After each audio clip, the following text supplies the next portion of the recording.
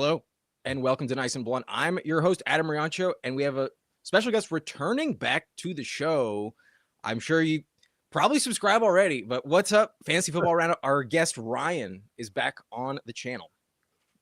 How's it going, man? It's good to be back here. We were trying to set this up for a little bit here, and very glad we were able to make time out of our busy schedules as it gets this time of year here. And very happy to be back here, ready to draft a team and then go through my Steelers schedule here at the end of it. Yeah, last time you picked the Commanders schedule. We have a Laramie Tunsil injury since then, but we're going to get to your favorite team after a Pitbull draft. That's before we hop in, I wanted to ask you a few questions about the Commanders.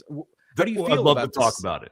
This Laramie Tunsil situation? I was actually going to see if we could start out with that. So that one definitely does affect things. Like, I think for me, the whole key in my Washington, I guess, belief, because nobody else seemed to believe they'd be even viable, is that it all was based on Jaden's health. Like, I needed to see Jaden Daniels as a, healthy guy this year that could realistically unlock the upside. So then they signed Diggs, and I was like, oh, yeah, like this is going in the right direction.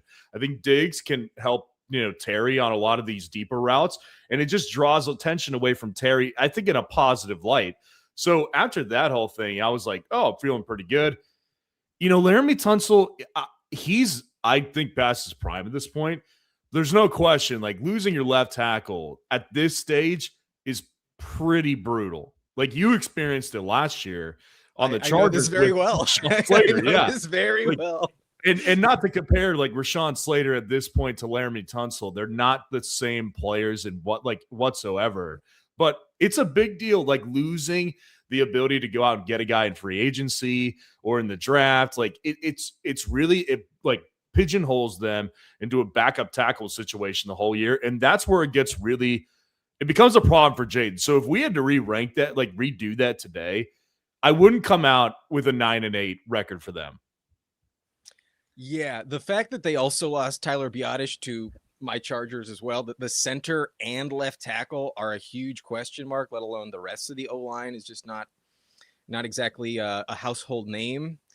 Yeah, I given Jaden Daniels' frame and like injury risk profile, like if you look at his like LSU highlights, it's like just ragdoll tackle after ragdoll tackle. Yeah. I feel very unconfident. Is that a word? We'll call it a word. Yeah. Tonight it is. You know what I mean? I'm saying that he plays 17 games, let alone like 12. Like, Herbert was scrambling for his life.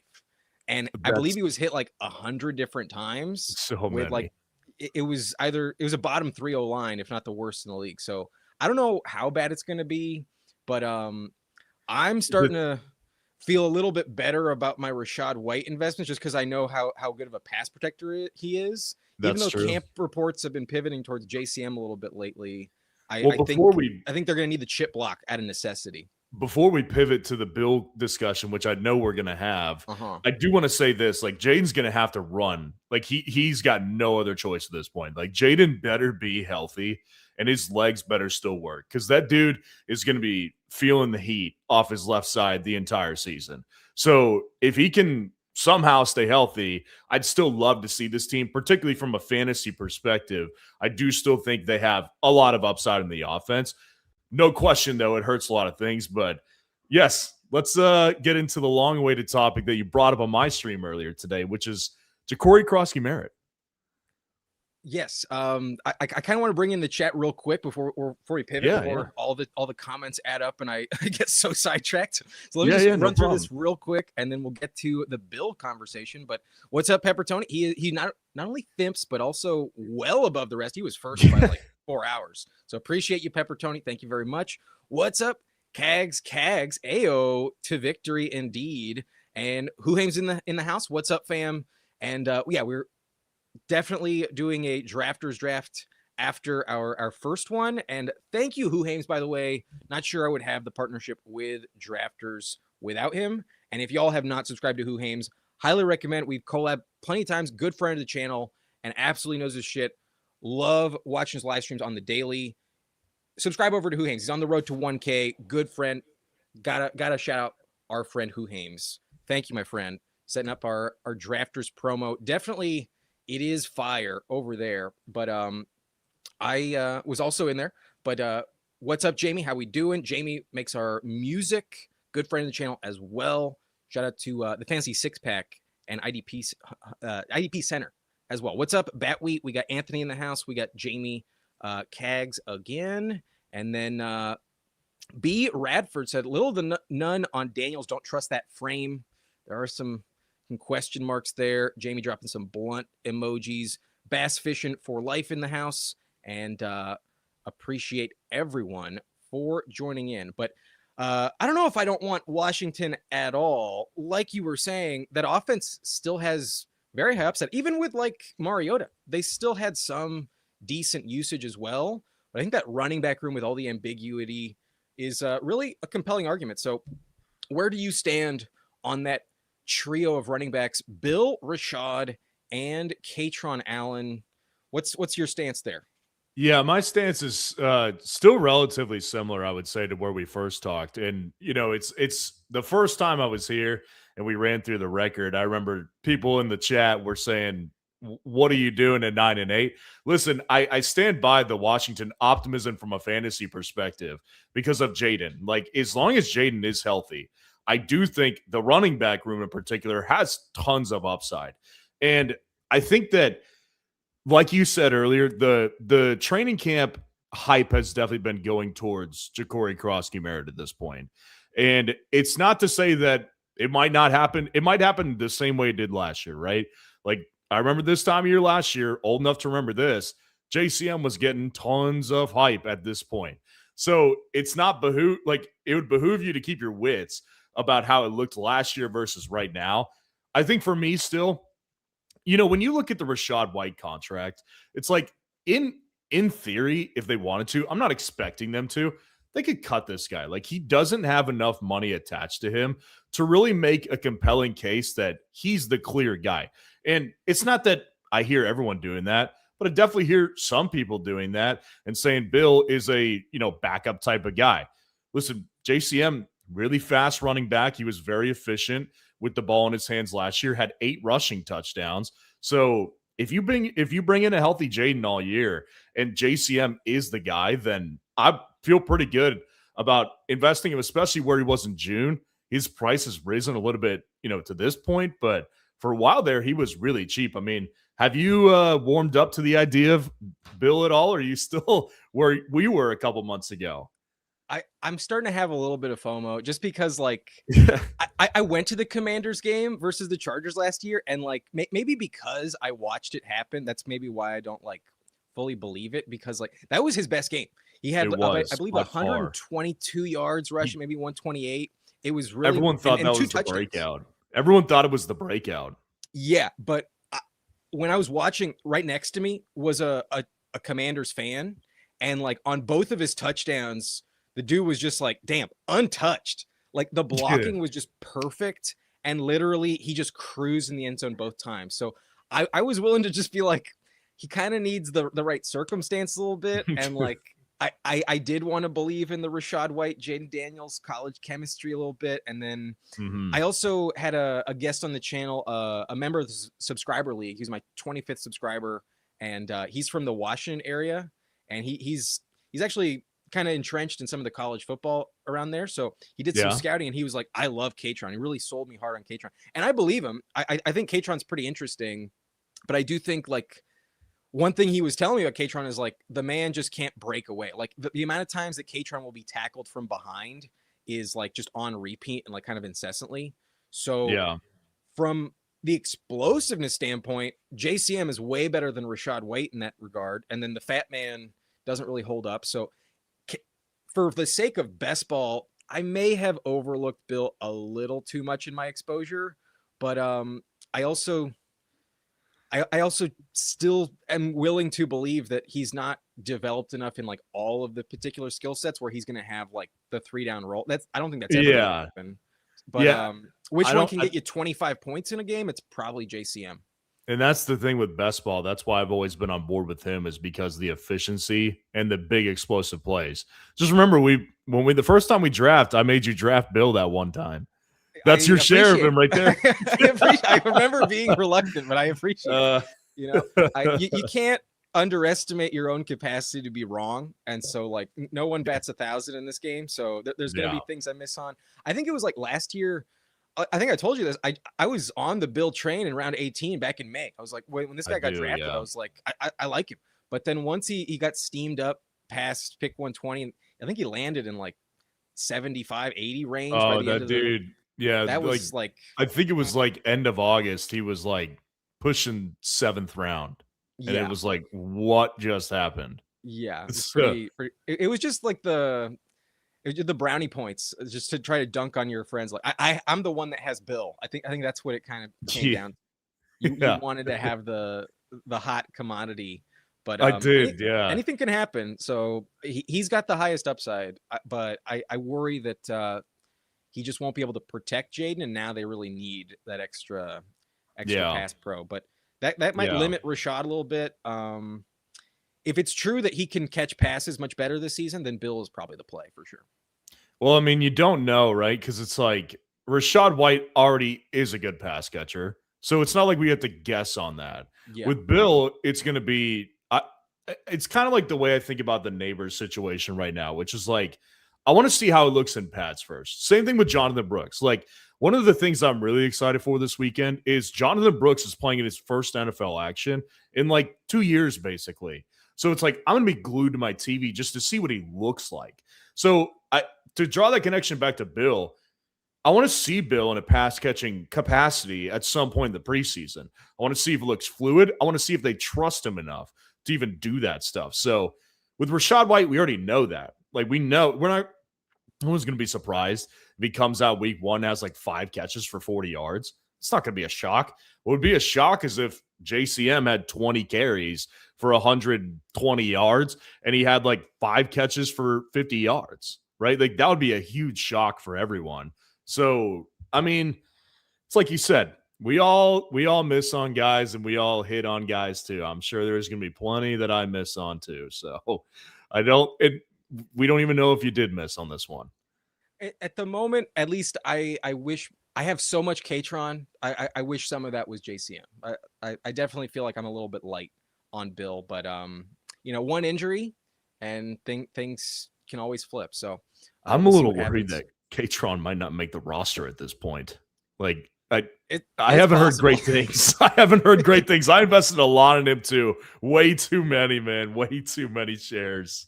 If it wasn't so ambiguous between the three, then I don't know if I would have gone so ham on it. But yeah, the bags are definitely packed more in the direction of Rashad and the Fat Man. And I'm starting to think maybe that's the lower cap ceiling of the three. Yeah. So we'll find out sooner or later. We got plenty of still opportunities to draft as well, and you can always kind of right the ship if you feel a little behind. It's technically, I believe it's exactly 4 weeks away when these contests close. I think you're right. I think week 4, I think about a month from now is opening, because it kicks off on a Wednesday this year. So I think you're right. I think it's 4 weeks. Yeah, the September 9th would be exactly 4 weeks from now. Today's August 12th. So yeah, you're right. We still got some time, but you got time, baby. Speaking of which, we are going to draft a Pitbull today. But is there anything else you'd like to talk about before we hop in? Nothing too in particular. So let's get on the Pitbull, man. Let's do it. All right. Let me. I've learned StreamYard a little bit better since the last time you were here. So I've whoopsie. That's cool too. that's my draft countdown. That was on autoplay, but let me bring you in right here, and then let me get the window for you. There you go. You got a border of your own, and all right, we are going to be joining the Pitbull 2. Is there a contest you like better than the Pitbull right now? I feel like this is the only one I'm like dying to max among the Underdog available.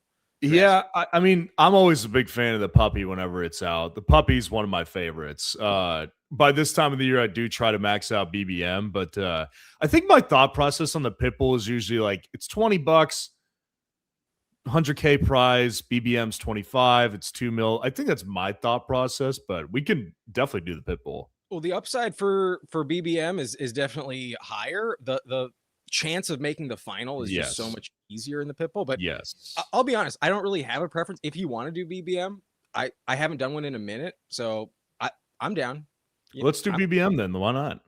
Sure, fuck it. I literally haven't done one on stream in a minute, and usually I do them on Sundays, but I was off on Sunday, so I'm probably definitely worth getting in. I've only done 25. I don't have the bankroll to max BBM. Okay, but fair enough. Yeah, fair enough. I'm totally down, and we'll give y'all a little countdown. I do have it.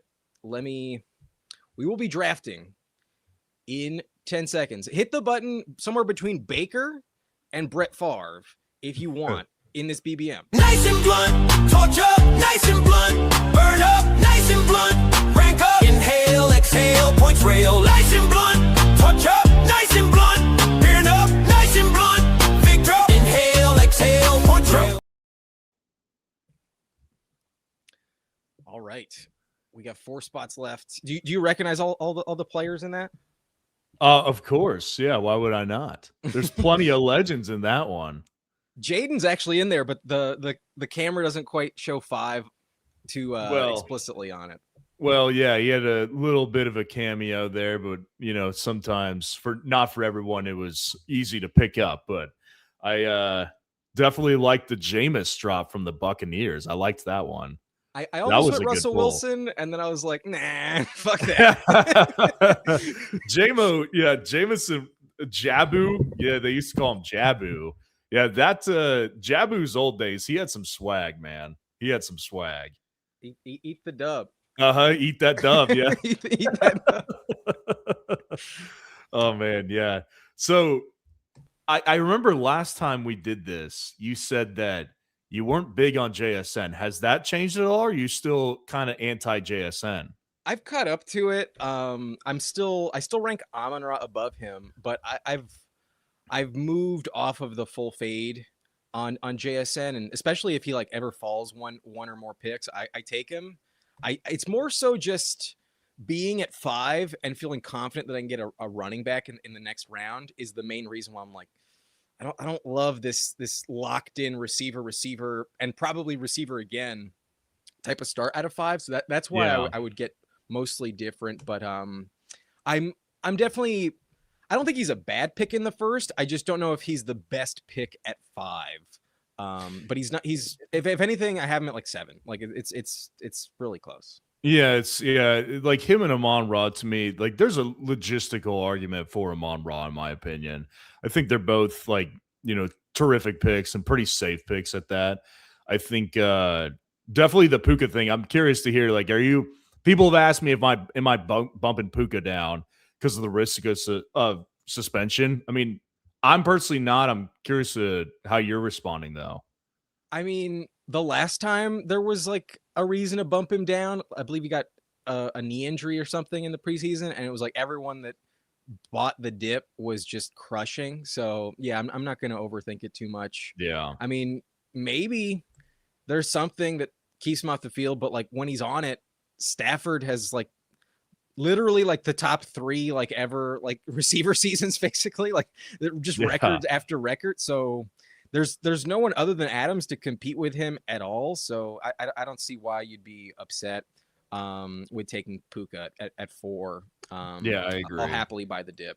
But I agree. James Cook goes at 5. That's interesting. We pulled the 12, so we'll have 2 picks. That I think for the sake of streaming, the bookend is perfect with a guest. I think it's great. Yeah, honestly. Where would you like to go? Well, definitely Hampton. I know you'd be on board with that. Yeah. For sure. I mean, don't have to ask me. Yeah, so you don't have to ask me about Hampton. I can't see the top player. I think I'm cutting it off a little bit. Who's that? Let me. That would be Ashton Genty. Let me. Genty. Yeah. Yeah, I'm fine with either like Genty or HN. I don't know if you have a preference between the two of them. I have a lot of Hampton Genty combos. I'm sure I don't have an HN combo. So if that's who you want, Okay. Yeah, that's who I would go with personally. They're Genty and Achane to me are back to back in my rankings. I've got Achane one spot higher. I just don't. We kind of talked about this before we actually hit live about the Genty situation. I just don't know how people rationalize it, fading Achane but still propping up Genty. That doesn't really make a lot of sense to me personally. If I had to guess, it's the coaching. It's the lack of Mike McDaniel and the lack of trust in the Dolphins offense for the most part. But like when you look at just raw stats and outcomes, Achane was definitely more prolific last season. He's not getting hit behind the line of scrimmage as much as Genty was. But I feel like people just assume that O-line's just fixed because they added Tyler Linderbaum, and that's just not a guarantee. So I think it's a valid question to have. I just think based on draft capital, that Genty season at a Boise State will just never go. Oh yeah, I mean, Genty. Genty's a great talent. It's the hype train. Genty's a great talent. I've never had an issue with Genty being propped up. I think it's more so because in my head, it's like, okay, you've got these two running backs who are on projected really bad teams this year. Now, I personally do think the Raiders will be better because it's pretty hard to be as bad as they were with Pete Carroll and freaking Chip Kelly. It's hard to replicate that poor of a season, but they're not going to be great still in all likelihood. So it's Achane, if you look at the situation last year, bad team, really, really bad offense last year. And he was still getting tons of work, and he was still super, super, one of the most consistent floors in fantasy was Achane. So I get the Malik Willis thing. He's more mobile. Tua was a check down guy, but Achane signed a huge deal with Miami, and he's their best player. And Hafley just came out a couple, I think it was 2 days ago, and he was Rich Eisen show? I think so. And he was yeah, we're going to pick him up off the freaking turf. He's you're going to be in so much. I hope you're in the best shape of your life because you will be in the game so much that I will physically carry you back to the locker room. I don't know how that gets any better to hear from a fantasy manager's perspective. Well, the only downside of that is by the bye week, is he even healthy? Yeah. There's the other side of the coin of if you're this exhausted, because you have 40 touches, how long can you actually last? His rookie season, he was very brittle and fragile. So he was. I do worry about that type of frame holding up, but so do I. From a usage standpoint, yeah, it seems like a little unwise to fade it. He's averaged over the last 3 years. I saw this specific stat on Best Ball Jeopardy earlier tonight, 5.6 yards per carry over the course of the last 3 seasons on Devon Achane. Yeah, that's elite. That's better than Jamal Charles in his prime. That's it's fantastic stuff. I mean, it's top tier numbers. That's why I think it's the talent of the guy, I think, can rise above the situation, just because if they continue to get this guy the ball in the passing game, particularly the way he's being dropped in underdog drafts, I just think of it as such a value compared to Genty, who goes usually at the front of the second round. You usually can't get him back where you can get Achane sometimes, which is 208 in some cases. So I don't see the rationalization between the two, to be honest. That's why I typically like to favor Achane to get a different build like we just did. Genty did catch 55 receptions last year, so that's a really nice bump. But when you look at Achane, it's well, that's comparable. I think it's strictly just the lack of faith in the Dolphins. I think that's really it. Because that's what it is for me. It's all of the belief in Mike McDaniel. I just it's transferred over to your Achane and just applied it to Hampton. But it's not like he's gonna fall off a cliff for whatever reason. So at least from a different combo, I do not have this yet, so I'm happy to have it. Yeah. Well, what are you thinking here? I mean, if he's there, I would happily take Flowers. I wouldn't worry about the injury. I think if anything, buy the dip. So Flowers, it would be my pick. Where would you like to go with the second pick? Yeah, I'm definitely fine with Zay here. I mean, I'm tempted to go robust running back in this situation and get Kyron at the beginning of the fourth. I think that's a good value drop. I don't mind it. My rank on him would be 26 overall. So at 37, good value. Fuck yeah. Yeah, that's a good value right there. He fell 5 picks, so yeah, very, very safe floor. I never mind the 3 running backs for the first 4 rounds, especially with pick 12. I always know that like at 60 and 61, there will be 2 receivers that I still believe in. Once you hit 62, it's different, but 61, I know for a fact. No, because you can get 2 of them as well. So like that's I always like kind of find myself doing a very similar thing at the 12. Is like whenever I'm there, oftentimes, like I don't know if you've seen me utilize my draft strategy sheet that I use. I basically have like compiled a like complete laundry list of draft strategies that you can find over on RotoViz, and it's like through the first 5 rounds, what kind of build you do and the advancement rates on all that stuff. So I've compiled that, and I like to, do some crazy builds because some of the advanced rates historically are really strong. One of the builds I love from the 12 is like going full running back straight, because the build, like the backs you can get in that range, I think are so strong. Like Kyron being there was a blessing. That doesn't usually happen, but I'm good with Jacobs there. I'm good with Scat there. I'm good with Javonte there. So it's like I'm good with ETN there. So that range, for the reason you said, at the back of this, like the 5th and then the front of the 6th, the receivers there make it really comfortable to utilize that crazy of a strategy in a 3 wide receiver format for me personally. Yeah, I mean, and even if you don't like both the receivers, you can also just pivot to Tyler Warren and have a really, really strong tight end. So, yeah, I think if you are going to go robust running back, the way the board shakes out, it's ideal to be closer to the 12 pick, and then to have it specifically, that at 61 there is at least one receiver that you still like. It might not be Parker Washington anymore if that's your cup of tea, but there's still at least like a Rome Odunze, Cardinal Tate type of combo, or Christian Watson, someone like that is very, very strong. But this Flowers fall, just to pivot on our other pick, how do you feel about the Declan Doyle Ravens offense with Flowers? Are you in, or are you a little worried about the injury at all? I'm not worried about the injury. The injury doesn't bother me. Like most training camp injuries this time of the year, pretty much write-offs. A lot of these guys, especially the star players, they're just going to take it cautious with them, and they're just going to put them on the bench and then make sure they're ready for week 1. Not worried about Zay from the injury perspective whatsoever. When it comes to Declan Doyle, this guy is the youngest play caller in the league. He's not even 30 years old yet. That's like wild. Like he's as old as I am, basically. And he's calling plays for the first time in his career. So it's like, on one hand, you could be excited about that. But then on the other hand, it's like, I find it, I have trouble thinking that it's going to be smooth sailing right away. Like, I think that there's going to be some bumpiness to that offense for at least the first like 6 weeks or something like that.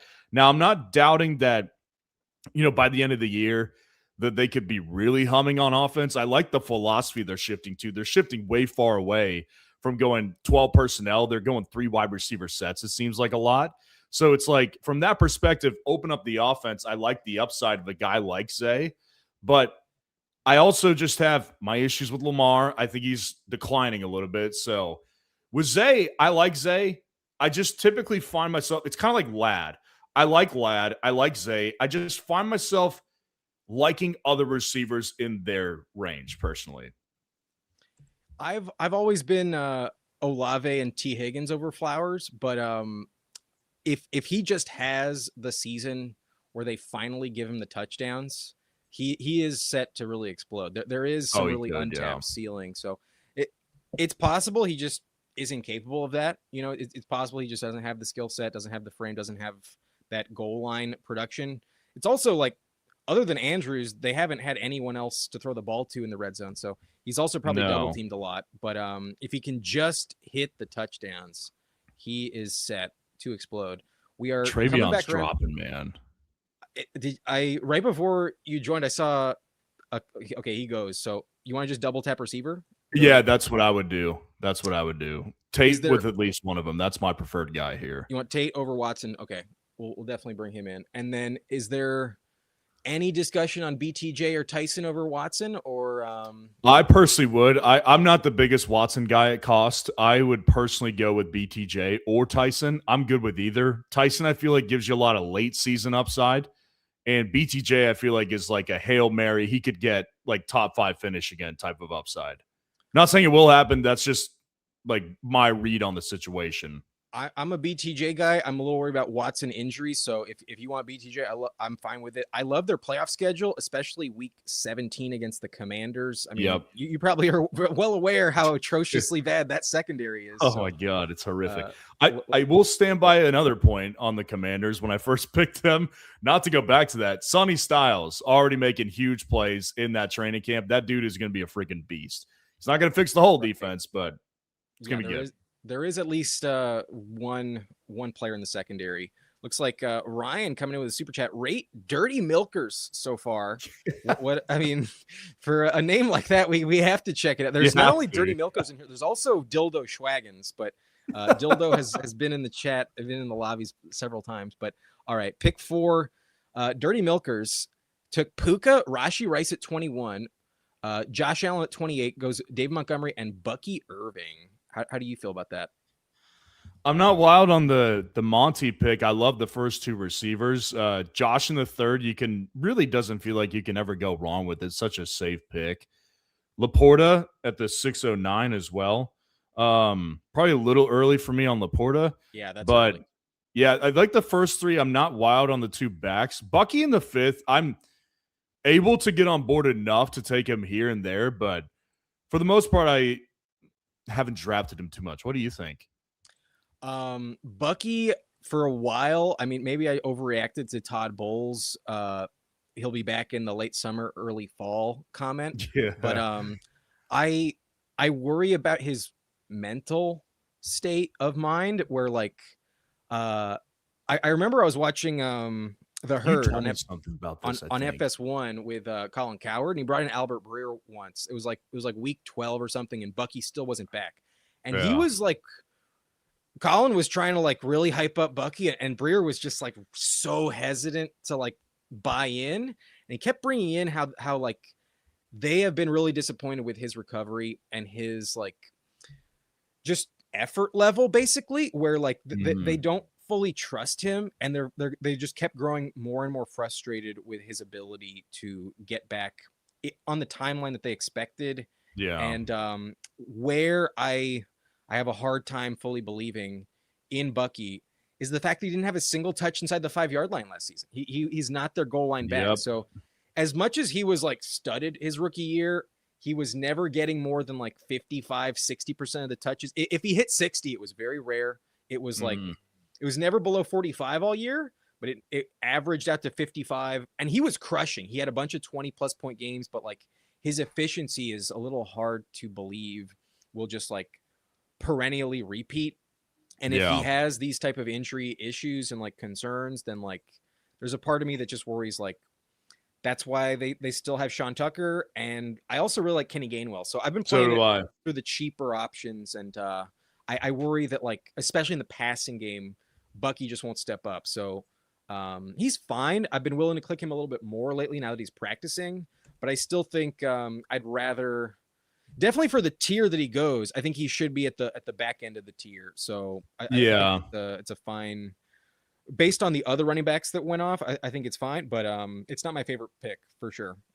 Yeah. Well, Jaden fell to 78 here. That's what I was just about to point out. Woo! That is a freaking steal right there, dude. Yeah. If he would have came back for us, I would have demanded you hit the button. well, what's funny is Dildo took Hurts first. So it's basically like Hurts fell like 5 picks, and it's not that crazy. But yeah, I would not have passed on Jaden myself. The Terry drafter passed twice. They took Drake May, QJ. Yeah, that's an interesting one. Maybe they got AJ Brown the second. Nope. No, Pickens. Huh. Just I mean, I love Drake May in the 6th, but interesting. Now, I know we're about to pick. I just wanted to at least get this question in your brain really quick. Mm-hmm. Did you, when we first were on together, were you a Parker Washington guy? No. Or were you more of a BTJ guy? Definitely more of a BTJ guy. Okay. I have a bet going with Jury Football. Loser. We're on the clock. I think Herbert's one of the picks with Hampton. That's fine. Yeah. I know you want to do it. That's my pick. What was your pick? You want Kraft, or you wanna go with the receiver here? Yeah, I'm having a tough time not picking Kraft here. I think I'd go Kraft here. With our running back room, I'm not loving the other options, just not totally necessary. No. And I feel like who gives us like the big advantage positionally. I think Kraft makes the most sense. So I'm down. Yeah. I'm totally down. Yeah. I don't mind Godwin or Addison here. If we were to go receiver, we already took Kraft, but if we had taken receiver, who would you have wanted? Michael Wilson is definitely the guy that I would have taken there. I love Michael Wilson personally. I think I had talked about it when I was on here the first time. I think Michael Wilson's a great value. And like the Cardinals offense thing, listen, man, they're going to be trailing in a ton of games. And that's exactly what you want from a pass catcher. And he showed chemistry with Jacoby. He showed chemistry with Jacoby. Bill. Yeah, he showed tons of chemistry with Jacory Krosky. Married him, and they were just two peas in a pod. No, he was very good with Jacoby, and I think that at this point, I'm just kind of removing myself from the Marvin. Like for me personally, maybe it's because I feel burned. But like when I'm calling him like a generational talent, and I know it wasn't the only one, but it's like he just hasn't given us anything besides like a couple tastes here and there. Like a game where it's like, oh my gosh, like incredible catch, but then he drops the next one. It's like, dude, I just don't know if he's the same guy that I once thought he was. I think I've said this before. I think he's a beta male. Like his dad was an alpha, and his dad has even commented on this. This isn't like me pulling this out of my butt. Like his dad has like been interviewed about this before about Marvin, and he's been like, what's the difference between you and your son? I think is what the guy asked him. And Marvin was like, for me, like if I wasn't getting the ball like at least 8 to 10 times a game, I was mother effing Peyton on the sidelines.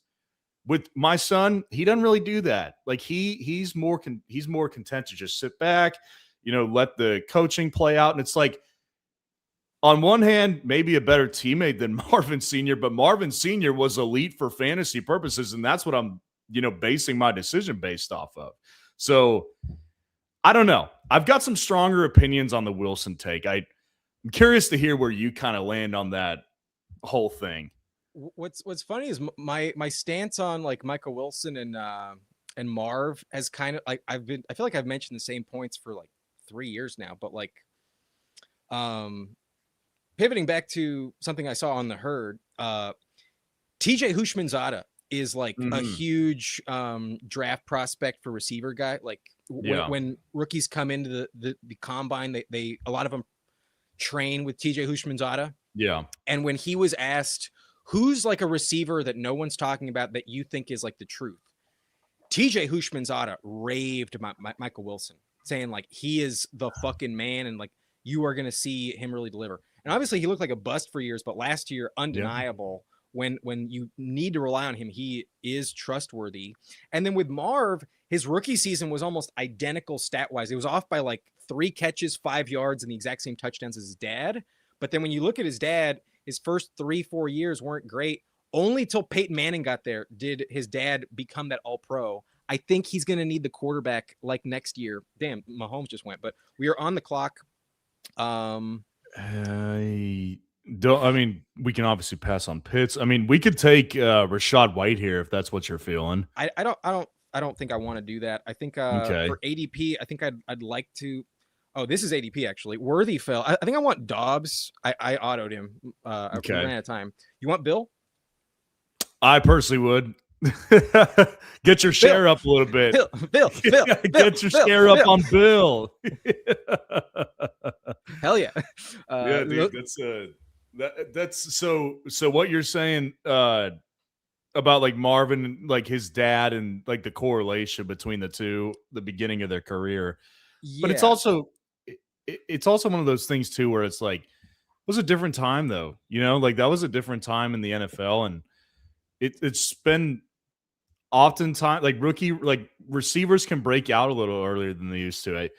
I don't know. I think I'm a little off the Marv train. I don't mind not taking him. It's not like I want many Cardinals in the first place, and Yeah. then I just don't know what the quarterback situation is going to be like. But like to your point, like I don't know if he's full beta or anything, but like just to watch the Cardinals and root for him doesn't feel like how I want to be living my Sundays. You know, like a huge part of like how I want to draft, especially in like redraft when I'm managing this team, is for entertainment purposes. I want to watch these games and I want to have a fun time. And like I don't want to have a ton of guys, especially my starting lineup, that are on teams that are just unwatchable. So yeah, I'm totally fine fading him. And for the discount, yeah, why not just take Michael Wilson? It's more proven production from last year. So yeah, let's do it. Let's avoid the I like to reference the School of Rock. Yo-Yo Ma's cousin, Little Nepotiz. That's a great movie, dude. That's speaking my language right there. I love that movie. That movie's goated. That's such a good movie, man. I quote that my buddy all the time. That's a top tier one, man. Yeah, I want to bring it back to the BTJ discussion really quick. So, are you swayed at all by the enormous Parker Washington hype train? Not enough to chase him up the board. If y'all want him, he went at pick 53. If y'all want him there, be my guest. Oh my gosh, that is crazy. What I think goes like understated is like, yes, there's all of these things that are pairing well with Parker Washington. His like work ethic is huge. He's the emergency contact for Liam Cohen, but like there's also a ton of reports that BTJ's fucking crushing as well. Yeah. Like that's just going a bit more under the radar. It had its time briefly, and then now it's like people just don't really bring it up because the Parker Washington hype is just so crazy. They're going to finish close to each other. I don't think it's going to be overwhelming in either direction, but I want to bet on talent, and the LSU product time and time again is always the correct choice. So tried and true. I'm still BTJ. But I can understand the world where T-Law just prefers Parker Washington. I think that's the only bet to make. P-Wash is just the preference for T-Law's skill set. We are back on the clock. I do not want Andrews. I would not mind Shaheed. I'd be down for Stribling. Yeah, I'm fine with I'm fine with either Shaheed or Stribling. So whoever you prefer there. I don't have much Stribling, so I say why not? Yeah, let's do it. I love Goddard, but I have a ton of him. We don't have our QB2 yet. So do you want to just take Cam Ward with Tate? Cam Ward was the pick that I was actually going to say, just for the stack with Tate. And I also really like Cam Ward as well. I see some breakout potential for sure. He threw for 4,313 games in college. The man can deliver. It's just the dude's got tremendous arm talent. And like the thing I've actually been pretty consistent about the Cam Ward hype train this offseason, because you look at Brian Daboll's history, like that guy has, say what you will about him as a head coach, right? I personally think he got fired a little too early. That's my status. I'm not saying Harbaugh wasn't the right move. I'm saying I would have probably let that play out a little longer for Dart's sake, because his history with developing young, talented quarterbacks, it's there. I mean, Josh Allen had his massive. I mean, Josh Allen, some people don't remember the Josh Allen rookie experience. It was similar to like Anthony Richardson. Like he was wildly gifted. Everyone saw it, but his accuracy was like, it was horrifically bad. And then Brian Daboll comes in and cleans that up. So it's like, okay, this guy had a track record. Now he's like developed, I would say, large part in developing possibly the best quarterback in the game. Then you put in New York, maximizes Daniel Jones for a minute, then that goes awry, then gets Dart, and Dart immediately breaks out on the scene. So it's like, give me Cam Ward, and Cam Ward's got tons of physical talent. People just don't hear about it as much because he's in Tennessee, and nobody's really paying attention down there. So I think Cam Ward, you give him Tate, who I haven't loved as like the thought of him being as a wide receiver one, but Tate doesn't drop balls. Like he'll be a probably pretty consistent player pretty early. And then Wan'Dale is also a great security blanket. I think they upgraded the wide receivers, the offensive line, that's a discussion. But overall, I mean, I think Cam Ward, I've got tons of shares of Cam Ward. I can't stop drafting the guy. When you also consider the fact that, like, if not for their draft pick, Brian Daboll was scouting all the quarterbacks 2 years ago. Like, I'm sure that also played a factor in his decision to go to Tennessee, where he knows, if I had to guess, he would have immediately traded up and acquired Cam Ward. I'm sure he wanted Cam Ward instead of Jackson Dart. It just didn't fall to him. So I'm sure being able to, like, rectify that and showcase what he can do. Like, he's also coaching for his next job. There's no way he's going to stay in Tennessee. The way that ended is so bitter. And I love that both, like, New York coaches, or Saleh and Daboll, that got, like, such awful media coverage and, like, truly, like, the short end of the stick, are going to the place that has, like, other than maybe Green Bay, the least amount of media to speak of. Like, it's just going to be so quiet. The upgrades on the entire coaching staff, top to bottom, on both sides of the ball. And Saleh's elite on defense. Daboll doesn't have to worry about that at all now that he's the OC. I think it's going to be really fun. They can shock some people. I actually picked them to win the division last year because I believed in Cam Ward, but we know that didn't work out. Well, that was maybe a year too early, but I still, I would still pick the Texans this year. That's for sure. Texans defense is just too. I mean, that unit is freakishly good. We are on the clock. Gadsden for me, I think, is a fine dart. Like this late for Gadsden. I gotta pass on Gadsden at the moment. If we're taking a Charger, give me Trey Harris for sure over Gadsden right now. Fair enough. I'll take Trey Harris. And then I think because of the running back room we have, I've been buying in on Sharps. But see, I was actually going to say that Sharp has been a guy I've drafted a lot. I don't care if he plays week 1 or not. He probably won't. The guy, like, he fits a lot of my breakout metrics. He's a guy who probably will return. And Jadarian Price, I don't believe in that much, so I'm totally cool with Sharps. What's the reason you're getting in on him? Well, the reports are that he might not even be on PUP. It sounds like they're optimistic he's back by week 4. And so, like, I was always thinking, like, well, his bye is in week 11. I'm expecting week 12 to be when he's, like, 100% or, back on the field. But especially in BBM, we need those guys in the playoff picture. We're in a massive pod in weeks 15 and 16. And all due respect to Price, he's not going to come off the field. It's going to be a 1-2 punch, but I'm not fully sold that this rookie is that much better than Sharps. And he's not better than Walker, and Sharps is keeping Walker off the field. So I think he'll be that goal line option. I don't trust Price to catch many passes either. That wasn't his skill set in college. He was playing with Love, who's great in that regard. So maybe it's just something he can do that just wasn't showcased. But for PPR purposes, as well as touchdown goal line production, all I needed to know was that Sharps was healthier than expected. And now that it's the case, especially in a format like this, like if we were in the Pit Bowl and you didn't want Charbonnet, 1 out of 6, okay, we can pass. But 1 out of 14, 1 out of 12, like give me someone that is capable of dropping 20 going in the 14th round. I will happily take that, especially with Bigsby off the board and, some question marks and some of these handcuffs. Like, will Lloyd actually stay healthy at all? Will Blue actually get any opportunity? I'm not fully sold yet. So I know once Sharps is on the field, he's not coming off. And am I dreaming? Am I missing something? I'm seeing Marshawn Lloyd and Jaden Blue in the 14th round. They've been going up here, man. They've been. Have they really? Have I not clocked that? Their current ADP, I believe, is in like the 170s, but people are getting, frothy about it. Really? I think because of the Josh Jacobs groin injury, I think the Lloyd hype train is definitely there. And then at least in Dallas, it's both offenses have good running back rooms. It's just one injury away. So, it's an all or nothing bet, similar to like a guy like Bigsby or Pacheco.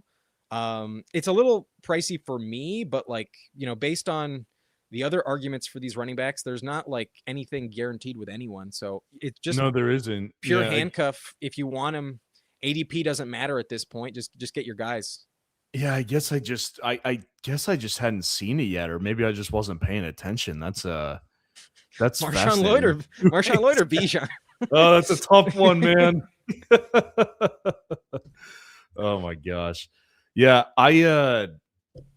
I just think, Sharbs he hits a lot of my breakout metrics, man. Like back in 2024, I clocked Chuba Hubbard's breakout, and a lot of people just thought like I pulled that out of a hat, and it's like, no, I actually have a pretty like detailed sheet, like entire research sheet that goes into like running backs that have like massive seasons that are massive values. Sharp hits a lot of metrics, man, and obviously the injury, the timing of it, not ideal, but I've seen the same positive reports you have, which is that the only concern I've got is like, is this a Chris Godwin situation where they don't put him on PUP and he doesn't come back for like 6 or 7 weeks and then he's like not the same? Did they rush him back? I don't know, but all I can say is that Seattle, like, I just haven't been a believer in Jadarian Price as a prospect, and Seattle obviously has a good, general manager. He knows what he's doing, but at the same time, I'm like, there's a lot of opportunity in that backfield still, and it seems like they really want to keep the split. Yeah, I don't see them trusting Darnold enough to move off of their heavy run scheme, and their defense is so good. They'll just kill the clock as much as possible. I trust him quite a bit. We are about to be picking here. I think we kind of need a tight end. I like T-Ferg the most among these. Personally, there is the Helm stack, but I haven't heard the best reports on Helm at the moment. So I would lobby for T-Ferg if you're comfortable. Yeah, with that. Ferg is fine. Ferg is fine. Okay. I'm not really interested in Sadiq or Hawkinson too much, to be honest. Yeah, Hawkinson, I have no interest in Hawkinson. I think we could use a receiver. I was getting a lot of fucking steam. Pat Bryant's getting a lot of steam. I will say this: I'd personally go Cyrus Allen. I've been doing it a lot lately. Not that I think at this range, again, it's like you're taking swings. I mean, the things I've seen with his highlights at camp, it's like, okay, this guy, not a heavy college producer, but I can see something there in that scheme with Kansas City. It does click in my head. I mean, we drafted Sky Moore in the 120s his rookie season, so there's a chance for people to go really crazy. And we have the commitment in LA with the Chargers. We get the bring back week 17. So if you want it, let's do it. I'm willing. I'm fine. I'm fine with it. Yeah, at this point, again, it's like, just take your shots on guys. If Jacoby Lane had been there, I probably would have said Jacoby Lane. But at the end of the day, like, you're just taking shots at this point. So what else did I want to ask you about? Bashal Tuden. I want to go back to Jacksonville again. Bashal Tuden, what's your temperature on him right now? I think it's probably worth the pick. I'm not completely sold that Liam Cohen wants to commit to just one running back. So I do still think that, especially on the goal line, I think it's still Chris Rodriguez mixing in. Based on his skill set, I believe in that. But I don't believe in LaQuint Allen anywhere near enough to worry about the pass catching role. And, when you look at Travis Etienne, I'll still call him Etienne, last season, the way that Liam Cohen can scheme the running back in the passing game is pretty diabolical, pretty elite. Mm-hmm. So I want to bet on that offense. I want to trust the Liam Cohen backfield. And it's, back to that point on Bucky Irving with Liam Cohen, he dropped a bunch of 20-pointers, only averaging like 55% of the snaps. So even though I haven't clicked it a ton, I totally understand the logic and the argument, and I'm just in on the Jags overall. So I can't fade him. I have taken more of the cheaper option, but I think by far the higher upside is definitely Bashal Tuden. The higher upside is definitely Tuden for sure. By like a mile. Oh, it's not even close. I mean, if one of them was to become like a league winner, it's definitely Tuden. There's no question about that. Yeah, I think I said this about a week ago or something like that. I think that there's a couple of coaches in the NFL where it's like you just feel like maybe their word isn't like the best frame of reference, because there's been coaches like, I classify McVay as one of them. O'Connell's always been this kind of guy. They're going to speak up their players. They're going to talk guys up to not ruffle feathers in the media. Like, they're not trying to start things in the media. And I think Liam Cohen's kind of entering that a little bit for me, where it's like he's everything about every one of their players is positive. Like, everyone, we were just talking about it like a couple minutes ago. Brian Thomas Jr. had his moment of glory in the offseason too. But now it's like completely shifted to Parker Washington. Well, earlier it was Jacoby Myers, and then Brenton Strange had his moment. Chris Rodriguez has had his moment. Tootin's had his moment. So it's like you can't possibly, make all these guys your best players. So I think with Jacksonville, the reason I have the BTJ interest is because we've seen it from him before. With the rest of the guys, it's just guesses, right? So I kind of feel the same way about Tootin. Like I wasn't really big on the player Tootin is last year, and at this point, it's like his cost has gone up, a considerable amount since like May, June area, and just one of those investments I'm not super comfortable with. Yeah, it got expensive, but it's the running back position as a whole is pretty expensive. So why not? Is. Mendoza's still here. Do you want another running back? We are on the clock. Waller got taken. I would have offered Waller to you. But, yeah, Waller, the whole comeback right there. I'd be interested in a Caleb Douglas, but I think Mendoza Douglas makes a lot of sense, honestly. You want Mendoza? Sure, yeah, why not? I mean, shit, I accidentally. Yeah, no, that's fine. Yeah, Mendoza's fine.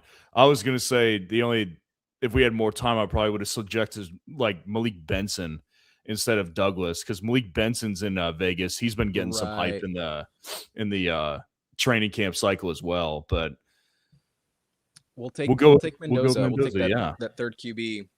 That's a fun team. Really, really good value on Mendoza as well. Unstacked, but like just for advancing, an extra body in there. We do have a double week 11 bye with tight end Tucker Kraft and T-Ferg, but I don't give a shit. But it's a marathon, man. Yeah, it's a marathon. Yeah. Who's to say who we would have taken even gives us anything in week 11 in the first place? Exactly. Exactly. Yeah, people worry about bye weeks. People worry about bye weeks, and I always tell people on my channel, like, it's really not the end of the world, man. Like, even in redraft leagues, like, you can always maneuver your roster around, and there's going to be injuries. You can put guys on IR. You can cut guys who aren't performing. You'll figure it out, like, as time goes on. Yeah, if there's one position I'm maybe a little worried about it would be quarterback. But even then, if you are crushing so hard where you're in first place, like 1-0 at quarterback is probably not going to pull you down to third place. Odds are like the way these pods usually work out. The team in first is usually like winning by 100+ points and stuff. Yeah, and then on occasion, that second and third place is really close, but it's pretty rare that it's decided by just 5 points or something like that. So, you're either competing and you do finish up top, or your team probably wasn't even alive in the first place. Yep, exactly. No, I think that was a good team. I really like the running back room a lot. I think we filled out receivers very nicely, to be honest. I think, slow start with the receiver position, but I overall like the way the whole team turned out, to be honest. Yeah, let's review this team. We have a 3-5-8-2 from the 12 spot. We took Herbert, Cam Ward, and then the 20-pick slide on Mendoza. How do you feel about this quarterback room? Overall, good. I mean, I personally want more Herbert myself. I just find myself not taking him because I like other guys in the range. But I like Herbert a lot. Cam Ward, he's one of my favorite late round quarterbacks, and then Mendoza probably would have preferred that we had gotten a stack there, but maybe at some point like late in the season he can kind of give us an upside week there. Yeah, I think just for the value and the unique aspect, just having another body at a really, that third quarterback, if we get a 25 pointer when we would have otherwise gotten like, let's say Herbert's on bye and we do get Mendoza week 7, like I like Cam Ward, but I also don't trust him to give you like consistently over 13 points. So I think just that extra quarterback does help the advancing. But running back feels really strong, especially if we are right on Bill. Hampton, Achane, Kyron, JCM, and Charbonnet. Very, very fun running back room. I like that, yeah. Is there – maybe we kind of glazed over it briefly, but what's your stance on Kyron? How much do you trust him versus like Corum? I mean the Kyron Corum thing is definitely an element to me. I do think Corum will continue to get involved, but I also think that's kind of being baked into Kyron's cost a little bit. Like I think the debate between them is more relevant if Kyron's a second rounder. For me, like getting him, this is unusual. Like we got him basically at the beginning of the 4th round. That's unusual. Doesn't usually last that long. But even in like his range in the 3rd round, typically mid-3rd, back of the 3rd sometimes, it's not as big of a discussion point only because the offense is so strong, right? Like Kyron is the better pass catcher than Corum is. And Kyron is also like a very good red zone back. And I'm not saying Corum isn't. What I'm saying, though, is Kyron, if you look at his efficiency in the red zone, it's pretty elite. Like he has elite numbers in the red zone efficiency. So I do expect him to continue to get the important touches. I think that in the between the 20s area, there might be a little bit more of a divide. So I think he's got a ceiling that he probably didn't have the past 2 years. Like I think his ceiling really is probably like top 10, top 12. I think that's probably a ceiling this year. So overall, in the 3rd round, in the 4th round where we got him, it's not much of a discussion point for me. If it was in the 2nd round, that's a different story. I mean, what do you think? Yeah, the contract they gave Kyron, I don't think they're moving off of him. And as much as I'm interested in Corum, his rookie season was just so bad. And even though he was okay last year, it was exclusively when Adams went down. Like only when Adams went down, they tried T-Ferg for a week, and he had like 2 dropped touchdown passes. Yeah, and they were like, "All right, fuck it, we're just running the ball in the red zone now." So all of those goal line looks that would have gone to Adams were mixed in between Kyron and Corum, and that was exclusively like when he delivered. So there is like, you know, they also drafted Jarquez Hunter, so there was an element of like a lack of trust in Corum with that decision. Not that Hunter's relevant or anything, but like I pumped the brakes a little bit on one of the most expensive handcuffs based on ADP. I think he mostly offers contingent value. I just don't see Kyron disappearing. Even if he does come off the field a little bit more, I still expect in that Rams backfield 12 touchdowns. I'm not sure if I'm on board with 12, but he will get plenty of touchdowns. Like that's what I'm saying is that if it was a 2nd round cost, then I think it's a legit discussion. I think the bigger issue is that I agree with you on Corum. Like Corum's cost, like where he goes, you're valuing him basically as if, you know, say what you will about Chuba Hubbard, the guy still potentially is projected to be the starting back in Carolina. And he's basically valued where Chuba is. And same thing with Brooks. If you're a Brooks guy, it's like Corum doesn't have a realistic path to be the running back 1. Like there's no realistic path unless Kyron gets hurt in my eyes. So it's overvalued on him. Yeah. Right, exactly. But it's the same thing with any handcuff back.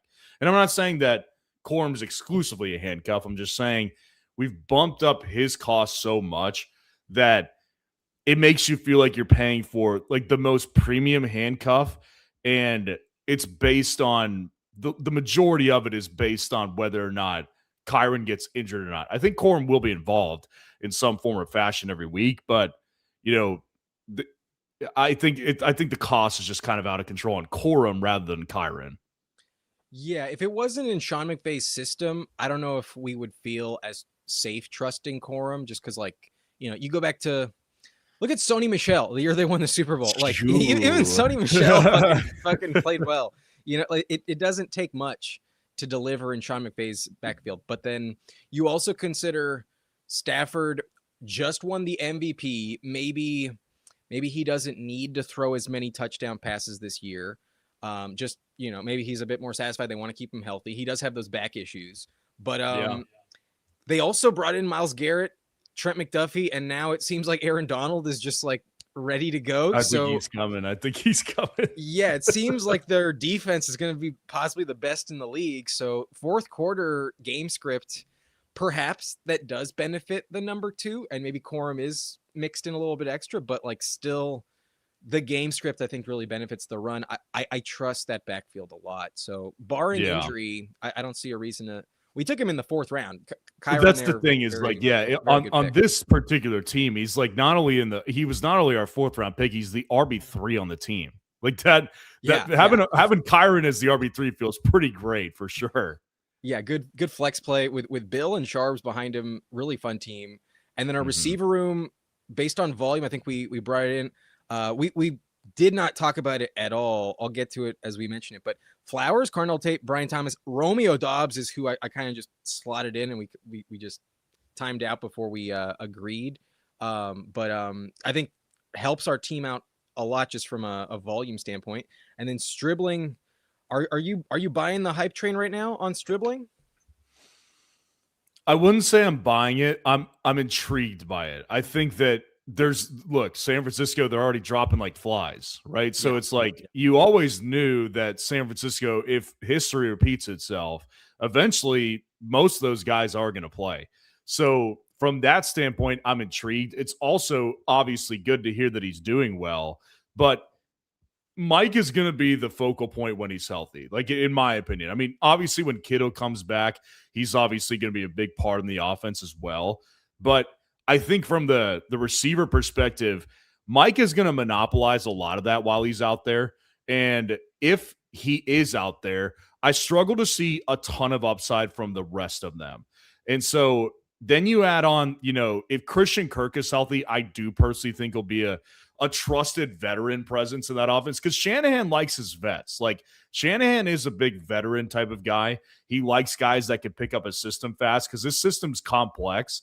So reports are good on it, and it's not my choice, to be honest with you. Like I've drafted almost 300 teams. I've probably got Stribling in like 20 of them. So on the relativity scale, I don't have much of him, but I mean, I definitely see some path there. I mean, it seems like you kind of liked the idea of it. Do you like Stribling? Well, I was in on Pearsall, and at the moment, I don't see anyone else taking away that role. Like, all due respect to Debo, but based on his injury, history and the way that Shanahan's going to call plays for him, I expect him to get hurt again. The substation, is a relevant discussion. It seems like it's already, a factor. And give me the youngest joints on the team, right? Like Evans, as much as I trust him when he's healthy, he probably has 1,000 yards and 10 touchdowns written into the contract. But like, will he play more than 12 games? Hard to trust. How long will Debo stay on the field? We saw Kendrick Bourne fucking crush with Mac Jones. So even if Purdy goes down, I'm still fine with their backup quarterback. There's still plenty of upside. Like that is the thing, is that when it comes to, Purdy is the guy who offers more ceiling for the receivers, but Mac Jones can get it done. Like Mac Jones did get it done. You're exactly right. That Thursday night game, Kendrick Bourne had like 12 catches for like 170. I mean, Mac Jones can supply some really good games. He did it with freaking BTJ in BTJ's rookie year. He was responsible for BTJ's rookie year. So, yeah, I mean, I'm okay with the shot on Stribling just because of, again, that room is already, they're dropping like flies. There is enough hype on the player right now that it's intriguing. I wasn't a huge fan of the prospect himself, so that's probably why I'm a little slower to this party. But overall, in a best ball format, take the upside. I don't have an issue with that. Yeah, another reason why I was willing to click him is I had a lot of Debo, a lot of Ricky Pearsall before all of the news between those two. I didn't have anywhere near as much Stribling. So I had so much confidence in the Niners receiver too. At the moment, I do think odds are, it might not be this way week one, but by the time they're past their bye, I do think Stribling is that number 2 target, like clearly and overwhelmingly, if not sooner. So I'm willing to chase him up compared to the others. And, you're a little more bullish on him, it sounds like. One thing that's nice about some of our bring back options, we have the Chargers, we have one Niner, and then we also have a Chief in Cyrus Allen. And at least all 3 weeks, those 3 teams do play each other. Week 15, Chargers versus Niners. Week 16, Niners versus Chiefs. And then week 17, Chargers versus Chiefs. So we also get some nice bringbacks. We got the Trey Harris stack with Herbert. For the price, I think this is definitely the play. Like, did you see the recent clip of like downfield passes that Herbert was throwing? Yeah, he freaking made an insane grab, dude. And then it cuts to QJ dropping the ball again.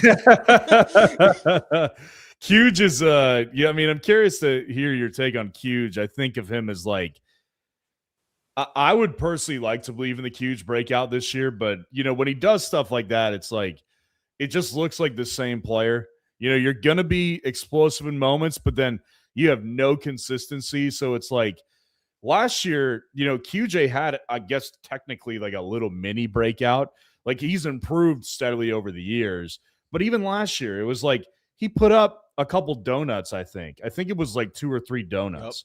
Yep. So it's like you can't convince me that he's going to have this full breakout if he's still dropping easy balls, man. Like you got to clean that stuff up. And I'm not saying Trey Harris is going to overtake him. It's just like if this McDaniel offense is explosive as we think it is, then a third wide receiver in that room is going to get at least some work. And from a best ball perspective, can give you some like 20-plus point games every once in a while. And I think no better option than Trey Harris, who's gotten a pretty steady drumbeat over the offseason in his own right. If they didn't have Keenan Allen, he would have had a much bigger role in the offense last year. And as it got down to the season, I mean, some of it is just coach speak and keeping his confidence up, but like the way they talk about him in practice, he did not drop anything. And like that's the exact opposite of QJ. So QJ has the contract season. He has 2 straight years of 8 touchdowns, but I'm not sold it's going to be more this season. And if anything, if the drops do come back and they want to run the ball as much as they do, Trey Harris really delivered in the blocking department. He was their guy in 13 personnel, not Ladd, not QJ. They brought in Trey Harris on those specific design plays. So Trey Harris will definitely have a breakout, and he's definitely hungry. So for the discount, based on what I've been hearing about Gadsden, the 2 of them going in that range, I would rather just trust Trey Harris a little bit more. So I'm glad we took him. I didn't really give you an option, but no, Trey Harris is actually one of my most drafted receivers. I like the range that he goes in. There's really like in Trey Harris's range in best ball, I always kind of find myself being like, if I'm taking a receiver here, it is Trey Harris. I just see guys in his range that I'm like, I just don't see like the amount of upside potential on a weekly basis as I do with Trey. Because kind of going back to what you were saying about Trey Harris last year, I remember last year, like him being in these like 12, 13 personnel sets. And that's why he was getting traction, like as a waiver pickup at some point last year. Because it was like, well, he's in on these 2 wide receiver sets. Sometimes, he's in on these run plays, but it's like usually guys, there's translation. When they're in on 2 wide receiver sets, they're going to get more targets. So I think the targets will come this year for Trey Harris. So that's why I've kind of like been steady on Trey Harris this summer. And again, I don't think he's overtaking QJ. I don't think he's overtaking Ladd, but we know Herbert has the ability to throw 4,000 yards. And so if QJ and Ladd are going to both be kind of feeding off each other, there's not going to be a dominant number 1. Who's to say Trey Harris can't get, 700 yards and, 5 to 7 touchdowns this year? And in which case, that's an effective hit from where we get him at in drafts. Yeah, it's an offense I definitely want to bet on. He's my most drafted receiver, and it's obviously because Herbert's my most drafted quarterback. For the price, it's the most affordable stack where I trust. I never believed that they were bringing back Keenan Allen. I never believed that. So you didn't. That's been the bet I've made all off season. And then the draft, that they survived the draft, they've survived free agency, and at this point, it's just like a lock. That's their receiver room. No one else is coming in. So at this point, it seems set in stone. I was curious. Like I was a little hesitant at the very beginning of like when the big tournaments opened up in like early May. I was still kind of a little hesitant and a little gun shy on Trey Harris for that reason. But I mean, clearly as time gone on, like at this point, doesn't look like Keenan's coming back at this point. I think they seem happy with Trey Harris. Like I think if he was coming back, that would have happened by now.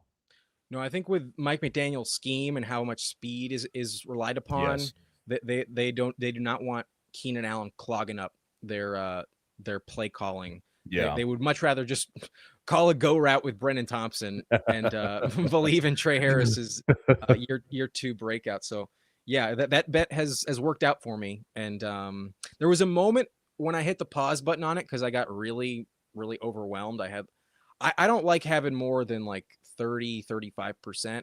And so I kind of worried, like, what if he's just like Josh Palmer 2.0? But he was drafted by Joe Ortiz and Jim Harbaugh. They have not missed. I think he's better than Josh Palmer. Josh Palmer's garbage, dude. Yeah, way better. So I want to believe in the scouting department. And also, like, if there's one advantage that you get from Jim Harbaugh coming out of college, like, he was scouting everyone down to like stealing signs. Like, if anyone knew the college, player pool better than anyone else, it's Jim Harbaugh. So these like first 3 years of him being a part of that draft room, I do think he offers just like a mindset that you want to trust, and just like info that's like maybe a level above the average NFL coach. That's what Pete Carroll had. That's why Pete Carroll fucking crushed all those drafts with the Legion of Boom. Yeah. He knew the personnel out of college so much better than anyone else. That's very true. That's very true. That's what I want to believe in. But then our tight end room has that elite top 5 play in Tucker Kraft, and then the upside swing in T. Ferg. Did I ask you about Terrence Ferguson, or did we glaze over that as well? I kind of yeah, I mean, we briefly touched. I said I was all right with the pick. To be honest, that's not really my pick. Okay. Like, I know Barner wasn't there. Barner is usually my guy in that range. Like, I passed on Dulcich, Sadiq, and Kate Otten. Helm fell. I was really hoping that we get Waller at 204, honestly. That was kind of what I was wondering if we could get to. Honestly, I don't mind going Ferguson. Like, I definitely don't like Hawkinson. Greg D, you can make the case to me on Greg Dulcich. I've got a couple shares of him. Kenyon Sadiq, I just don't believe in the offense. I really don't believe in the offense. The guy's got a hernia injury that's not going away. I don't like to take that shot. Otten, not really, not too concerned. Freiermuth, I personally would pick Freiermuth over Terrence Ferguson. I think there's more target consolidation in Pittsburgh with the tight end position. Not that Darnell Washington won't get work. He will.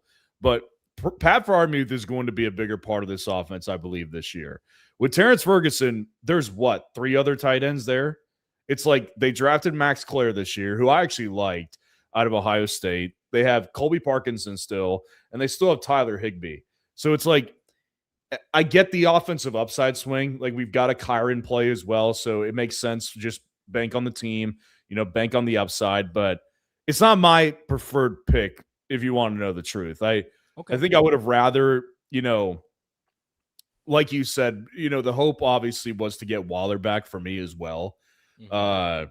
But I mean, considering the way it played out, honestly, it probably was best case scenario because neither Freiermuth nor Waller made it back to us. So I don't have a problem with it. Freiermuth would have offered us the bring back versus Cam Ward week 17, so that would have been nice. The reason I didn't throw that out there is because I have a bag of Freiermuth myself, and especially in BBM, I know I have a bunch of teams with him. And with Kraft, if Kraft goes down again, like, bummer. But like, if our bet is that strong on Kraft, how much are we really needing this tight end team on a weekly basis? And like, while Freiermuth did have one massive game, it was against the Bengals, which was overwhelmingly the best matchup for all tight ends last season by a fucking country mile. So like, I'm not that big of a believer in Darnell Washington, but I also think I'd rather have like the guy who, when he'll be targeted, will be like for a 40-yard house call as opposed to like just the 8-yard check down. So like just spike week potential on Tiefer. I think he has a greater chance to actually crack the lineup versus Kraft than Freiermuth. So that's why I wasn't bothered by the pick. Like, when you made it, I didn't put up a fight for it because it's like I see the play there. I definitely see the upside potential with Ferguson. It's just not my, like, if this was my, like, if I was in charge clicking the buttons, like, that's just not my normal pick right there. Gotcha. But I totally get you on the upside swing on the offense. Drafting Kraft as we did, it's like it kind of eliminates that need when we're placing that big of a bet on him. for a tight end too. So in theory, if Tucker Kraft has a 10-point week, but Ferguson has 2 touchdowns, then Ferguson, was a good pick. So I understand it for sure.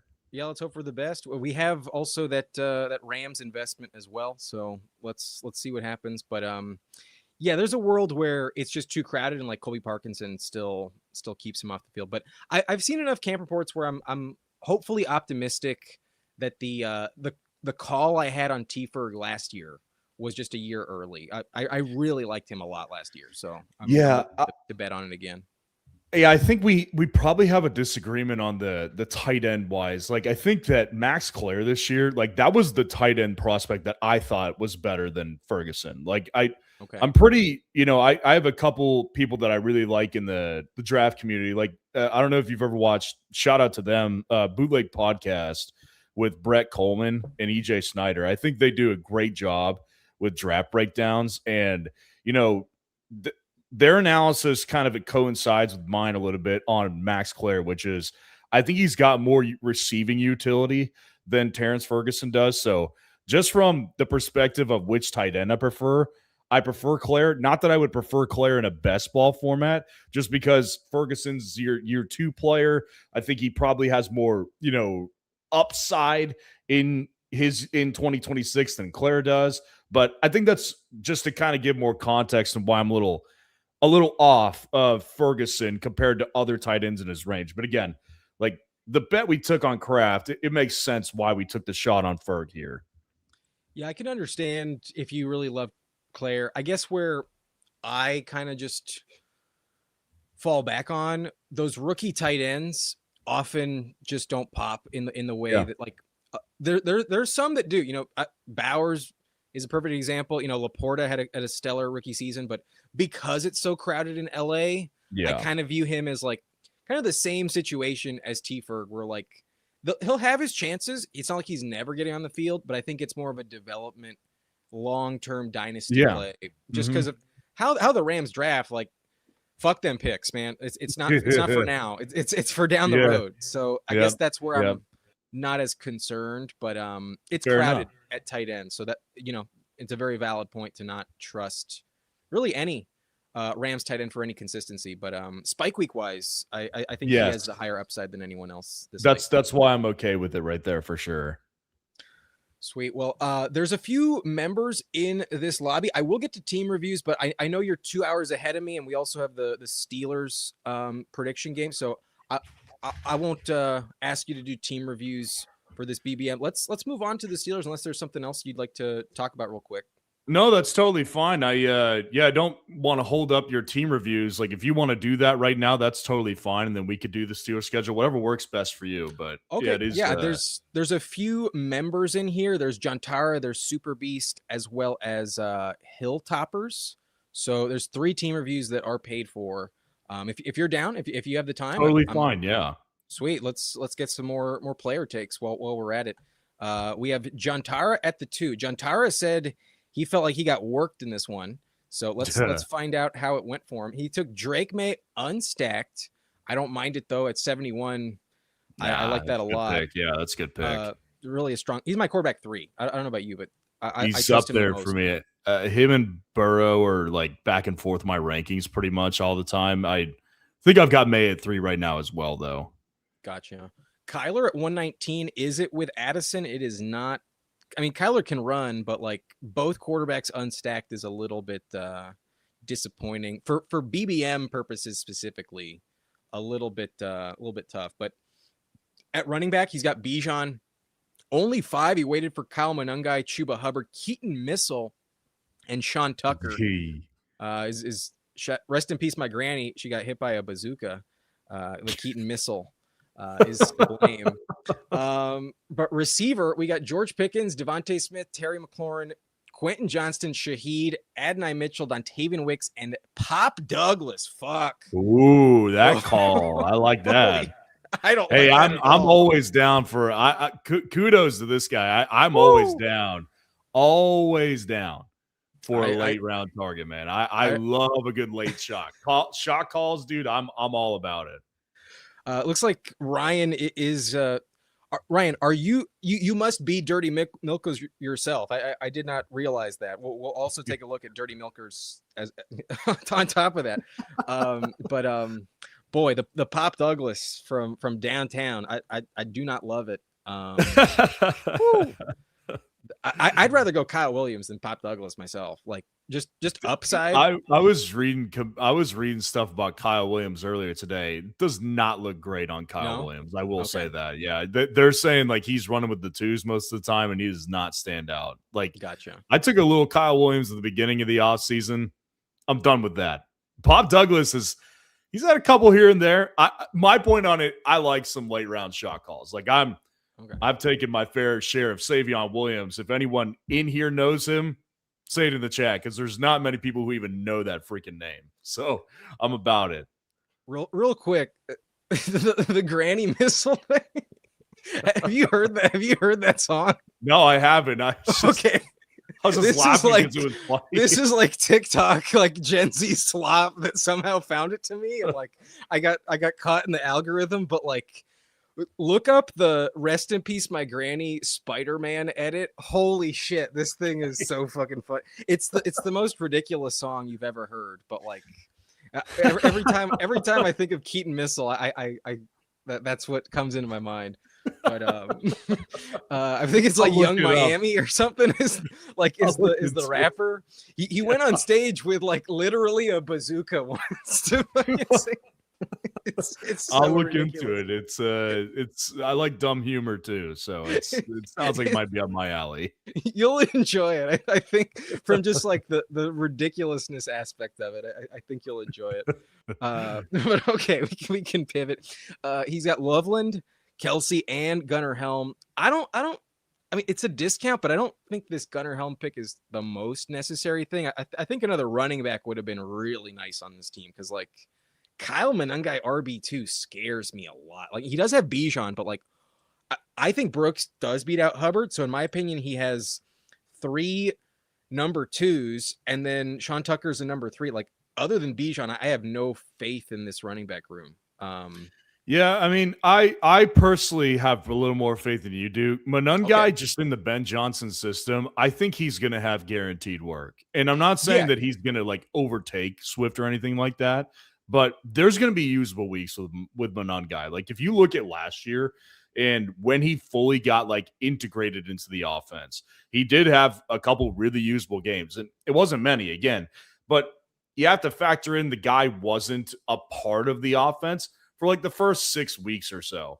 So now that he's coming into year 2, they didn't make any additions. You know, Ben Johnson wants to utilize 2. I have enough faith in Ben Johnson and Monangai from what we saw last year for him to give some good games. It's not an ideal RB2, but I'm okay with it. And then Chuba, personally, like, I'm on the other end of the spectrum. I'll believe the Jonathan Brooks breakout when I see it. Okay. Like,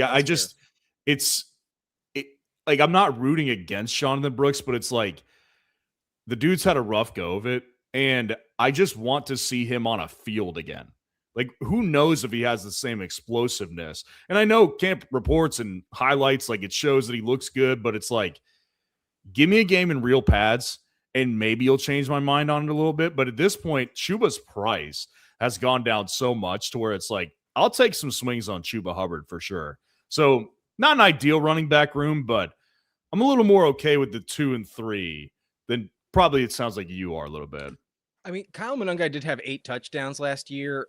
2 of his games when Swift was out were like really, to account for most of that production. But at the end of the day, you are right. The Ben Johnson Bears are a run first team, and Monangai will have production. So with Bijan, it's a little bit more excusable. I think it's just like I just don't trust these 2 at all. And then the Chuba click has always been kind of gross to me. But at 98, it is much better. And basically the way that like the Panthers backfield is always gone, the one going second is the one you always want. So now that it's officially flipped, I am clicking Chuba a little bit more. I was never taking him at 70, but now that Brooks is like well above pick 100, I'm out. Mm-hmm. And so yeah, it's fine. I just worry that like if that Brooks breakout does happen, then this is going to be kind of brutal. No, it'll and then be a brutal, the Monungai is just so inconsistent.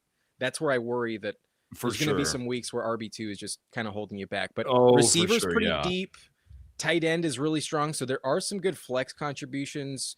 He's not going to need 3 very often, but typically I want that flex play to mostly be hit via the running back position. So it's just a structural problem for me. But I can understand that. A few player takes mixed in. It's not as bad as I think he made it sound, but I think I would have liked some better stacks for sure. Like Kyler completely unstacked is Kyler unstacked is very much against what I would do. Like that's I mean, I don't know if you remember when I was first on, like we had long discussions about my issues with Kyler. Like I've got some real issues with Kyler. Unstacked Kyler, there's no chance I'm doing unstacked Kyler.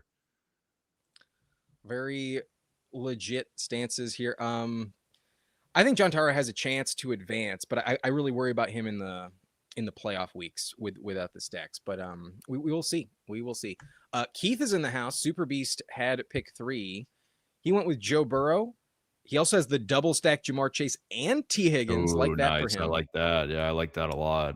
He's got Jackson Dart as his QB2. So a little bit of injury risk with these two, but if they're healthy, we have 35-point upside every single week.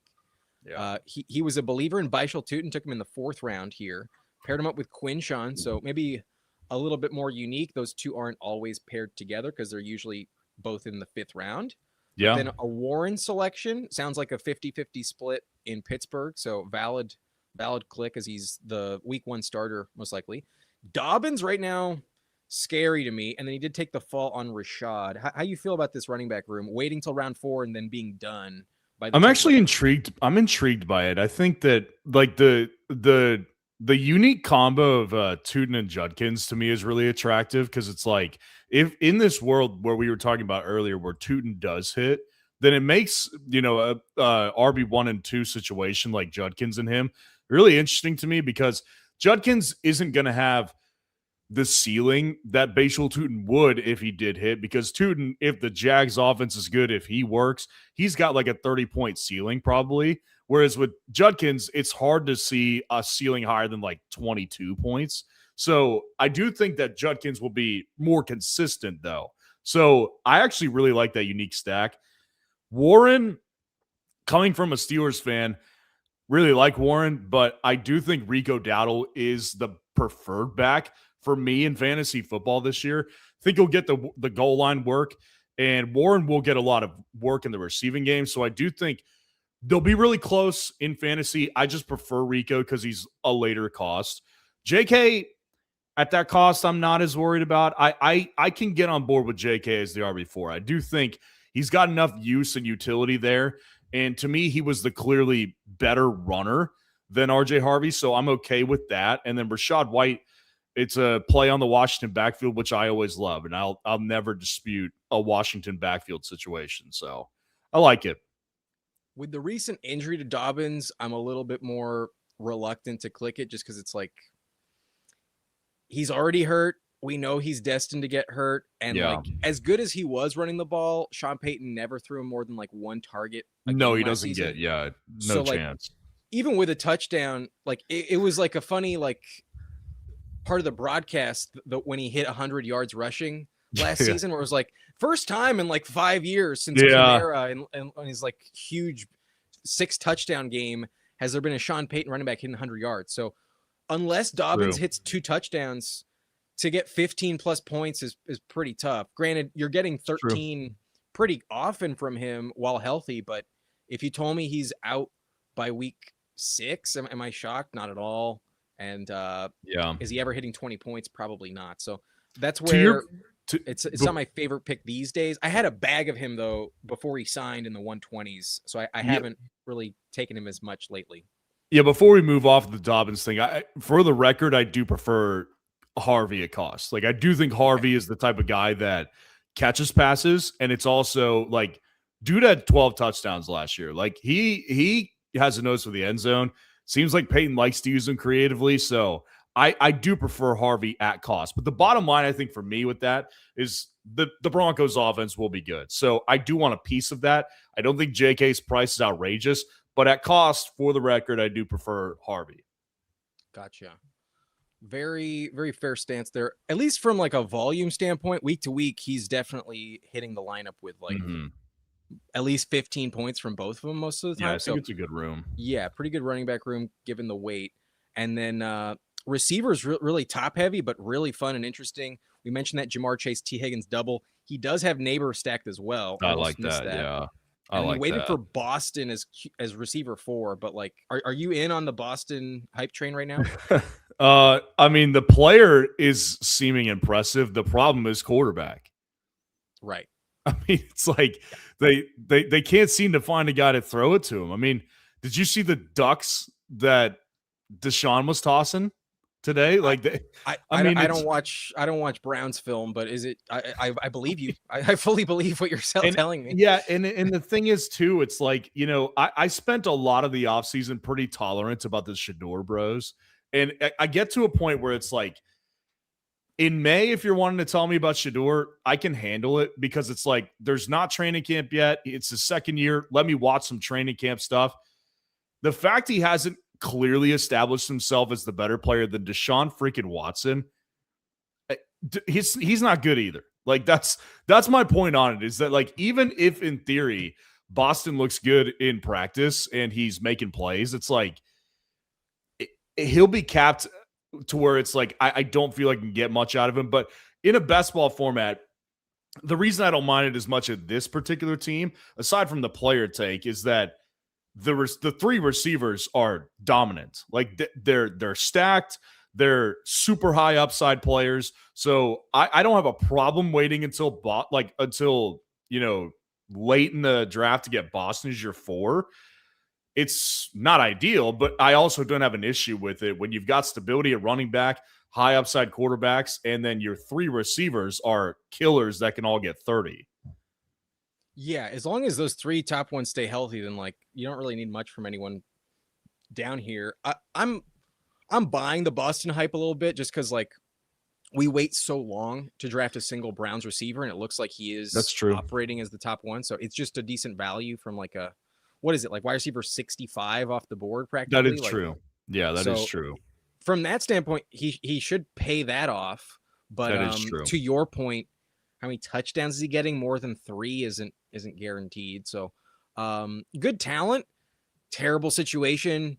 But he also has Jerry Jeudy after Tesla on this team. I'm pretty convinced that Jeudy will get traded. That might not happen, but when it does, I do think, you know, it just further elevates the target share for someone like Boston. So we'll see. But if he doesn't get traded, then having 2 Browns is pretty gross. It's pretty brutal, yeah.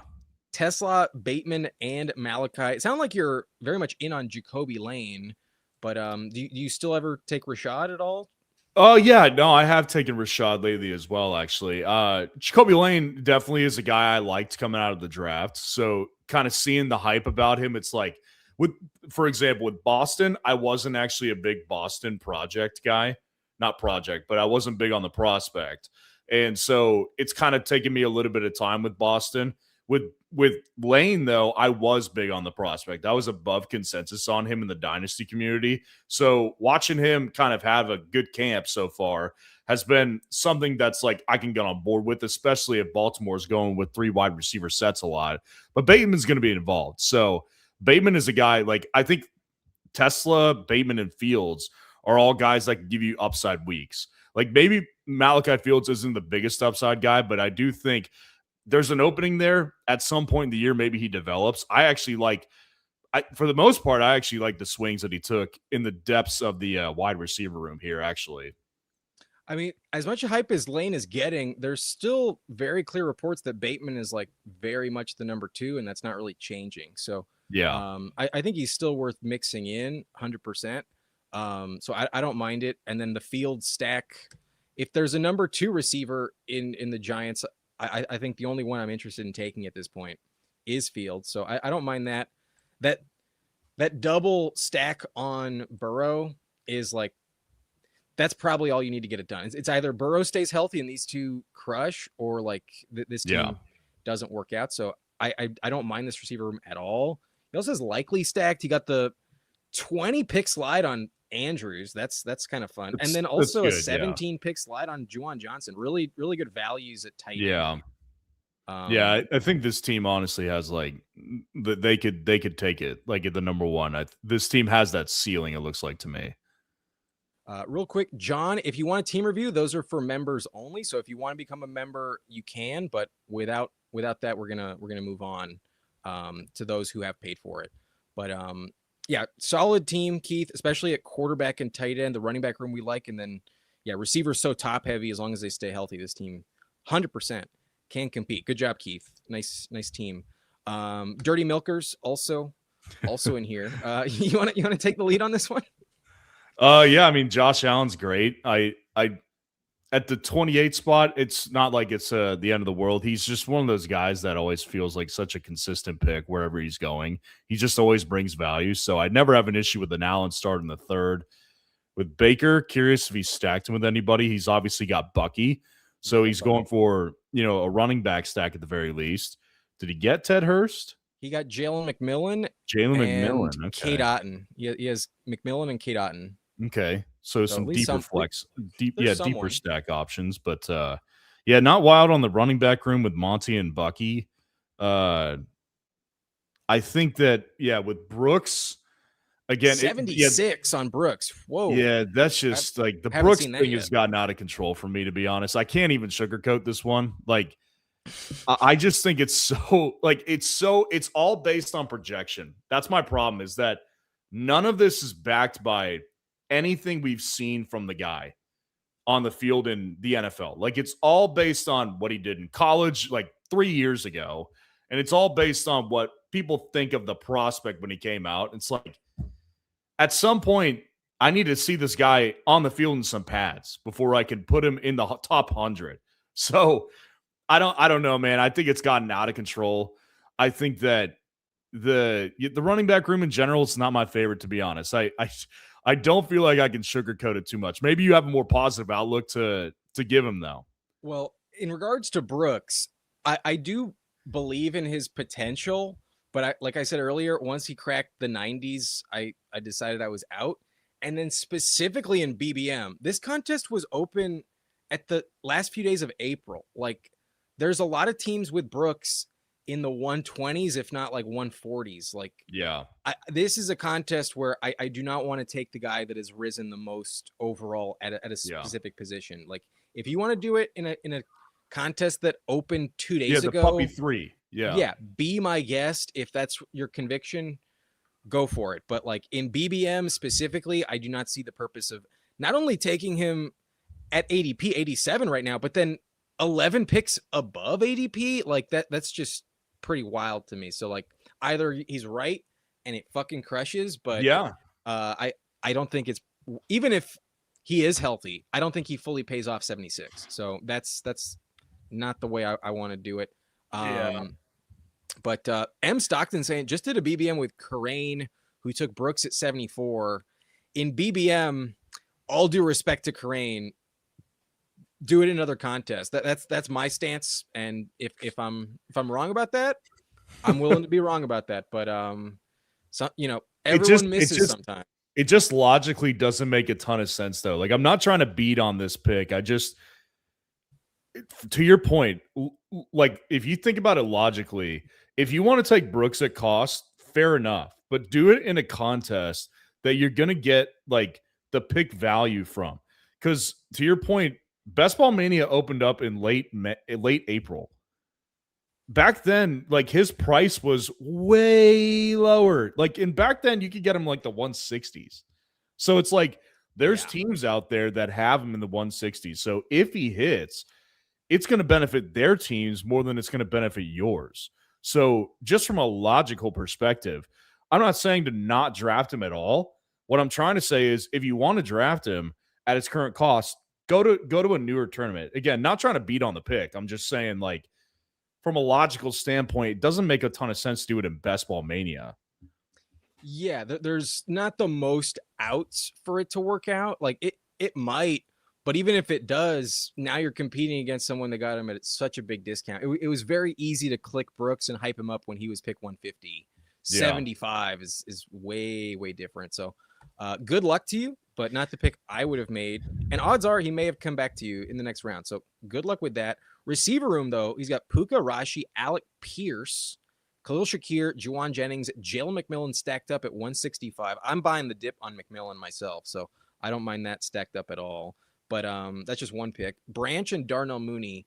How do you feel about this receiver room? It's very top heavy. I don't mind the double anchor strategy, but like there are some picks down here that feel a little bit mid. And then Pierce feels a little risky right now. How do you feel about it? The funny thing about Pierce is that for a long time I was on board with the value. Like getting him in like the 80s, like back in the 70s for a while, I was like, I can get on board with this. Because you look at a guy who's in a similar position, Christian Watson, and this is why I was against us picking Watson in this one, because I was like, look at Watson and look at Alec Pierce's careers. Technically speaking, Alec Pierce has had some better moments or better seasons in fantasy, but they're both players that I don't trust to be true number ones. However, they were both paid to be true number ones. So it's like, give me the guy at the lower cost. It's always been Pierce. But right now, I mean, we haven't had a shred of good news about Pierce in months. So it's like, yeah, there's some concerns there. Like had there been a buffer at the wide receiver 3 after Puka and Rice, like if he had gotten a Carnell Tate or if he had gotten a Roma Dunze or a DJ Moore, who I'm good with all 3 of those guys as your wide receiver 3, I'd feel better about Pierce as your wide receiver 4. But given that the wide receiver 4 is Khalil Shakir, a guy I don't love, and then Juwan Jennings, I also don't love, makes me feel a little uneasy. That being said, the 2 late shot calls, Branch and Mooney, I'm getting a little bit more interested in. Branch wasn't big on the prospect. Seems like he's really involved in this offense. But Mooney, too. Like, Mooney is a guy has been relevant in offenses in the NFL for multiple teams, and the Giants have a clear need. So it's like, I can get on board with those 2 late shot calls, but still, this receiver room I would have felt much better about had there been a buffer at the wide receiver 3 between Pierce and Rice. I don't think having Pierce there right now is the best call, but that being said, it's probably as low as cost you're going to get him in Best Ball Mania. So kind of, to the opposite end of the spectrum of the Jonathan Brooks discussion, if Pierce hits and you get him at the 93rd pick, this team could really benefit from that. Yeah, I at 93, I love this Pierce pick for sure. I think especially like for best ball purposes, I prefer Pierce over Downs by quite a bit. Yes. So I do love the Pierce pick. And then I don't mind the depth at all. It's just kind of like a little bit hard to see some of the smash outcomes on Shakir and Juwan Jennings, but like you also still need some floor plays. So with these 2 anchors, you just need one randomly every week. The receiver room, I don't think is the problem at all on this team. I like the receiver room for sure. And then tight end is pretty fun with Laporta. He did take him at 69. That's also early. Like, okay. The Brooks shot call was enough for me, but this one is like, all right. Like we got Tucker Kraft after him. I remember that. Yeah.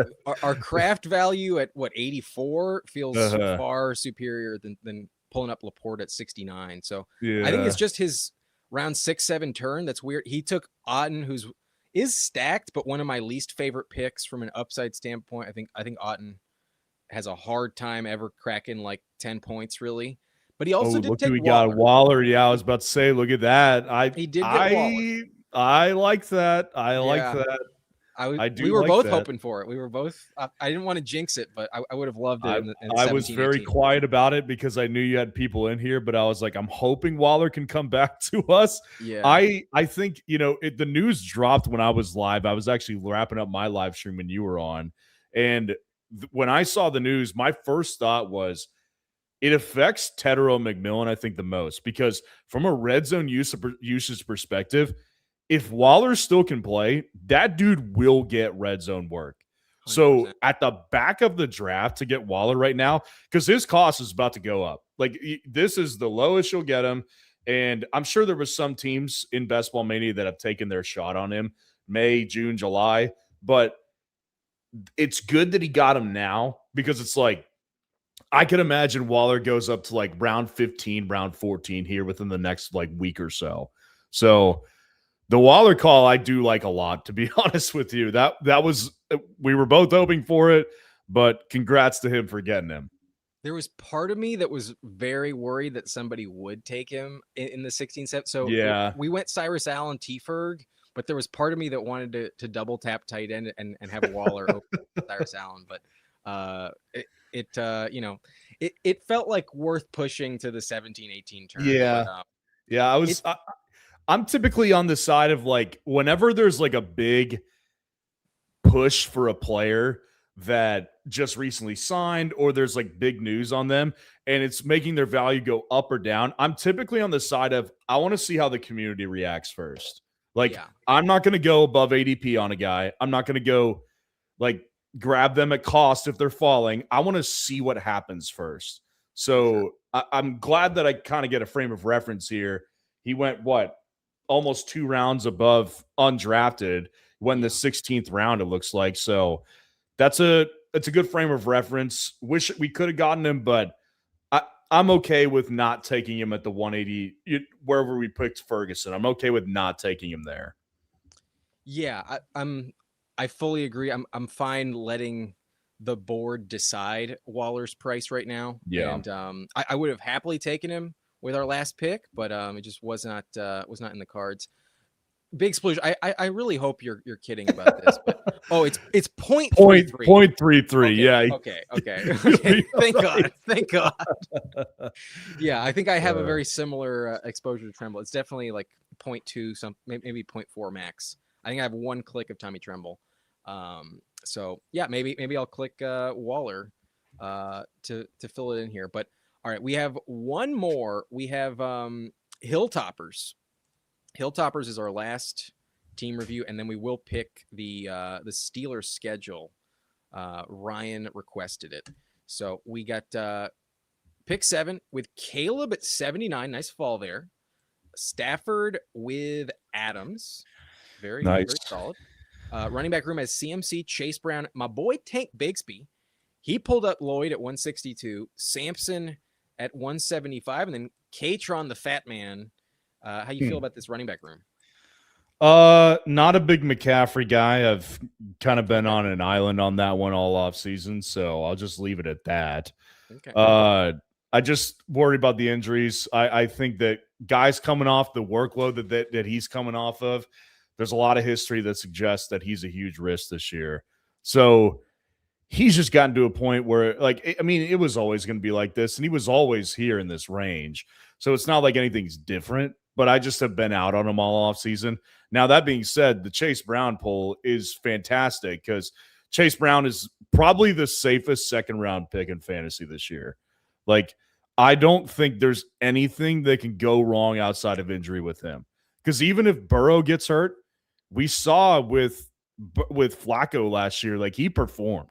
So I don't think that there's any real risk with Chase Brown other than the injury. And considering he's a lot younger, compared to McCaffrey, not as long of an injury history, I'm just not worried about that. Really, I don't take risk into account with most guys unless it comes to a situation like McCaffrey's in. So then the RB3, Tank Bigsby, I like the Samson pull. I've always kind of been a Samson guy. Pass catcher, Quinshon Judkins, not much of a pass catcher, but overall, like had he had gone with someone different than McCaffrey, I'd be happier with this backfield. But Chase Brown to me is definitely the highlight in my opinion. I can't full fade McCaffrey as long as he's healthy. It's like let's bet on his game log last year is just so consistent. It's very reliable. He either plays all year or he doesn't. So I think mixing him in is valid. But the one thing that, to your point, I really worry about that Mexico City game, man. Like the league, not only the substation, but now they got to play well above a mile at altitude on a field that was like so tore up the last time they had a game there. Like Estadio Azteca is brutal. It was a disaster. Yeah. So that's where like shit. Not only are they in Australia week 1, but then they also have to go to Mexico City again. Like that's the week where I think they will, if they survive it, they probably last to the playoffs. That's how the Niners kind of operate. They're either like NFC Championship game or bust season. But like, I could easily see mid-game in Mexico City, not just McCaffrey, but like all of the guys that we're expecting to go down just fucking drop like flies just because of the situation. So that's that's tough. Yeah, I don't. I the CMC like thing. Listen, I mean, the guy has been either the RB1 or bust over the majority of his career, so it's not like I'm gonna say anything otherwise to that. But there, like, I've been doing research about backs who get 350 plus touches. What happens the season following? There's a trend, and it's usually ugly. So McCaffrey being off that list for the third time in his career at the age he's at, and if you look at like his efficiency on tape and on numbers, he definitely got worse last year. Like, there's plenty of 49ers fans I've talked to have been like, you're not wrong about the McCaffrey take you have. Like, this guy wasn't the same player. So I think last year, I'm not going to call it luck. The guy was still dominant. He got tons of work though. And that's my thing, is that in the research that I find, one of two things happens. Either number one, they lose volume to an extreme level. Like, we're talking 60 plus touches a lot of these guys lose the next year, which is still fine. Like, he can still have a good running back finish. Or if he continues to get the same amount of touches, typically most of those guys get injured. So there's usually one of two things that happen. And coming to know like Kyle Shanahan and the way he utilizes running backs, he is so into the idea of having McCaffrey as his only one. And it's like they just haven't planned for anything behind him realistically. Like, Jordan James is maybe a decent backup. We don't really know because we didn't get to see him at all last year. Kalen Black, who knows? Garendo's buried. Like, they've got no real answer as far as if they were really in theory wanting to take some workload off him. There's really not much there for that option. So I can't see Shanahan giving him less work, which has led me to believe, not rooting for it, I just do believe McCaffrey is a risk this year. Yeah, I mean, even Shanahan's hurt right now. Like, yeah, even Shanahan's hurt. So it feels like a snake bitten season already. But as long as he stays healthy, it's a valid pick. We will see though. I don't look as much as I love Bigsby as RB3. A lot of risk there. This team, for flex purposes, is really betting on a Saquon injury or just Lloyd crushing. Running back is very top heavy, but if these two stay healthy, you are fine. But I mean, K-Tron's a shot in the dark. I used to not mind the K-Tron pick. At this point, I've maxed out my K-Tron shares. Like, I'm not taking him anymore. But at the time, like at one point in the offseason, I could get on board with that pick. Yeah, I have a bag of K-Tron. I think I've decided to stop as well. But he does have DJ Moore, Devontae Adams, Tyson Godwin, Pittman. So caught up real fast. Took Debo as well. Travis Hunter as number 7.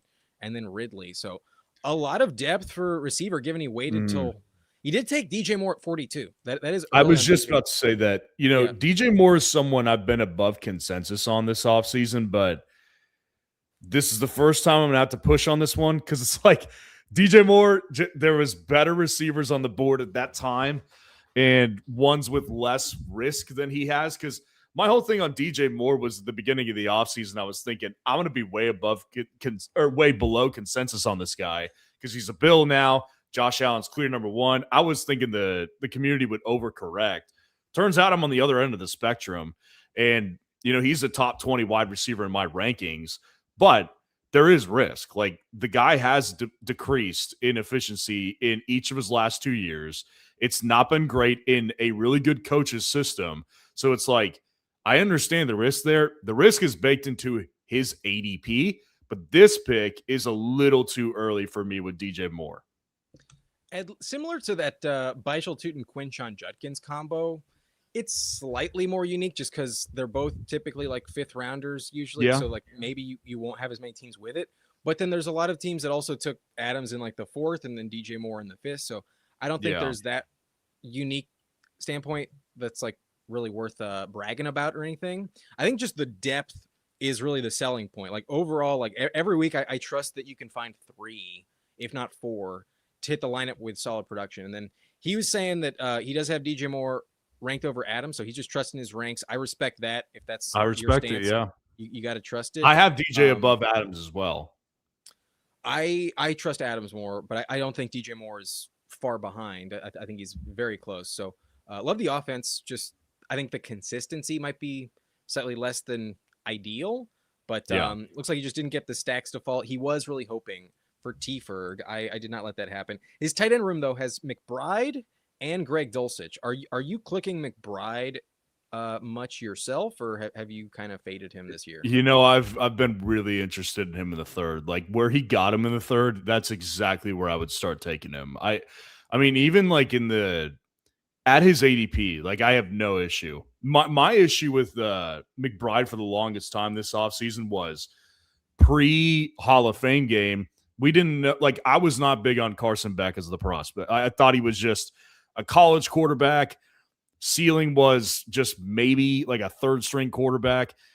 Not saying that, Carson Beck is going to be great. Obviously, it was the Hall of Fame game, but he showed enough to me to where it's like, okay, he can be a legit backup in the league at the very least. So in this world where Arizona sucks, which most people expect, at what point does Arizona just decide to themselves, let's just pull the plug on Brissett and let's just have Beck start these last 4 or 5 games? In which case, that always scared me, the idea of that. But now after watching Beck, I'm like, I could probably feel confident enough to take Trey McBride in the early third if he was priced there. But the beauty is that he's not really priced at the beginning of the third. Like his cost has always felt pretty good to me. And especially if he moves past ADP, I find it tough to not draft him, to be honest with you. Yeah, I've been warming up to it as he's fallen into the 30s for sure. It's more appealing. I think once you like him versus Breece Hall, I think I'd still probably trust McBride, but I think they should both go past pick 31. I'm more in at like 32, 33, and later than 31. I think they're in terms of my true rankings. I think I have him at 33. So it's basically the same thing, and at least it does give you like the luxury of stopping at 2 with like a really, really strong option. So yeah, it makes the team feel much better overall. It's pretty nice. And if his running backs stay healthy, this team has a chance for sure. Yeah, if McCaffrey's there, then the ceiling is really high. Yeah, pretty solid bet. Don't have really many complaints, maybe just more stacks, but sometimes, like he was saying, just doesn't quite fall to you. It is what it is. It's tough to take Caleb, even when he falls sometimes, just because like all of his stacking options have already gone. But it's not the end of the world. I think just from a MVP standpoint, it's possible that Caleb is that guy. So at 79, quarterback room is not the problem at all. Just good luck with running back. That's kind of the only main point. But solid team. Solid team. That's pretty solid for sure. All right, I believe that was the last team review of the evening. It's funny, we just cracked 2 hours and we only did one draft. It's been a minute. I know, man. I know. It's getting late here, but I do want to make these picks though, for sure. Yeah, let's get to it. Let me set it. I've upgraded a little bit the win-loss structure since your last time. I like it. All right, let me set this up for you and let us know. Ryan is a Steeler fan. Last time he was here, he set up the Commanders schedule, but here we are with the Steelers. I will say I've had one other person on the channel pick the Steelers schedule. It's Meg Schaup, who's also a big Rodgers Steelers bull this year. She had them at 12-5. Whoa. Or maybe it was 11-6. Maybe I'm over. I think it may have been 11-6. Now that the more I think about it. Now I'm curious if my take is wilder than hers about the Steelers, because at the time I remember people were like, "You're crazy for putting the Commanders at 9-8." The Steelers at 12-11 wins. That's a lot. That's a lot. I think it was 11-6. Now that I think about it, I believe it was 11-6. But definitely a believer. She is probably the biggest Rodgers stand this year than anyone. And all right. I think with Mike McCarthy, that offense will be better.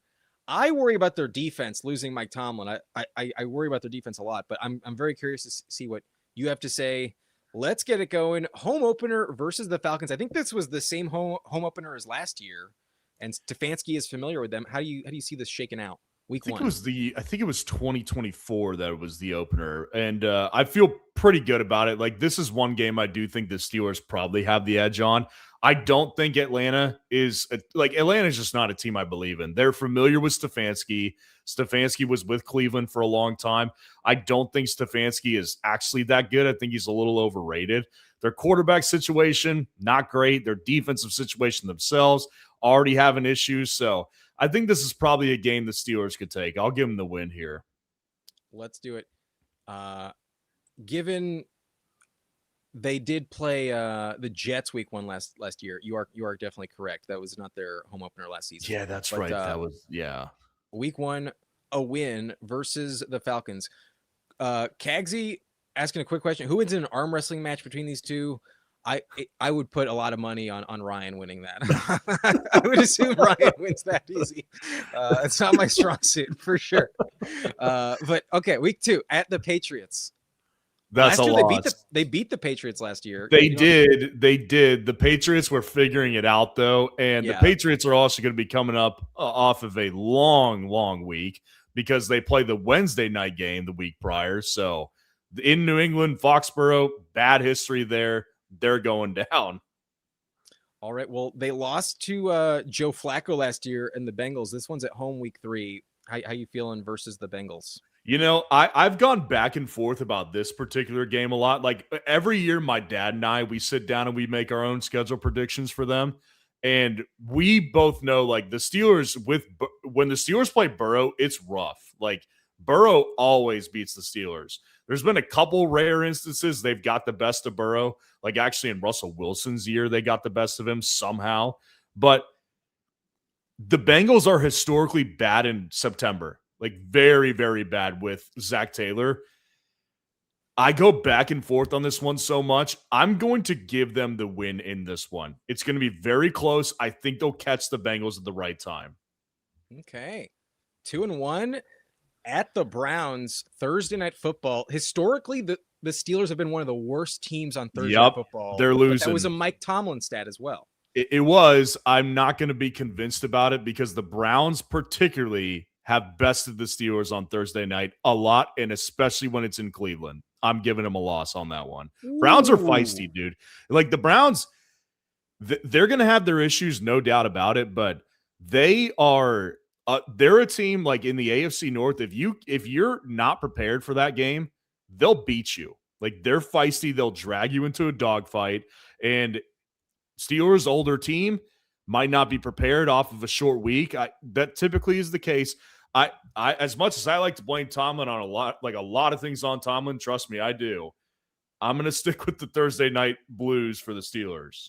Okay, I did not expect this, but I respect it. 2-2 start. That's very common in the NFL, so not crazy at all. Week 3, Michael Pittman revenge game versus the Colts. I actually give the Steelers this win. The Steelers actually do have a lot of historical success against the Colts. And I think the Colts are one of those teams for me this year, similar to the Jags. I could see some pullback from the Colts. You know, Daniel Jones coming off an Achilles injury. The guy's particularly mobile. So I'll give the Steelers that one. Okay. Michael Pittman revenge game. Let's go for it. The Pitt man in Pittsburgh gets the dub. Then we got at the Buck, or is this home to the Buccaneers? At the Bucks Sunday night. No, Sunday morning. My bad.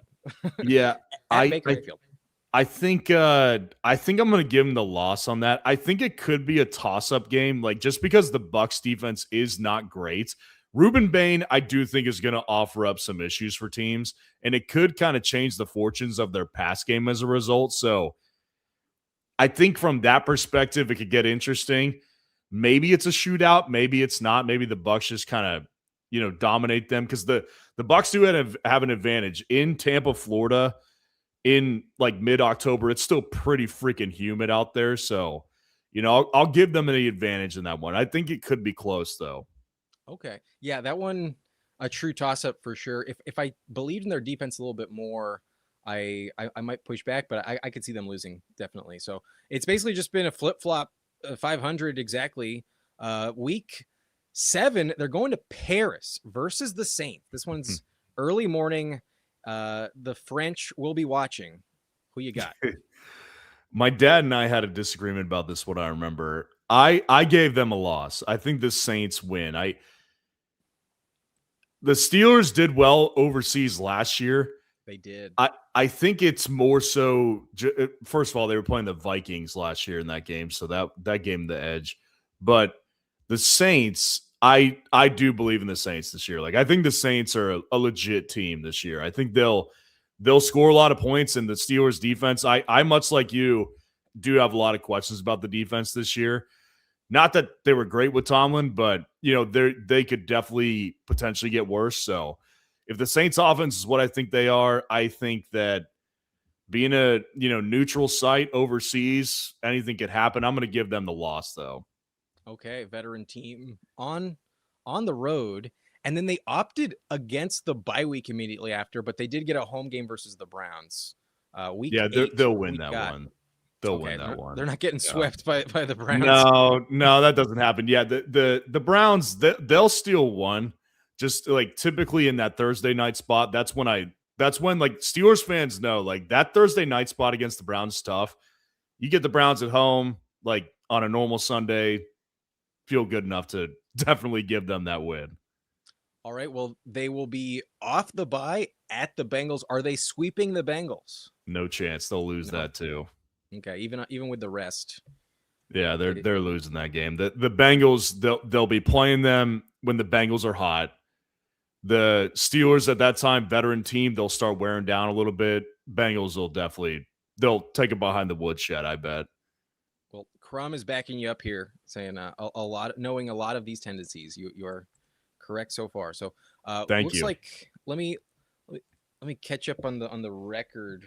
Where are you sitting at right here? I believe it's you got 4 wins and 4 and 5. 4 and 4. Yeah, 4 and 5. Yeah, you're 4 right. And 5. 4 and 5 so far, and then the Battle of Philadelphia or Pennsylvania. My bad. Yeah, this is where it gets ugly. This is where the losing streak starts. They're losing this game for sure. The talent difference is so wide, and in Pittsburgh, maybe they have a shot. I mean, it's not like they're traveling far. Obviously, it's just the talent disparity between the two. Like, their defensive line will abuse the offensive line. And their receivers, if they work, the back end will struggle. Their offense will get just – if Rodgers doesn't have time to throw, they got no chance. And Jalen Carter, if he's on, they're not beating the Eagles. It's just not happening. Yeah, I'm not going to push back on that at all. I think that's a pretty clear L as well. But then at the Broncos, this is a Black Friday game. Sean Payton – I've thought of this one a couple times as well. This is kind of like the Bucs situation where it's like, I sit there and think, can it get interesting? Black Friday game, maybe the Broncos are off, a little bit of a tough run themselves with their tough schedule. Ultimately, I always come back to a loss on this one. Again, it's just talent disparity. Like, the Broncos have better offensive pieces than we have defensive pieces. They're younger on offense, particularly. And from the defensive perspective, their pass rush is very aggressive. So I always just come back to a loss. So they go on a big losing streak after the bye. Yeah, and it does not get easier. To your point, these next 3 games are another gauntlet here versus the Texans. This is week 13.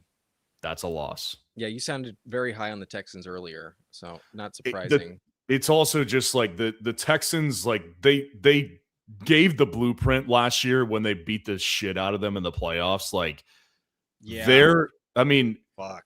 their defense is so physical, and typically the top defenses rise to the top at this time of year. And the Steelers, you could attribute it to a Tomlin thing again, but they're historically very poor in December. And I think mostly that is going to go towards an old quarterback and just an older roster in general. No chance they're beating the Texans in that spot. I don't see it. It is a primetime game with just a little bit of extra rest, and I don't quite trust Stroud in primetime, but to your point, the Texans defense, just a fucking gauntlet. Hard to hard to bet against it after what we saw in the playoff game. So another L. That's 4 in a row. Is it 5 in a row? Monday Night Football at the Jaguars? For me, it's not. And the reason why is because there's two reasons. Number one, I am personally of the belief Jacksonville regresses this year. Like I've long been on that take for a while. I think I'm not that Vegas is my Bible or anything. Vegas does project some pullback from them as well, though. I do always find that interesting to note. And I just think that their draft was so weak. Like they do have some holes on the offensive line they did not fill. And I do think the Steelers' record on Monday night, very, very strong as well. So I can see them, especially at this time where it's like they want to give Rodgers, the good send-off, the proper send-off. Let's have him, like pick the team up a little bit as we prepare to send Rodgers off, not have it be a complete embarrassment towards the end. I think they do get this one against Jacksonville. All right, so not 5 in a row. I mean, it's tough to lose 5 in a row, but at the Jags, that'll be a tough one, but definitely possible. And then the team that they've been kind of a kryptonite for Lamar Jackson against Jesse Minter's defense versus the Ravens at home on a slightly short week. I'm also going to give him the win in that one as well. Okay, 2 in a row. Tomlin, that's the one thing I'll give Tomlin, and obviously he's not there anymore, but Tomlin knew how to play Lamar. And even though he's gone, there's still a lot of film on him, like in what they've done successfully against him. I've also been of the belief that the Ravens, I think they're a little overrated this year. I think they could really experience some pullback. And again, at that time, I think the Steelers' motivation as a team will be high. And typically Ravens and Steelers at the very least split, and the Steelers have had success against Lamar over the years. I can't really disagree with that. So let's assume it continues. The Mike McCarthy hopefully has the same success against Lamar. But we are week 16 here versus Carolina and Bryce Young. I also give them the win in this one. I think this is another one of those like Tampa. It could get interesting. If Carolina's offense is like high powered, Carolina gave teams like the Rams trouble last year. So there's no reason they couldn't do it to Pittsburgh's defense. But, again, just time of the year. I also think Carolina, most of their wins last year were in one-score games. That is a very fickle number. And I think Carolina could collapse. I think there's a chance they collapse this year. So I'll give them a 3-game win streak right here. Yeah, I don't trust the Panthers at all. With a first-place schedule, there's no way they win the division. Yeah, I don't see once it. again. But we got 2 games left, and versus this is at the Titans on the road. Robert Saleh, formerly Rodgers coach. There's a slight connection there, but Cam Ward versus Aaron Rodgers. Who you got? This was a tough one too. When I was first doing this with my dad, I found myself wanting to go to Tennessee on this one because in Tennessee, it is a spot where they could be. What are they at? 1, 2, 3, 7, 8. 8 losses. So they could possibly be looking inside the playoffs. Not inside, but like they're outside looking in the playoffs. I go back and forth on this one every time I think about it. I think sitting here right now, I'm going to go with the win. This one, again, very, very close. I think the telltale thing for me is like, okay, how does the Tennessee Titans, how did they look in December? Like, and this is actually January. So it's like, how do they look at the end of the year? Like, if they had a lot of positive moments, can they be a team that has like a really strong end? Or are they just going to be a disaster again? I think both are in the air. I think both are possible. So the Steelers typically, like, if their backs are against the wall, they don't like to have losing seasons. They will pull out some stuff like this. It's a really close one. I mean, do you have any other opinions on that? I'm open to discussion about this one. I think it's a matter of health for the most part, but I do kind of feel like Joey Porter Jr. is a really underrated corner, and I do kind of feel like there's a world where he does shut down Cardinal Tate, and if that's the case, I could see TJ Watt go off in terms of the pass rush. I think it'll be a close game. Sucks. if Robert Saleh is really just that good of a coach, then there's a world where they really do give Rodgers some problems. But I don't trust their defense enough. Like other than Jeffrey Simmons, they got a weaker defense. Yeah, yeah, they can definitely play above their their contracts and stuff. But like if you're right on the 4-game losing streak, Rodgers is not going out without a fight. That's my whole premise on this one.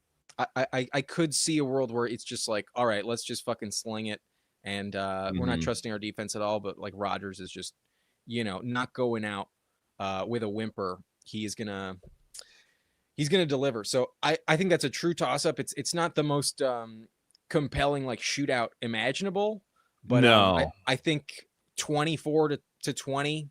They could definitely win that game. So yeah, I think it's a coin flip, but I'm probably leaning towards a dub as well. Yeah. So that puts them at 500. They're 8-8. Are they remaining above 500? No, I give them the loss here against the Ravens to finish it out. The thing with this one is that realistically, this one could go either way. I'm just going to give the split just for the sake of the split. Realistically, they could lose that first matchup against the Ravens because in theory, maybe the Ravens have a playoff spot locked up. Maybe they have the division locked up, and then they choose to rest guys in week 18, in which case the Steelers could beat their backups, I think. At that time, though, I mean, the Steelers, they're definitely a team that's like if they're unlikely to make the playoffs, they could call it quits too. Like this team is, I think they'll split with the Ravens. That's just what usually tends to happen in Pittsburgh Steelers-Ravens rivalries. So, it's one of those scenarios where I could see them losing the week 13 game or whichever week that is, 14. Or I could see them losing this last one. But I do remember saying to my dad, I was like, I think this is the year they're under 500. I do think it's the year. Even though they'll be better offensively, I do believe that.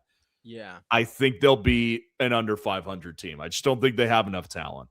I mean, if it really is Mike Tomlin who's the reason why, it's not far-fetched at all.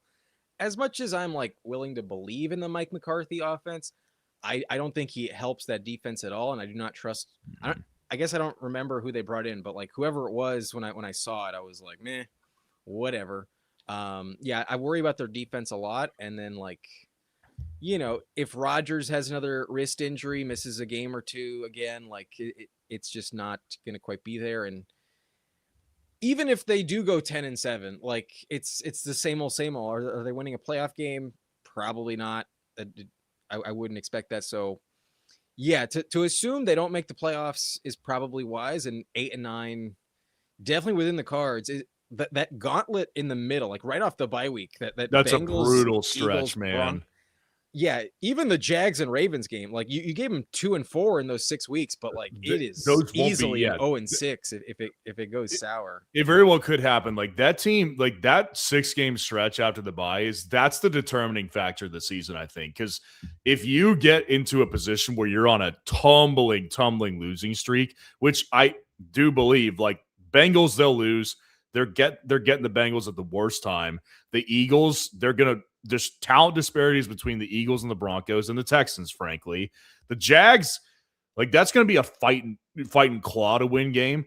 But I just think that's the precipice point for their season where they're like, okay, we just have to figure this out for the sake of Rodgers. And like, I'm rooting for Rodgers really hard this year. Like I would love to see Rodgers do well, but it's like, even though I do think the offense will be better, it can't possibly be worse than what it's been with Tomlin. That is a dinosaur offense they ran for years with him. It's just not enough for me to consider them like true contenders against teams with like legit offenses, like the Bengals, or not that the Texans have a legit offense, but against that defense, it's like I don't think you've got enough physicality to match. With the Jags, if they regress, I think they can compete. If the Ravens are not the same as well, I think they can compete. So it's like in the Ravens-Steelers rivalries, they're always toss-ups anyways. So there's just that 6-game stretch is freaking brutal, man.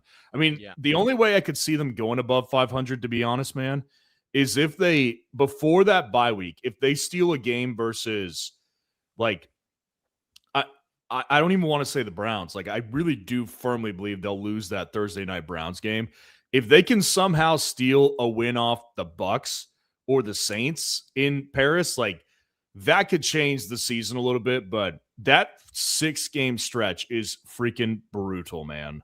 Yeah, I have them at 10-7, but I do have them beating the Saints, and I also have them sweeping the Browns. So if they do not sweep the Browns, then yeah, it's looking pretty dire. And then that Paris game is a true toss-up, can totally go either way. So I may not have it exactly the same on like every single win versus loss, but I'm not far off, and it's just really 2 games that I differ with you on. So you know them better than I do. It's not far-fetched at all that they are even worse than this possible. Like if you told me they lost to the Colts, I wouldn't be shocked. If you told me the Jags beat them too, wouldn't be surprised. And then if everything else you have holds, that's only 6 wins. So I could see a world where, like, you know, people have complained going 9-8, 10-7, and having that mid-ass pick every year. It's the worst. Has fucked them over. It's possible that, like, betting on all these veterans just leads to a really brutal season, and, like, you know, maybe they're actually like 4-13 if Rodgers does get hurt early. That's possible. Like, there's a world where they really fucking fall off. So that's the way I see them being that bad. Like, I don't think if Rodgers is healthy all year, they won't be that bad. But if Rodgers gets hurt, yeah, that's a death sentence for the season. Like, the season's over at that point. And to be frank, like, I have competing mindsets on this one. One part of me is like, I am rooting for Rodgers. Like, I've always liked Rodgers. I'd like to, you know, see him go out on a good note. On the other hand, I'm like, I am so ready. Like, this is why I speak for some Steelers fans, not all. I was so ready for Tomlin to go. I could not wait to get him out the door. Like, adios, see you later. The constant middle finishes it's like football purgatory, because you're like not bad enough to get a top tier pick for a quarterback, but you're also not good enough to ever compete, really. So they were in this constant, like, brutal cycle for years. And so to see this, you know, happen, it's like, I think they'll be better in some aspects, but I also think that they'll be very much the same in a lot of aspects. So I would kind of like to see them not do great this year, just from a draft capital perspective. But, you know, I do like Rodgers, and I would like to see him do well. It just really comes down to, you know, there's a couple games in there where it's like, can you steal a couple? Because I think you're going to have to in order for you to get to 500. Your schedule just, you know, the middle of the season, it's brutal.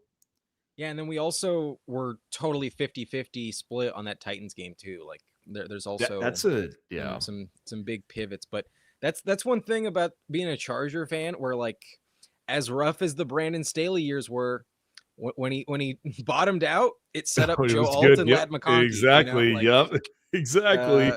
They were drafting at 6 to take Herbert, and the Dolphins fucked up, took Tua, and fell into their lap. Like, there are some benefits to having some really bad years. There can be light at the end of the tunnel, and that's, I think, what a lot of Steelers fans are looking for. Now, there were plenty of Steelers fans who still think I'm an idiot for wanting Tomlin gone. I don't care. Like, I'll take that on the chin. That doesn't matter. If you're okay with, you know, mediocrity, then that's on you.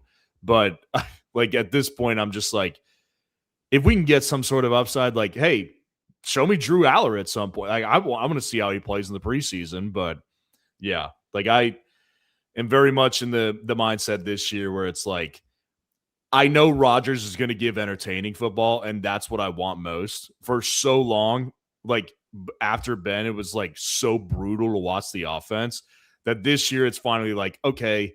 And last year, like, Rodgers gave a lot of entertaining moments. So it's like, I'm on board for another entertaining season at the very least, knowing that it will ultimately amount to a big nothing. Yeah, we will see. But if they do bottom out, that is what people are asking for at times. So good luck in the draft next year. You know, maybe they get the number 1 overall pick. Like, what if they do have a top 3 pick? That'd be pretty fun. That'd be pretty exciting for their long-term future. It'd be a lot of fun for sure. They need, but as Who Hames is saying, don't understand getting rid of Tomlin and then having Rodgers come back to try and win some. It is a little bit odd, but well, it's the ownership. It's the ownership. Don't get me started. Yeah, don't get me started on Art Rooney. I really don't like him. All right. Well, with that, we're coming up on 2.5 hours, Ryan. I really appreciate you. This was a blast, and really the time flew by. So it's always a pleasure to have you on the channel, and would love to have you back again. I know the season's coming up, so schedules are tough, but maybe during the season we can revisit, and I'm sure next year for sure we'll have some collabs as well. I'll be honest, it's a little tough for me to kind of navigate during this season. I'm usually pretty locked down, but at the very least next year, like, had a great time both times. Like, tonight was even more fun than the last time, so very appreciative that I've been on here with you twice now, and can definitely say I have a good time. So you guys check out Fantasy Football Roundup. Come follow me over here. We got good stuff coming over here. So appreciate you having me on, man. It was a pleasure, man. This is a great show. And we're not done yet, but I didn't expect you to stay for 2.5 hours knowing that you weren't going to be on the second, but we got a lot of player takes out of you. We got a lot of different stances and, some back and forth fun discussions. We talked Commanders at the top, and I really liked our BBM team as well. So excited to have you. That was a good one. Looking forward to the future, and good luck with the season, all your bets and stances, and the channel's really chugging along and very impressive. Definitely an inspiration to myself as another content creator. Congrats, man. Well-deserved success. I appreciate that. Really appreciate it, and congratulations to you too. I mean, again, 10K was a huge accomplishment, and I hope the best for you this season as well. If I don't talk to you until next year. Hope the best goes for the channel, for yourself. Hope you grow just how you want to. And I also hope that everything pays off from your best ball teams and for the Chargers as well. I will be rooting from afar as a non-Chargers fan, but I do appreciate their talent. So, no, seriously, man, best of luck to you if I don't talk to you again until next year. But rest assured, if you'll have me back on next year, at the very minimum, I will be back. Well, appreciate that. It means a lot. And congrats on the baby you're expecting in November. Thank you. Sounds like you're going to have a Scorpio or maybe a Sagittarius, but a very, very lively child there. Yeah, I don't. Early November? He's supposed to be late November. Okay, maybe Sagittarius then.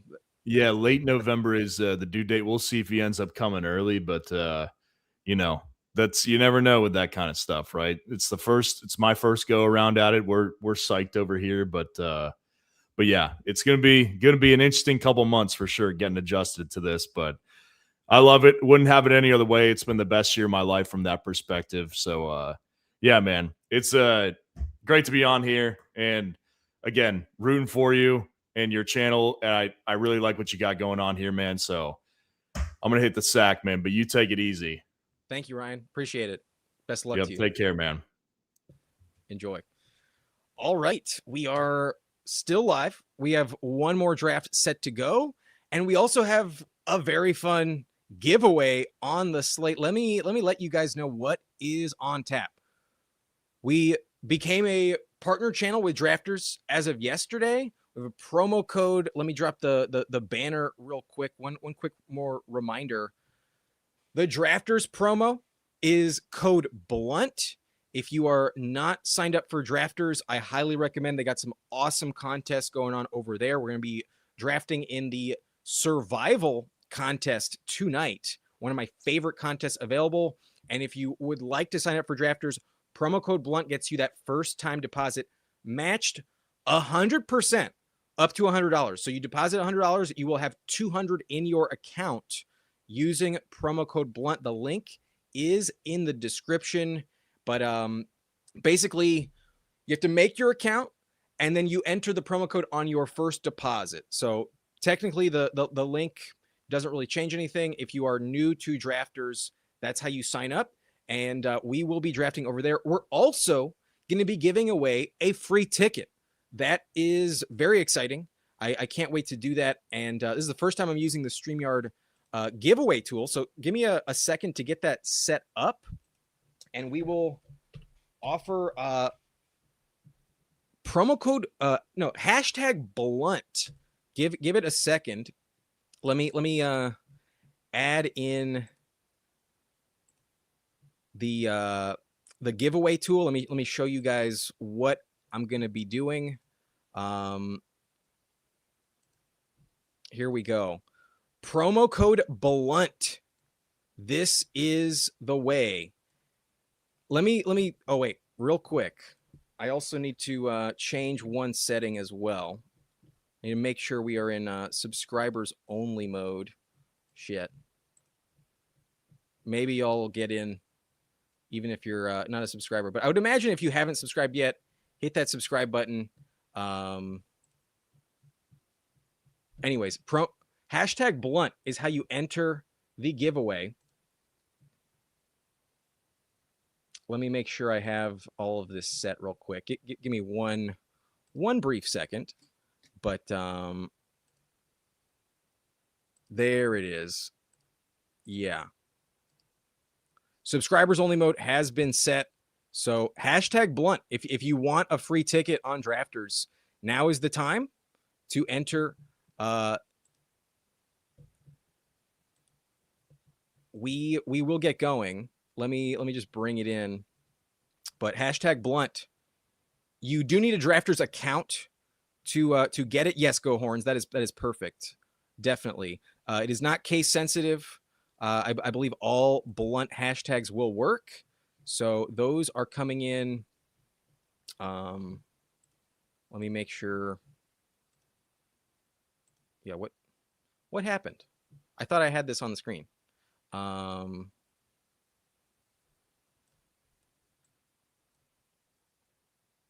Here we go. This is the first time I'm using it, so I appreciate y'all bearing with me real quick. The hell? I'm not sure what's going on, but yeah, hashtag blunt. Looks like we have 4 entries already. So at the moment, you have a 25% chance of winning this free ticket. But okay, let me get myself situated. The hell? It's not on the screen. That's so strange. I'm not sure what's going on. I'm not as well versed in StreamYard as I thought. Apparently. Okay. Fuck. Here it is. Here it is. I thought I had it already, but there we go. There we go. We got 6 entries, and we will be giving away a ticket probably in like round 15 or so. So let me get everything situated, and we will be drafting over there on Drafters. Whoa, we got a huge pile up. Holy shit. There we go. Holy shit. I'm kind of fumbling for a second, but okay, it's set up. It's set up like I mentioned in the description. Promo code blunt is how you get that sign up bonus, and then hashtag blunt in the chat is how you get entered for this free giveaway. So appreciate y'all bearing with me for the moment, but yeah, we're gonna be doing a bunch of these on Drafters throughout the rest of the off season, and it's a really awesome website. There's a bunch of really good contests open, and my favorite one would be the survival contest. The survival is $10 to enter, and let's just break it down real quick in case you're new to Drafters, because it's very important that you understand the structure, the scoring, and how this goes. So this is a full PPR format, unlike unlike Underdog, which is half PPR. We're on full PPR. It's also irrelevant which pod you're in. No matter what, you are entered in the entire contest as soon as you enter the lobby. There's no advancing to week 15, 2 out of 12. You are in with the rest of them instantly. But the way it works, the way we start to get paid, is we have to make it to, I believe, week 5, I believe once we hit week 5, we get paid. If not, it's week 4. It is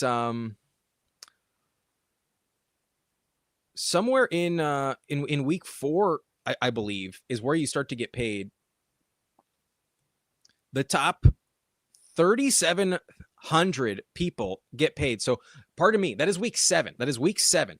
You have to survive until week 7, and then you start getting paid. From there, it's $10. You get your buy-in back at week 7, and then every week it goes up a little bit, up until about week 14 is where it gets really interesting. If you survive to week 14, you get about $80, and then from there, 125, 250, 300, 349, 400, 500, 600, 700.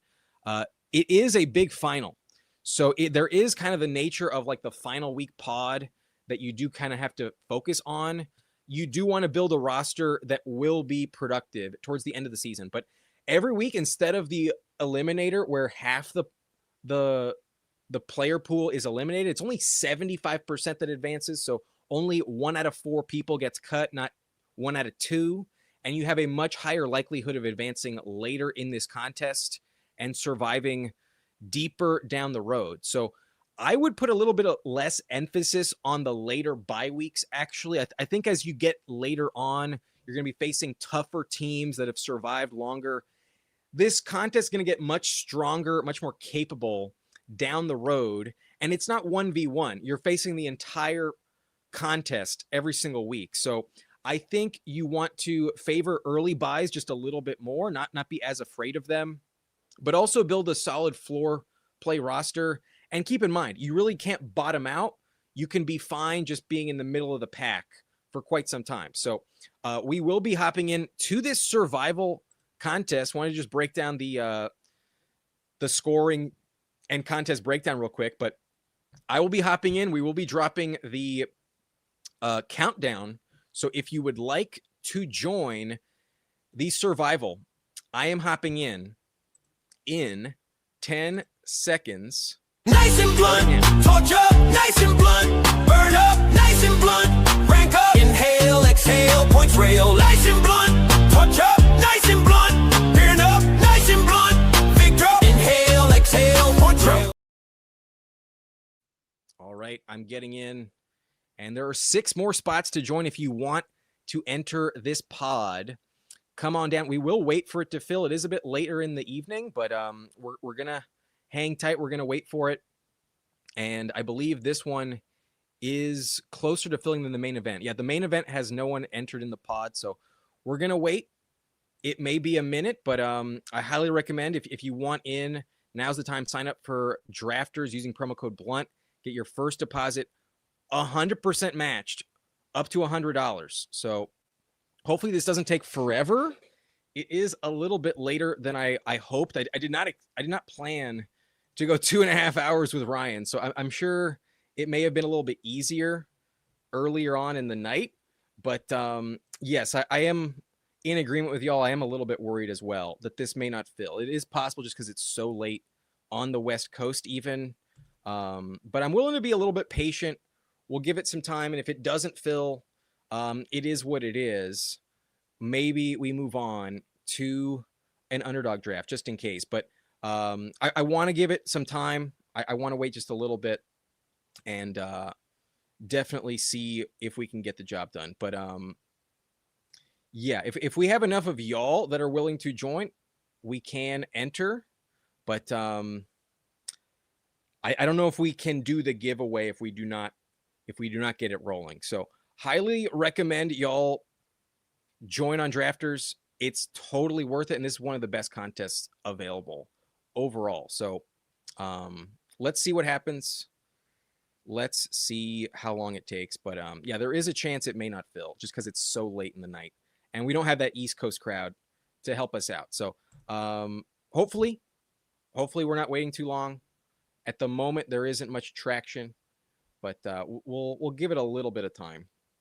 And like I said, promo code BLUNT gets you that sign up combo. But if not, tomorrow I will be live early, and we'll probably just draft 2 instead. We'll probably just lock in on the survival contest, if not tomorrow. So, yeah, we'll see what happens.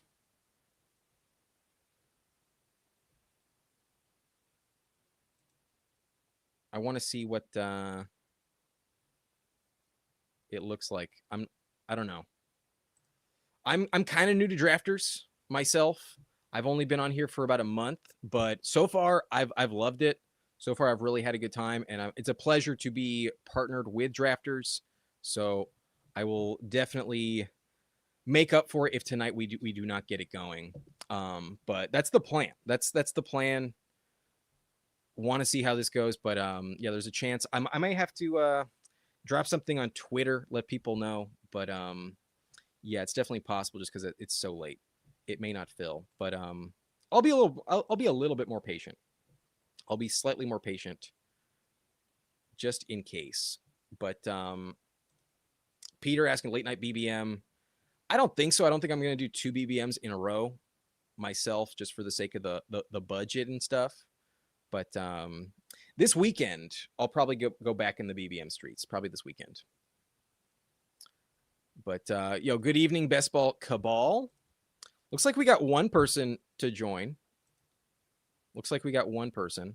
I'm just gonna exit and come back in just because I want to know exactly how many people are in the thing. But I promise you, I'm coming immediately back in. I just want the screen to tell me, yeah, 5 more to join.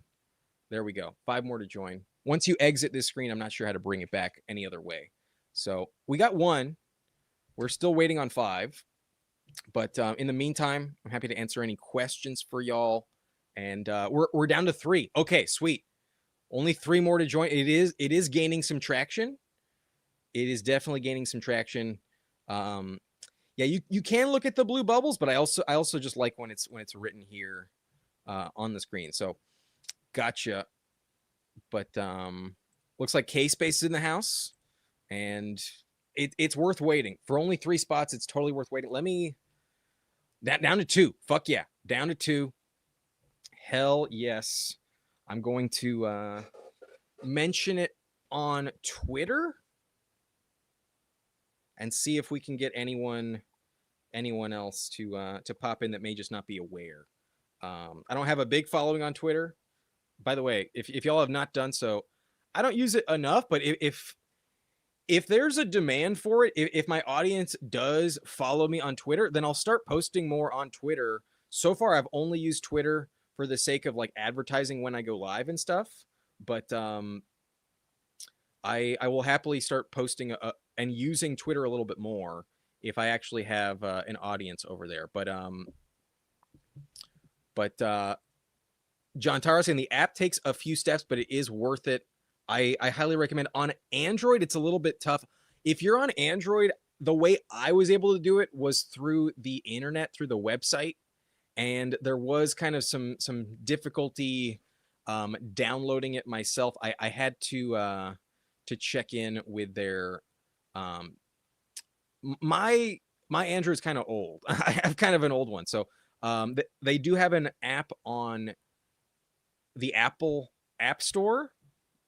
But yeah, if you're on Android, I think you have to install it via the site. I believe so. But it is totally worth it. And we only have 2 more spots. So let's see if we can get any traction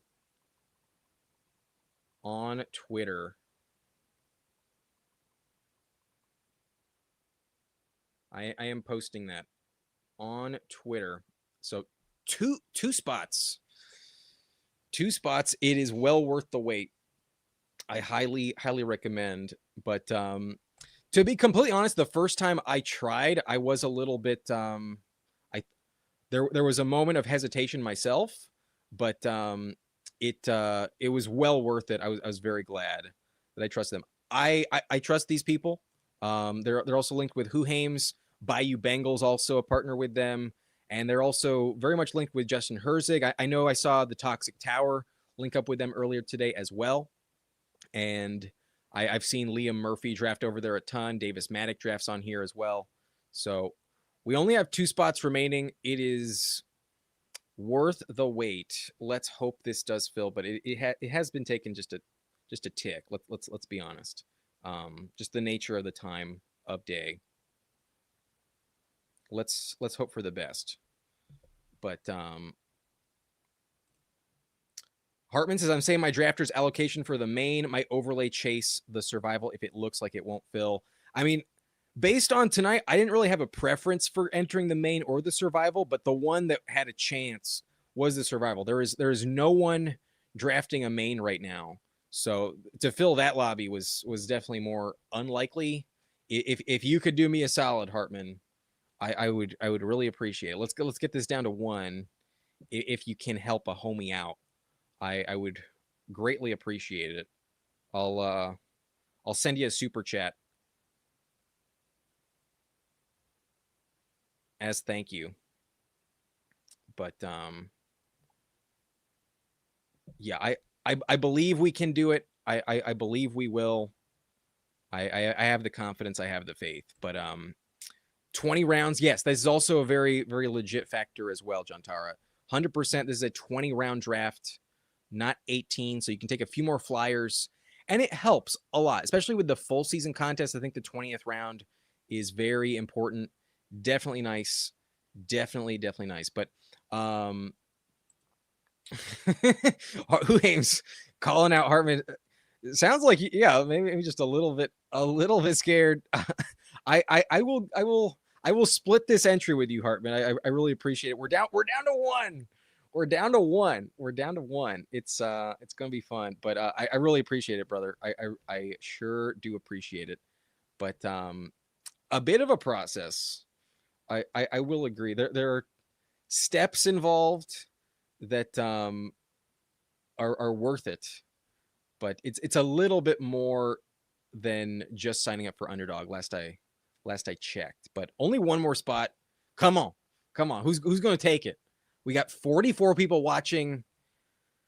Come on, just one. No, you joined the fast draft, Cags. I would never hit the slow on stream. I'd never hit the slow in general.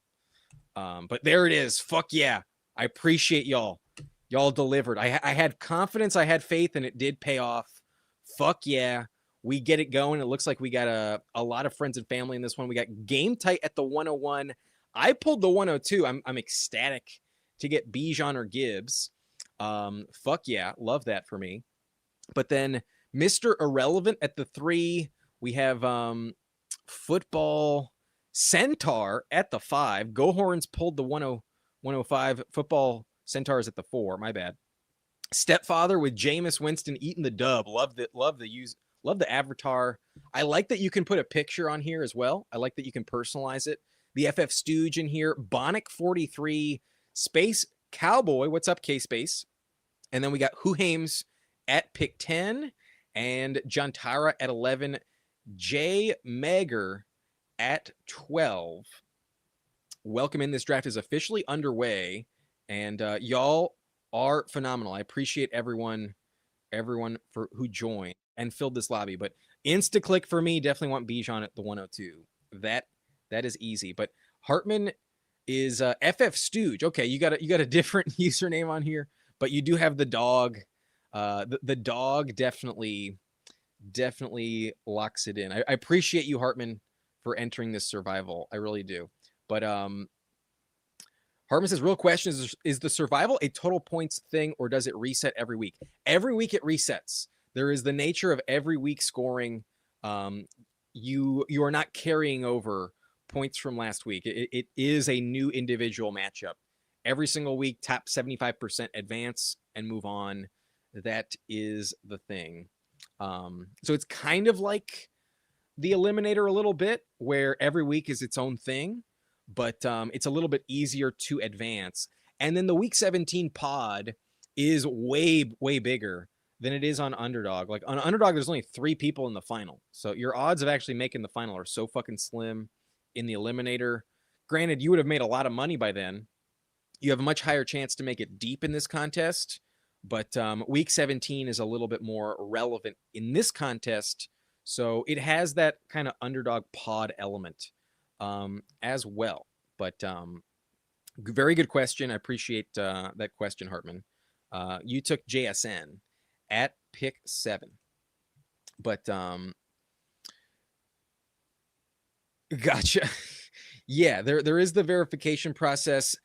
That makes it very legit. You know that everyone on here is 100% legit, and if you are going to enter a draft, you're not going to be leaving early. But okay, I think I might need to move my face. Actually, I need to adjust my camera. I'll pull myself towards the bottom of the screen. Let's do that. There we go. Yeah, let's keep the board in frame. I can put my face down at the bottom, and then just in case people don't know, I'm gonna enter. There is also a live chat here, so I'm gonna let anyone who isn't in this pod that's watching know we are live on YouTube currently. Appreciate you, Who Hames, for also letting the chat know. But okay, a Bijan start feels phenomenal. I'm very happy with that. Especially, this is also full PPR, so those pass catching running backs are just that much more coveted. Chase Brown's elite in this. Ashton Genty's very fun. CMC pretty valuable. Taylor goes at 6. I don't love that. That's kind of a half PPR underdog type of pick. But he is just a really good player, so that's pretty chill. I think Hampton's really underrated in the passing game, so I like him quite a bit. Cag says, damn, I missed. Bummer, brother. But the Iron Throne says, I would 1,000% join now, but I have to verify the account and trying to do that with my baby in my arms. Fully understand, Ruben. We will be back, and we won't be drafting this late in the future on drafters, maybe not all the time. So we will have more chances. They set me up with 10 free tickets as well. A reminder, #Blunt also gives you a chance to enter for a free ticket. We are also giving away a ticket to this contest. Let's say round 16. We'll do it at pick 194. That's round 17. Pick 194. I will be giving away a free ticket in the survival contest. But Malik Neighbors at 23. Fuck yeah. Love it. Full PPR, even better in my opinion, on Malik Neighbors. I love this start. So far, so good. Easy to like your team in the first 2 rounds, but so far, I love it. Absolutely love it. But yeah, there is also audio that plays when it's your turn, a little ding. And if you're not paying attention, it can shock you a little bit. But I kind of want to go McBride a little bit, to be honest. I kind of want to do that, especially in full PPR. I like him even more. But honestly, the late bye week is a little scary for me. I'm going to take Chris Olave. I feel extremely confident about Chris Olave. Olave was one of only 7 players last year to catch 100 receptions. And as long as he's healthy, I don't think that's going to change. So PPR volume-wise, give me Chris Olave here at pick 26. Would have loved a Rashee Rice, but not in the cards in this one. Game Tight took him. And I do think there's a tier break, but I will happily invest in Olave. Like I said, one of only 7 players last year to catch over 100 receptions. And while I think maybe Trey McBride was one of them as well, I don't know if I really wanted tight end there. Structurally, it's not my favorite play, so I'm very happy with the Chris Olave myself. But yeah, it might surprise you, but it is very nice when it happens. It's pretty solid when, sometimes you find yourself on the clock on Underdog. And it's like, oh shit, I only have 5 seconds left because I didn't notice the audio, the little ding, definitely helpful. But the Ruben is saying, I do drafters next stream with you. Got to do the verification process and can't do that with the baby. Yeah, we will see you next time, Ruben. I appreciate that. But promo code Blunt is not going anywhere on sign up. That promo code will be valid all summer long, all season long, I believe. And that deposit match bonus, I think you need to take advantage of that as much as you can. If you're new, definitely make sure you use promo code Blunt when you sign up. You do want that $100 deposit match. Way better to have it than to miss out on it. But Hartman saying, I guess if it held over, that would just be a normal contest. Bad question. No, very, very relevant, because every other contest they have is that way. So 100% valid question. I don't think this was a bad question at all. If anything, I forgot to mention it. So I appreciate you reminding me to make that point. But yeah, I got a little jealous watching Huhaim's draft there for a while and not being able to participate. So I was very glad I joined. And every time I'm on there, I really like it. And honestly, like, the display is different than Underdog, but it's really nice. I like that you get the board and the player pool combined into one. And then if you want to show more of the board, you can expand it as well. You can minimize it. You can adjust as you would like. They have all the features I think you can ask for. Even the live chat, you can customize your avatar, your profile picture. I really like Drafters. I'm really honored that they wanted to be a partner of the channel. I'm very grateful for this opportunity. And a reminder, if you want a free ticket, hashtag Blunt in the chat. Hashtag Blunt. I will be spinning the wheel in round 17. We have 14 rounds left, but I will be giving away one free ticket here on Drafters tonight. I promise you that. I promise you. Let me check. Let's see. We currently have 8 entries. Hashtag Blunt in the chat. Only 8 entries so far. So right now your chances of winning are 12.5%. That's pretty high. If you signed up and you are in this lobby and you have not hit hashtag Blunt in the chat, I don't know what you're doing. You definitely want it. If you have an account on Drafters, hashtag Blunt in the chat, you want to be part of this giveaway. But yeah, I wouldn't be surprised to see Ruben draft some Buccaneers. Not surprised at all if that happens. But we got Keith, the big shooter. I just made it through the onboarding gauntlet. Missed you guys by 90 seconds. Thank you for the bonus, Adam. Appreciate that, Keith. Very grateful for you signing up, and excited to draft with you in the future. I'm sure tomorrow when we're on Drafters, I'm sure you'll be in here. But a reminder, if you have not hit hashtag Blunt, drop it in the chat. You do want that chance at a free ticket. But coming back around, it's about to be my pick, and running back is starting to dry up. So I will say, Mr. Irrelevant goes Montgomery. I wanted Swift. I think Swift will catch more passes than Montgomery, so I'm going to get ahead of this position. Game Tight's at the bookend, and he only has one running back as well. So my options are Swift, Judkins, Bucky. I trust Swift way more. I'm taking Swift, no doubt about it. And then we'll see what happens at pick 50. But let me catch up with the chat. I'm kind of behind real quick, but my leak neighbors. Great. I'm not quite sure, but I can definitely turn down my audio. That's for sure. Okay, I'm back on the board. Tet McMillan, I would have been ecstatic about, but we can still piece it together. Parker Washington officially at 53. That's funny. Am I afraid of Luther Burden? A little bit, but let's have some fun. Let's take Burden. Let's go double Chicago. I'd be very happy to set up that Caleb Williams combo. So let's take DeAndre Swift and Luther Burden, double Chicago Bears. Parker Washington goes at 51. Damn. That's interesting. But yeah, the chat. I haven't seen people use the chat too much, but I imagine if you get some hotheads randomly, there could be some real good back and forth. Like a bitter snipe could lead to some fun interactions in the chat. The chat has some real opportunity for entertainment value. I will say I kind of want to see some like brutal snipe happen and someone get fucking livid in the live chat.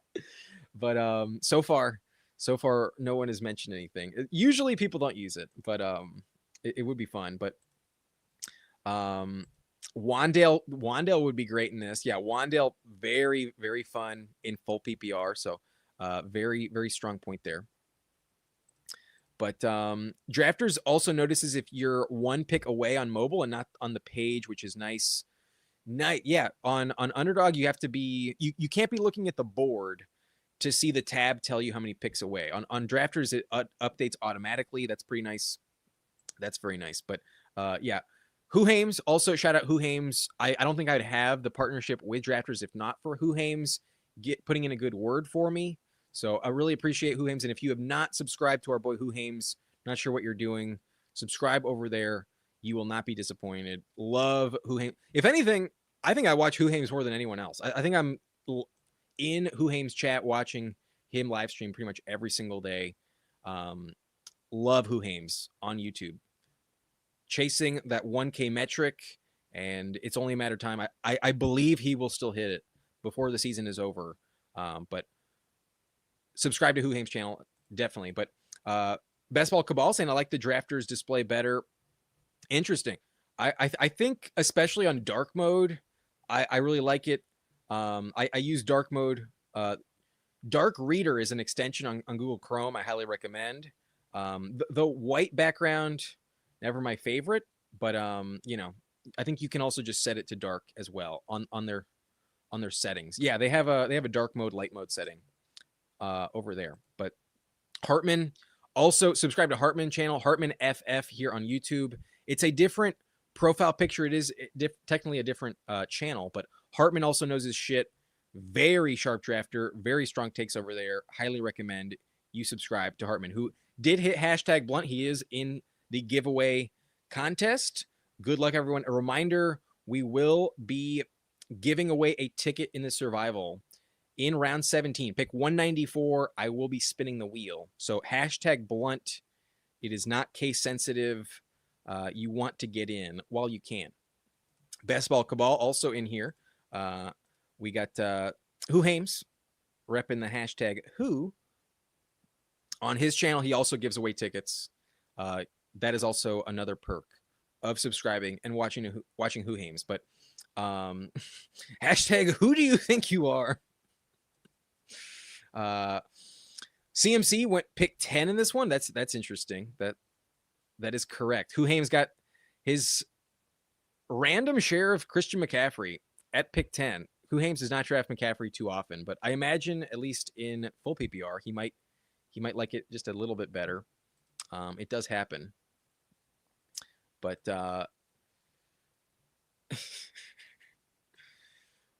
we have my pick is almost coming up. I did get sniped on Caleb Williams. Roma Dunze went 52. Maybe with the Luther Burden injury, maybe Caleb is a better pick. But is Mr. Irrelevant going to take BTJ? He does. I was hopeful I might get him. And man, I'm happy I have Bijan on this team because I think I'm going to go Drake May. I think that's the play for me. I don't think I need the stack desperately. I think I'm just happy with whatever I get. Only question is here, like, is Game Tight going to snipe me on a running back that I really want? I don't think so. I'm going to go Drake May. My ranks definitely have Drake May as the best pick here. With the Laramie Tunsil injury, I feel way better about Drake May than Jaden Daniels right now. To stay healthy, give me Drake May 100% over Jaden. But RJ Harvey goes.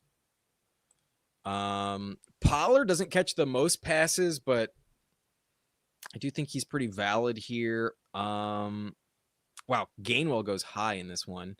I think I'm just going to stick with ADP. I'm going to take Tony Pollard. I'm a little worried about who I get back at running back in the next round. It probably is fine, but when you look at the ADP, like all the pass catchers are gone. Like Blake Corum doesn't catch many passes. Jordan Mason can't catch anything. J.K. Dobbins doesn't really do that. JCM versus Rashad White and then Kyle Monangai. I'm not fully sold. I'm getting a high pass catching running back at 95. So I'll just take Pollard here and live with it. Not get buried because Brooks goes 75, Kenny Gainwell at 76. Yeah, guys are just taking running backs here because they want them. But But Huhaim says one negative thing to drafters is after you time out, you are instantly on auto. So careful the edges.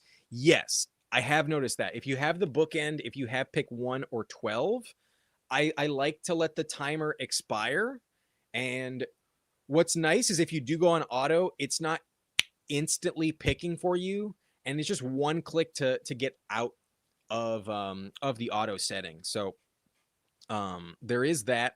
But yeah, if you do timeout, you will be placed on autopilot instantly, and you want to get out of that. So I'll show you guys that maybe on my next pick. I might let it time out just to show you how to get out of it. It's very simple, but it is relevant. Yeah, if you do time out, you are instantly placed on auto.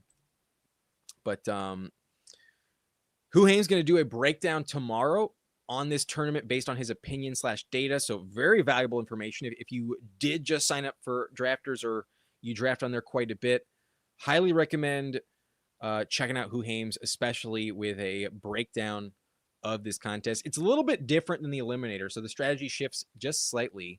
But yeah, very, very valuable information always over on Huhaim's channel. But gotcha. Are there a lot of auto drafters? I did not know that. Maybe I haven't been on here long enough to notice that, but interesting, very interesting. Looks like Football Centaur, first time ever drafting in the survival. I guess he just likes Caleb Williams. He has Rome and the stack, so it was stacked. It was justified. I'm sure he wanted Caleb and he wasn't going to get him back. So a very valid pick, very, very valid pick. But Fortnite Lover says, I'm in a 16-man chop league on Sleeper. 2 flex. How do I tackle it to win $500? I think getting Josh Allen or just a really strong quarterback is a very, very wise choice in a 16-team league. But with 2 flex spots, if it's full PPR, I want to get a bunch of receivers early, but in general, this is always the case. Running back usually dries up very quickly. Running back is usually always drying up fast. So keep that in mind.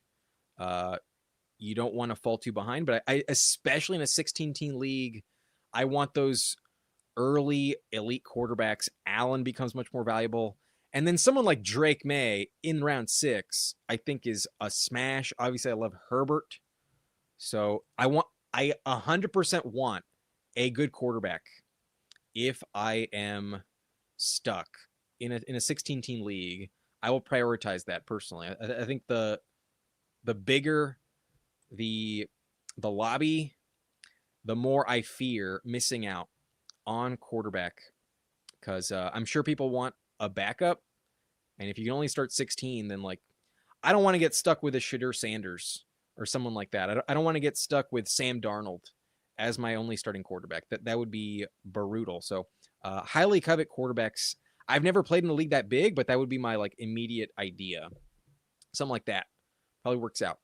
All right, I'm about to be back on the board. Cortland Sutton falling a considerable amount. He is still on the board here. We would get the bring back versus Drake May. And like I said, the week 17 spot is actually kind of relevant. So a nice discount, about 8 picks on Sutton. I'm not fully sold if this is actually the best pick, but in terms of ADP, it's unique. So let's do it. We get the bring back with Drake May. Week 17, give me Cortland Sutton on this one. Maybe not my favorite pick, but a good discount. That's for sure. Stephon Diggs goes at 96 with Jaden Daniels at the bookend. Not a bad selection there. Not at all. But what's happening here? Tight end. Tight end's also a lot more coveted in this format. So I would have gone Kyle Pitts if Game Tight had not taken him. I will say that. But I'm not going to take Fannin, even though I kind of like Fannin a bit more in full PPR. I'm not going to do that. Not desperate for it. I think I'll just go receiver. And ADP says Michael Wilson. Roundup sounded like he really trusted Michael Wilson. So I've been wanting to click him more lately. And in full PPR, I think it's a little bit more interesting. I'll go Michael Wilson today. I think I'll still get a good quarterback in the next round. I might get boxed out, but I have Drake May, so I'm willing to push it, and I feel pretty confident so far with my roster. One nice thing is you can look at your roster in detail by clicking on your profile picture. So this is what I'm rocking with so far. I got Drake May at 71, Bijan, Swift, and Tony Pollard. I feel pretty safe with that. Definitely a fun running back room. Love that I have Bijan. Always feels great. And then receiver feels very strong so far. Malik Neighbors, massive volume at pick 23. Love that. Chris Olave, a ton of catches last year. Should repeat if healthy. Luther Burden, Cortland Sutton, and Michael Wilson. This is full PPR, so that receiver room does need some depth, does need to be strong. I feel pretty solid so far. Whoops. Didn't mean to do that. But feel pretty solid so far with what I got. But all right, we got Hartman saying game tight. You have to be ready to snap pick if he lets it go on auto. Oh yeah, I forgot to do that. I forgot to do that. But it's pretty straightforward. Maybe basically where the timer is, where it says 13 seconds, 12 seconds, right here, it will shift and it'll be green. It'll be highlighted for you, so it's pretty easy not to miss. And it does let you know you're on auto. So you have to exit out. But the timer still goes off all 30 seconds, even if it just happened. So at least there's that. It's not the end of the world if you're on auto. Just got to be paying attention.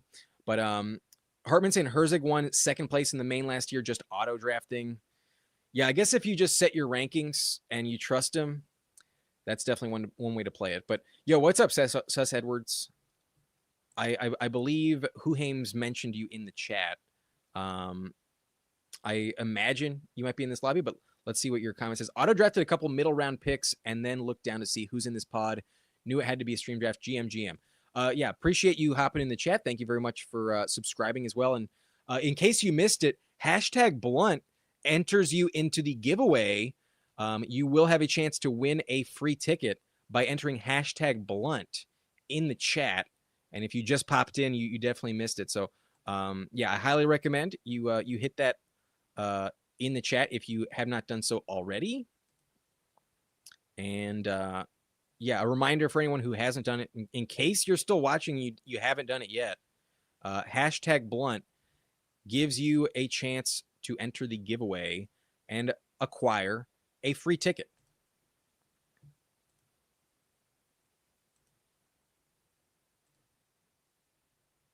Let me remind y'all real quick. #Blunt, we have 12 entries so far. So about an 8% chance. That's pretty decent, honestly. 8% is not bad. Not bad at all. But let's get back to the main event here. We had a few quarterbacks go off the board there. Kincaid goes where he should in this one, if not higher. Kincaid is a phenomenal pick on Underdog in the 11th. But here he goes in the 10th. Definitely a good selection there. But Martin hitting #Blunt. So is Sus Edwards. Good luck, gentlemen. We will be spinning the wheel in round 17. The FF Enjoyer getting in on the action as well. Yeah, if you have a Drafters account, that is the only requirement. And you also need to be subscribed to use the chat right now. But yeah, going to be a lot of fun giving away those tickets on a consistent basis. We have 10 streams locked in as a partner with Drafters, and in all 10 of those, we will be giving away a ticket. But Matthew Golden falls to 119. Damn, that is nice. That is nice. The only problem is I kind of want to take Love first. Actually, no, I can't. It's the same bye week as Drake May. It's the same bye week. So I suppose I could, but for that reason alone, I'm going to ignore it. I don't think he's going to come back. But if I left Golden there, then I think Game Tight would have taken him. And at 119, I'm in love with a Golden selection. And you know what? He took Likely. He took Isaiah Likely. I might regret ignoring tight end, but I'm going to be drafting 3 quarterbacks regardless. So I'll just get the stack and then I'll see who my options are in week 11, what matchups I like. I'm going to get the Golden Jordan Love combo. I feel pretty good about that. I like that. At the 10-11 turn, I'll just take what the board gave me. Stribling 123, interesting. With Purdy, not crazy, but that is a little bit high, not going to lie. But Fortnite saying, I already have my draft slot. It's pick 4. Would you mind maybe doing a little mock walking with me through? I've done a couple, but I don't know how to tackle it there. So many ways to go about it. I'm unsure. So Fortnite lover, at pick 4, it can be tough just because you're kind of locked into all those receivers up top. I think when you get to rounds 4 and 5, grabbing 2 running backs is definitely the play. Ideally, someone like Scatabo or Travis Etienne is still there. Even Josh Jacobs is a really good play, but if you're stuck with like a Swift and Montgomery, that feels pretty sweet. So I think take what the board gives you. If there's a running back that makes it back to you in the second, phenomenal. But there's not many running backs I love in the third, and I don't mind just forcing it if that's how you want to play it. I do not mind forcing the running back in the third at all if you're worried about that, because it does get a little pricey sometimes. It does dry up quickly. So I think prioritizing running back at the latest by round 4 is definitely strong. And then I think you want to have some good options consistently. Like if I am stuck at pick 4 and my first RB is in the 4th round, I want my like 4th, even 5th running back sometimes by like the 10th round. I think I want to have like a combination of like Swift, Quinshon Judkins. Give me I don't mind reaching on Rico Dowdle in the 7th. And then if you told me your 4th is like Kenny Gainwell, that's pretty lit. That's pretty dope. I think that's a really good way to make out of your pod with something like that. And then if you did start triple receiver, you're going to be elite in that regard, where you have like Puka, let's say you have Neighbors or like Drake London or something like that. And then in round 3, maybe a Rashi Rice fell to you. Maybe you take Chris Olave, or maybe you take Jeremiah Love if you really want to. But I think I like receiver, and then making sure I have my 4th running back, just attacking it with volume by like round 10 or so, even round 9, I think is my favorite way to do that. So good luck. Good luck to you. Oh, did I not understand? Shit. I guess I didn't realize you are specifically in this draft. My bad. You have Amon-Ra, Nico, Swift. You took Tootin in the 4th. I like that. You went Rome, Caleb Williams, and Kenny Gainwell. So yeah, catching up at running back. You do have 4 by the 9th round, just like I said. So there it is. Not too shabby. And then Kelsey, Malik Willis. Yeah, I think you played it very correctly. You did not get a great price on running backs in the 5th round. So unless you wanted Bucky Irving there, that was kind of the only option. I think you played it pretty well.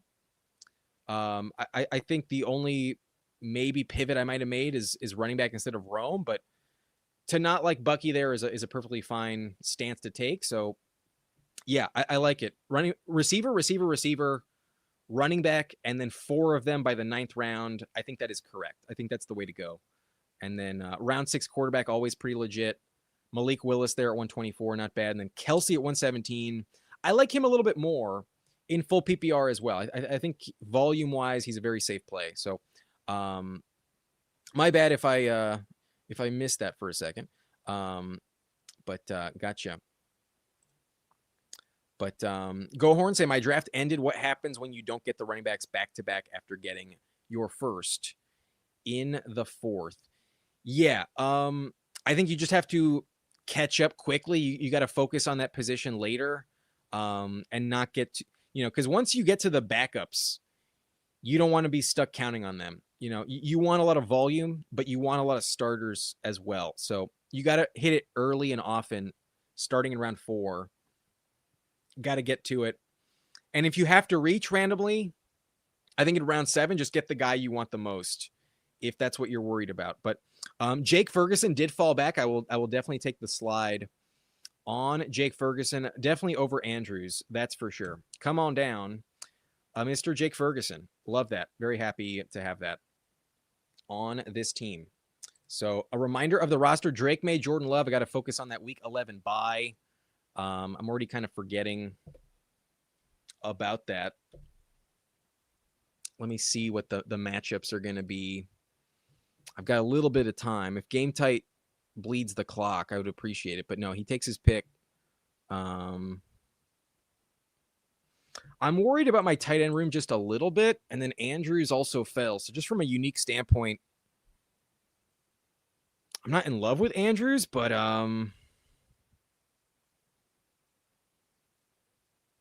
I guess so.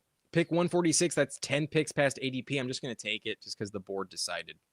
That's my fate. So maybe I should have grabbed a quarterback there, but I did not look at the schedule. I'm pulling it up right now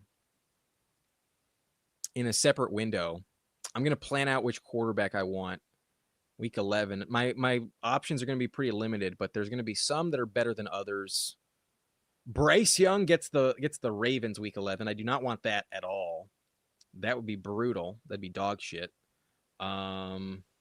Mendoza's going late. He's going to be at Denver. Fuck that. That's bad. Shit. Not many options, honestly. Bummer, actually. This Week 11 situation might kill me.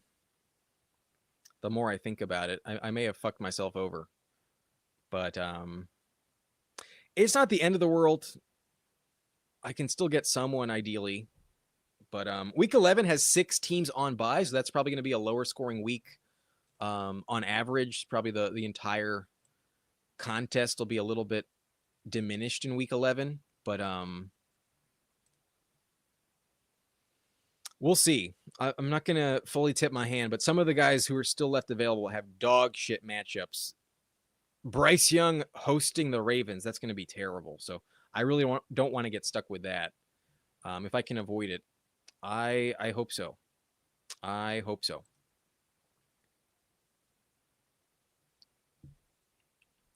Let me try and catch up with the chat real quick. But yes, the FF Enjoy, I do have a referral code. It is promo code BLUNT. Let me remind y'all.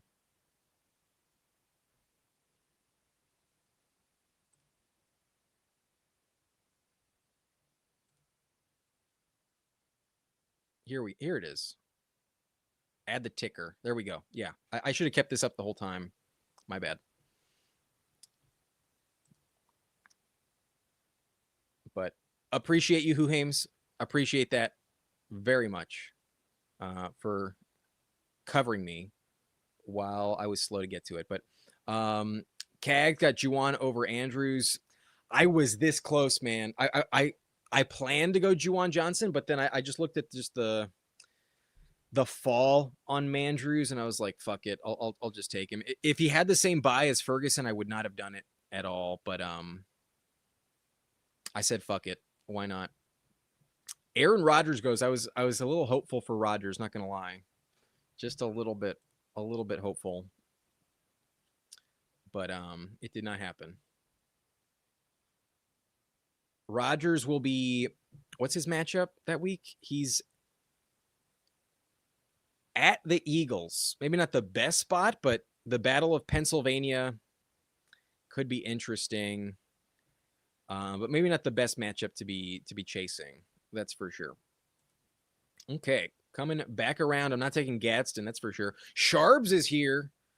I need some running backs, and I've been in on Sharbs lately, so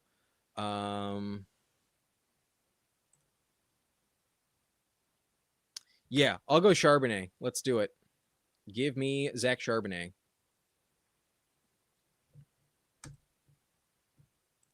Even on drafters, I'm in on Sharbs. 167 overall. I do not trust Jadarian Price to be catching a lot of passes. He did not do that at all in college. I believe he only had 6 receptions his entire college career, or maybe it was just last season. I believe it was his entire college career. Jadarian Price was not a pass catcher. So when Sharbs is healthy, I think that will be his main role on top of the goal line. So in full PPR, I will accept the risk. Even given the chance he's not on the field early on. I have Bijan, I have Swift, I have Pollard. I will accept my fate on sharps here, but I'm a little worried about the running back depth drying out like crazy. So I'm just going to pull up Ray Davis. Y'all might think this is crazy, but I don't give a shit at all. I'm taking Ray Davis here. Absolutely. Ray Davis, come on down. I feel pretty good about my receiver depth. I have 6 of them so far, so not the most critical decision. I will need some tight ends, of course, so not having my 3rd yet hopefully does not bite me in the ass. However, I have Drake May. I have Jordan Love. We'll get by until week 11, and then I'm really hopeful I get who I'm planning for, but maybe I'll already know who it is. I'm not going to say it. I'm not going to jinx myself, but I'm worried that my team just might not make it past week 11 just because of this bye week situation. But we'll see. Risking it for the biscuit. We shall see.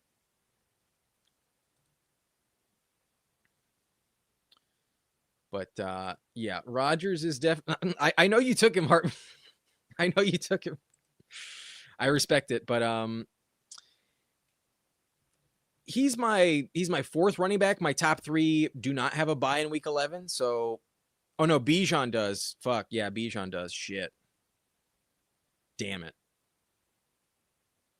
You know what? If I make it to week 11, it's not the biggest payout, but I'd be pretty happy to make a profit. We'll see what happens, but yes, there is some issue here. Perchance, I may not make it past week 11. I also don't love that my tight ends have such late bye weeks, but it is what it is. We have to take our chances somewhere, and we'll see. But Quincy asking, why am I awake past your bedtime, bro? Maybe you should just grow up, Quincy. Maybe you should just move to the West Coast where it's only midnight. Maybe that's all you need. But John Tara saying anarchy. What? I'm not sure. But Quincy going back to bed. I imagine you're on the East Coast. I imagine you are on the East Coast. But do you think stacking matters more in this contest? A little bit. I think for week 17, that pod is going to be kind of big. That pod, I believe, has like 300 people in it. So for week 17 purposes, yes. That's where all the money is really made in this contest. It's not that you can't make anything before then, but I want to make week 17 with high upside. So stacks are very, very important. And I think specifically that week 17 bringback is also a nice addition to your priority list. I think the stack is maybe not critical, but for week 17, valuable. And then the bringback is also a little underrated as well. But Hartman says, are you getting worried about Gadsden getting sucked into the Kolar vortex at all? I am not getting sucked into the Kolar vortex. I do not believe Kolar will score more than 2 touchdowns. So randomly, maybe, but he's there to block. I fully believe that. I fully believe that. He is there to block. And then also, like, he was drafted by the Chargers GM, Joe Ortiz, when he worked for the Ravens. He wasn't their actual GM, but he was part of their scouting department. He was part of their front office. So he likes him. I think just getting his guy was the main play. And those blocking tight ends are paid very well. Look at Darnell Washington. It is very valuable. So it was very critical for them to have a blocking tight end. That I think is the main play. If anything, I'm starting to draft Njoku. I'm starting to be pretty happy about my Njoku shares. Not going to lie. I'm pretty happy with it. But Tua goes. Now is the time to get quarterback. And y'all might think this is wild. But I'm taking Carson Beck at 191. I'm taking Carson Beck, baby. At the Chiefs, I think he'll be on the field before week 14. I think Brissett's going to be dog shit. And I think in week 11, Carson Beck will be their quarterback. I think he'll get some play earlier than people expect. I'm going to take Carson Beck. I have no confidence in betting on the Browns. They're also week 11, so I had no faith in what I was going to get. And y'all might think Brissett is the guy, but we were talking about it with Roundup. Give me Carson Beck, and we are here in round 17. So after this pick, we're going to hit the we're going to spin the wheel, and we're going to give away a free ticket. This is fun. My tight end room is a little bit questionable, but I really like AJ Barner. I think I'm going to go AJ Barner. Yeah, let's do that. Barner at 194. I love that. That's a phenomenal value in my opinion. Is that his ADP here? Holy shit. AJ Barner goes 190 over here. He's better in half PPR, but a good touchdown guy. I love that at 194. That's kind of clutch. It's also week 11, so I might be burning myself alive a little bit, but it is what it is. All right. The time has come. The time has come for the giveaway. Let's get it going. I'll give y'all a little brief moment to enter #Blunt. If you haven't done so already, we mentioned it a few times. So now's the time. I'll give you 15 more seconds, but #Blunt enters you into the giveaway. We're giving a free ticket in this survival contest.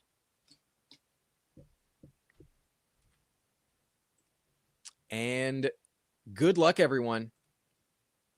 Looks like we got Infinite Imagination and Game Tight entering just in time. But, all right. Time for it. #Blunt. Let's draw it. Let's give away a free ticket.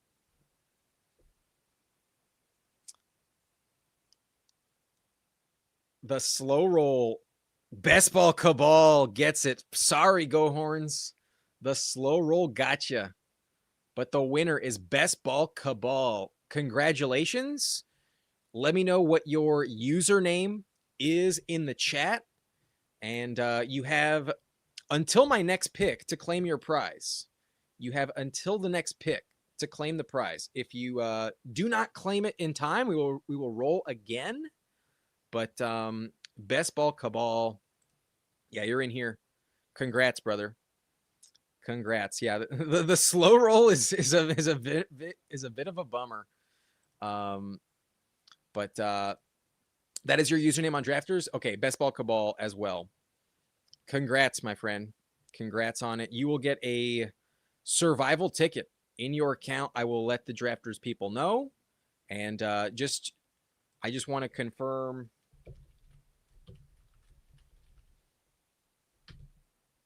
I'm going to type it in myself. I imagine that's what it is. I'm not going to. I just want to make sure.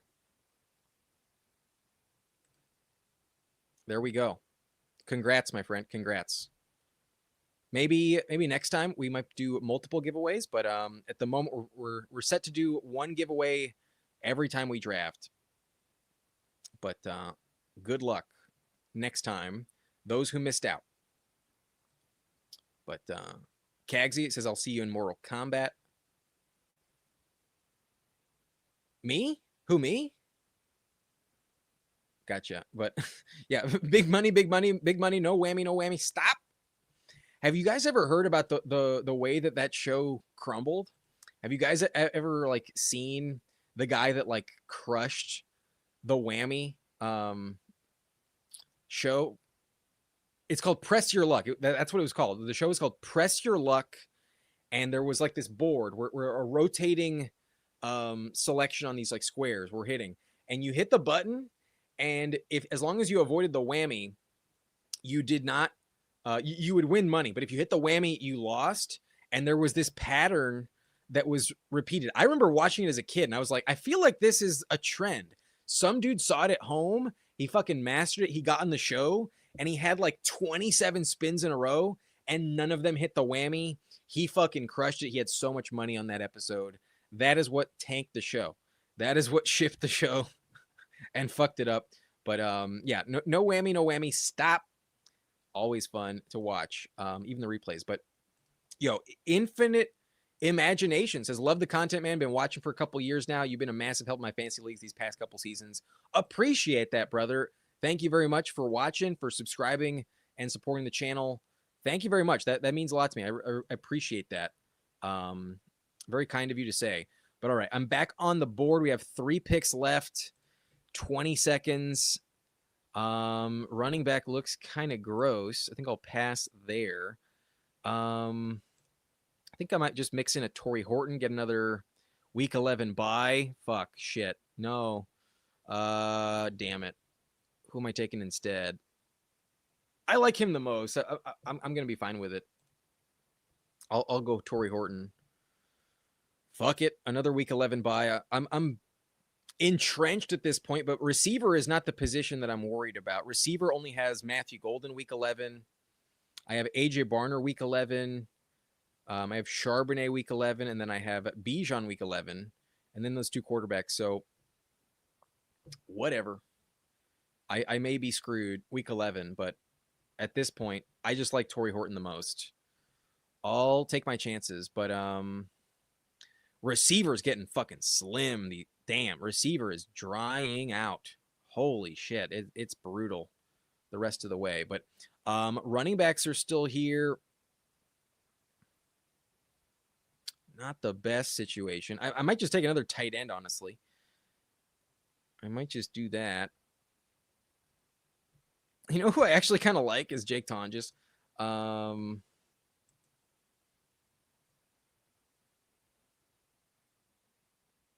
going to take LaQuint Allen, though. I'm going to take LaQuint. Fuck it. Fuck it. Give me one more running back, one that can catch passes. That's definitely LaQuint's job. If he's doing anything, I'll go with LaQuint. But, okay. That may have been a worthless selection, perhaps, but it sounds like he has some type of role set up. Sounds like he's going to be relevant a little bit. We shall see. But it's tough sledding this late. It's really tough sledding. It's hard to know who's actually going to offer anything at this point. But in full PPR, if I know LaQuint is doing anything, it's catching passes. So what if Baishal Tutin gets hurt? What if Chris Rodriguez gets hurt? A big what if.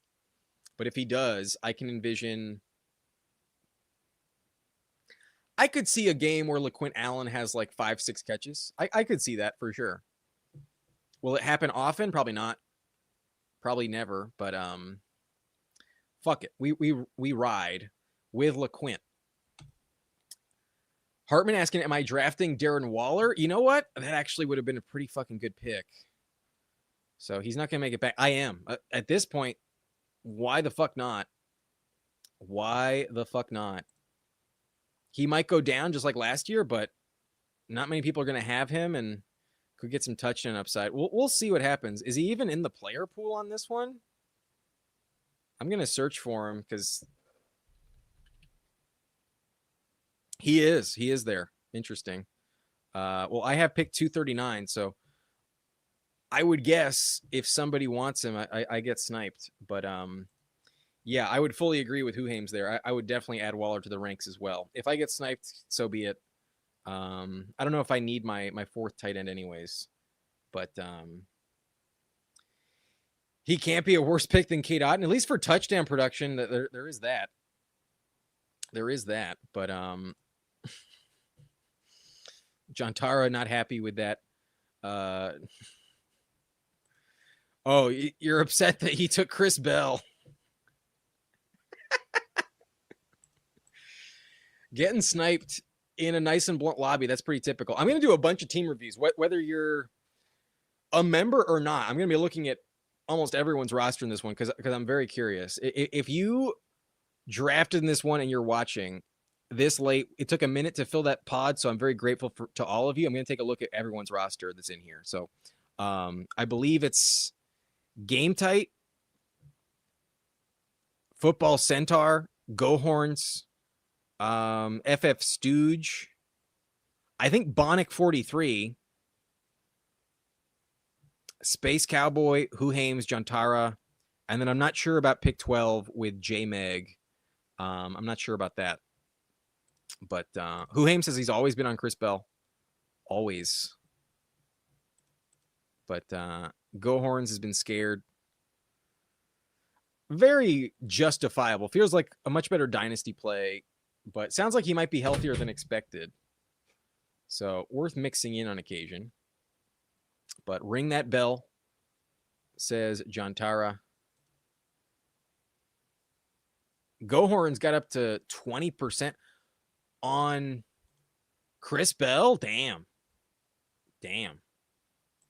But someone's talking in the chat.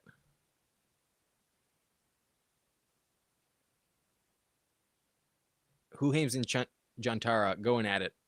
But Huhames, did you hit hashtag blunt in the drafters chat instead of the YouTube chat? I see hashtag blunt in the drafters chat.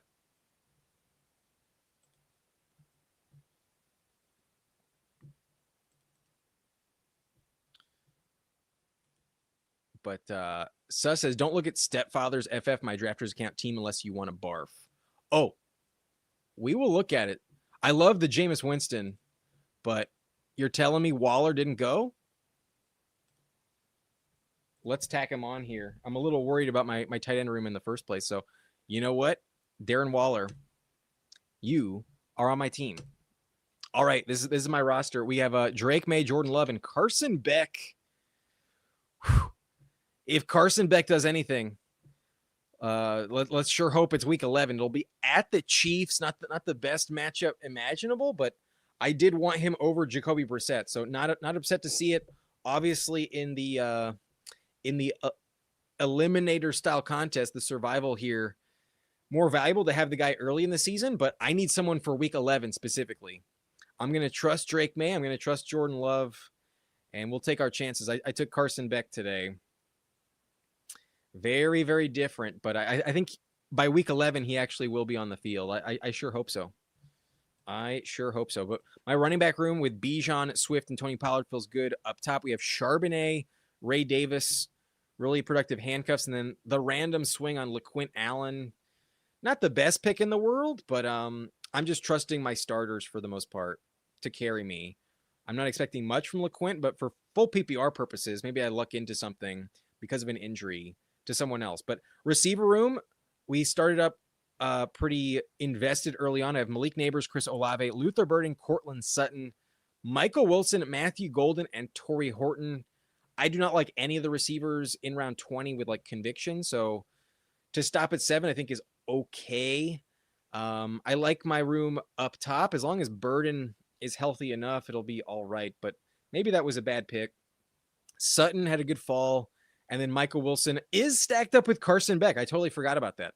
There is that as well. But then tight end, I attacked it with volume. Hopefully that hits the flex more than I hoped for. But I go Jake Ferguson, Mark Andrews, AJ Barner, and then the random Darren Waller going undrafted in this contest.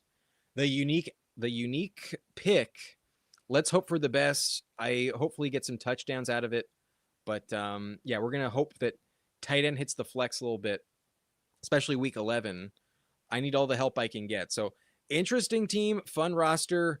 The Carson Beck hopefully is my skeleton key week 11. But if I can make it past week 11, I like this team's chances a lot.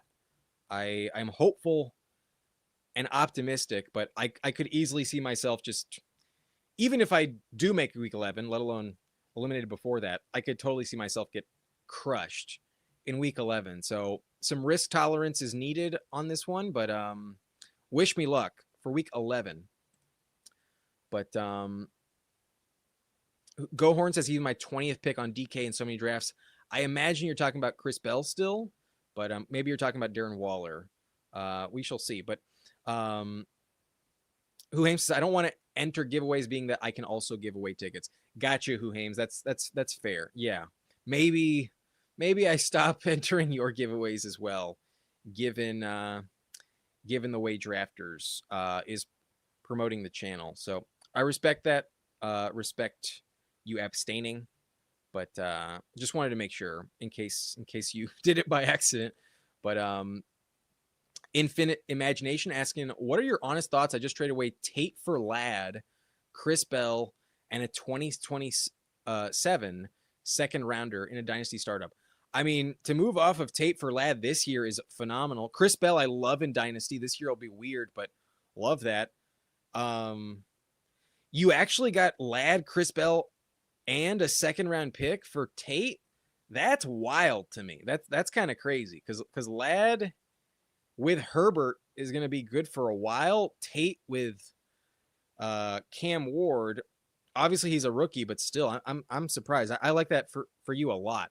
I like that a lot because I'm a big fan of Chris Bell. It's just the injury this season why he's not great. But Ladd this year, I think, is more valuable than Tate. So win now appeal for sure. And then down the road, that's really good value. So as long as I read that and understood it correctly, I think you won the trade for sure. But they don't do projections like Underdog. I guess not, but the projections are worthless, man. The projections don't mean shit. If you want to buy into the projections, go for it, but I do not. All right, let me mention those team reviews as promised. We got a lot of teams to take a look at. As mentioned, I appreciate all of you for helping fill this lobby, and so I will take a look at everyone's team. We'll start with the members, but get to everyone who I know is watching. And if I am just missing you guys, if I'm not aware that you're in this pod, but you are watching, let me know in the chat. I'm happy to take a look. We will do team reviews and then sign off. But let's start with Game Tight. He had the 101, and I did maybe box him out a couple times. He goes Jaden Daniels, and then goes Shedeur and Deshaun Watson.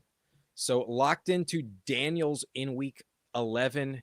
He only has one option. The Commanders will be hosting the Cincinnati Bengals. That's a phenomenal spot. I just hope Daniels stays healthy, but that's going to crush. Daniels will be possibly the best quarterback on the week in week 11. So good for you. Much better option than mine. Good for you. But Shedeur and Deshaun, I do not envy that whatsoever. So good luck at quarterback in terms of depth, but Daniels just needs to stay healthy. You have Gibbs, Quinshon Judkins, RJ Harvey, Tyler Algier, Nick Singleton, and Jalen Wright. So kind of similar to my approach. You got the stud in round 1. We took one in round at the 4 or 5 turn. I took Swift. You took Judkins. And then we both took our RB3 in round 7. You took Harvey. Also, good pass catcher. That's definitely his role this season. So I respect that pick. I think I like Pollard's floor a little bit higher, but Harvey has higher upside and probably catches a lot more passes. But I think it is more crowded for him. So good luck at running back. But Algier, not a bad pick at all for the sake of early season points. I think that's kind of decent in this. And then you have a couple backups that, are zeros until they're not. Good luck. But personally, I'd rather go Ollie Gordon over Jalen Wright. I'm not sure if he was available, but that's the way I play the Dolphins backfield. If I'm taking the backup handcuff, which I'm not, but if I am, I'd rather go Ollie Gordon. But last pick of the draft, I don't see a problem with that. Good luck with him, but I don't think you need him very much. With Gibbs, Quinshon, and Harvey, you'll probably be okay, but there might be some weeks where maybe a stinker from Quinshon might be a little brutal. Maybe the depth at running back could be a bit better, but at the bookend, it's kind of tough. I respect it. Receiver room, though, has Pickens, Rashee Rice, Tet McMillan, as well as Stephon Diggs stacked up. You also have Jalen Coker, Travis Hunter, and Zachariah Branch, Jerry Jeudy. So solid depth. I love the guys up top. Very, very good talent up top. And then the Diggs stack is pretty solid. The survival contest hasn't been open as long as the main event. So I think he's a much better pick in this as opposed to the main. But obviously 96 overall, maybe a little bit higher than some people would like. But Coker, Travis Hunter, Branch, and Jeudy. Solid depth, no issue with that. I like the Hunter pick for the bring back, especially. Week 17. Tight end room, you took Kyle Pitts. I wanted him. I did not get him, so I like that pick quite a bit. You also took Isaiah Likely and Chigo Okonkwo stacked up, so nice stack there. And then the tight end room feels very, very complete with the top 3. I've noticed tight end is more coveted here on Drafters. They go a bit higher. Then on Underdog, given the full PPR, there's some I like more, but some of them are so touchdown dependent. I'm not sure. I think every tight end needs to go higher, but very respectable build. I think it's just kind of a question of like, can Quinchon and Harvey actually keep you viable? But you only have to finish in the top 75% every week. So I think you'll be okay. That week 6 bye on Gibbs is not scary whatsoever. Not like it is in the Eliminator. If anything, it's more of an advantage to have an early bye week as opposed to a later one. So I like the starting roster a lot. I worry about the bench quite a bit. Don't love the Shedeur Deshaun combo, but at least you get a starter every week.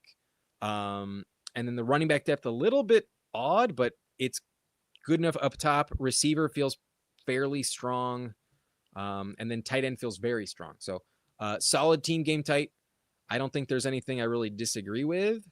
There's no picks I would not have made myself. The Diggs feels a little early, but that's where his ADP is right now. So just the price you have to pay. And it probably pays off in full PPR. Good luck. I hope Daniels stays healthy for you. As long as that happens, I think you're in business. But, okay. We will move on to, I don't know if Mr. Irrelevant is watching, so I think I'm going to skip him for now. If you want a team review, let me know, but I'll stick to those who are in this pod.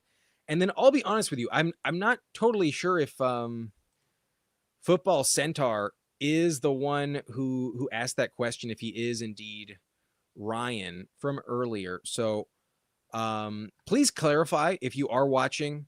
But I think I'll skip Football Center for the moment because I'm just not totally sure if you actually are watching or not. So we'll see. I will happily pivot back to it if you are. Just let me know in the comments.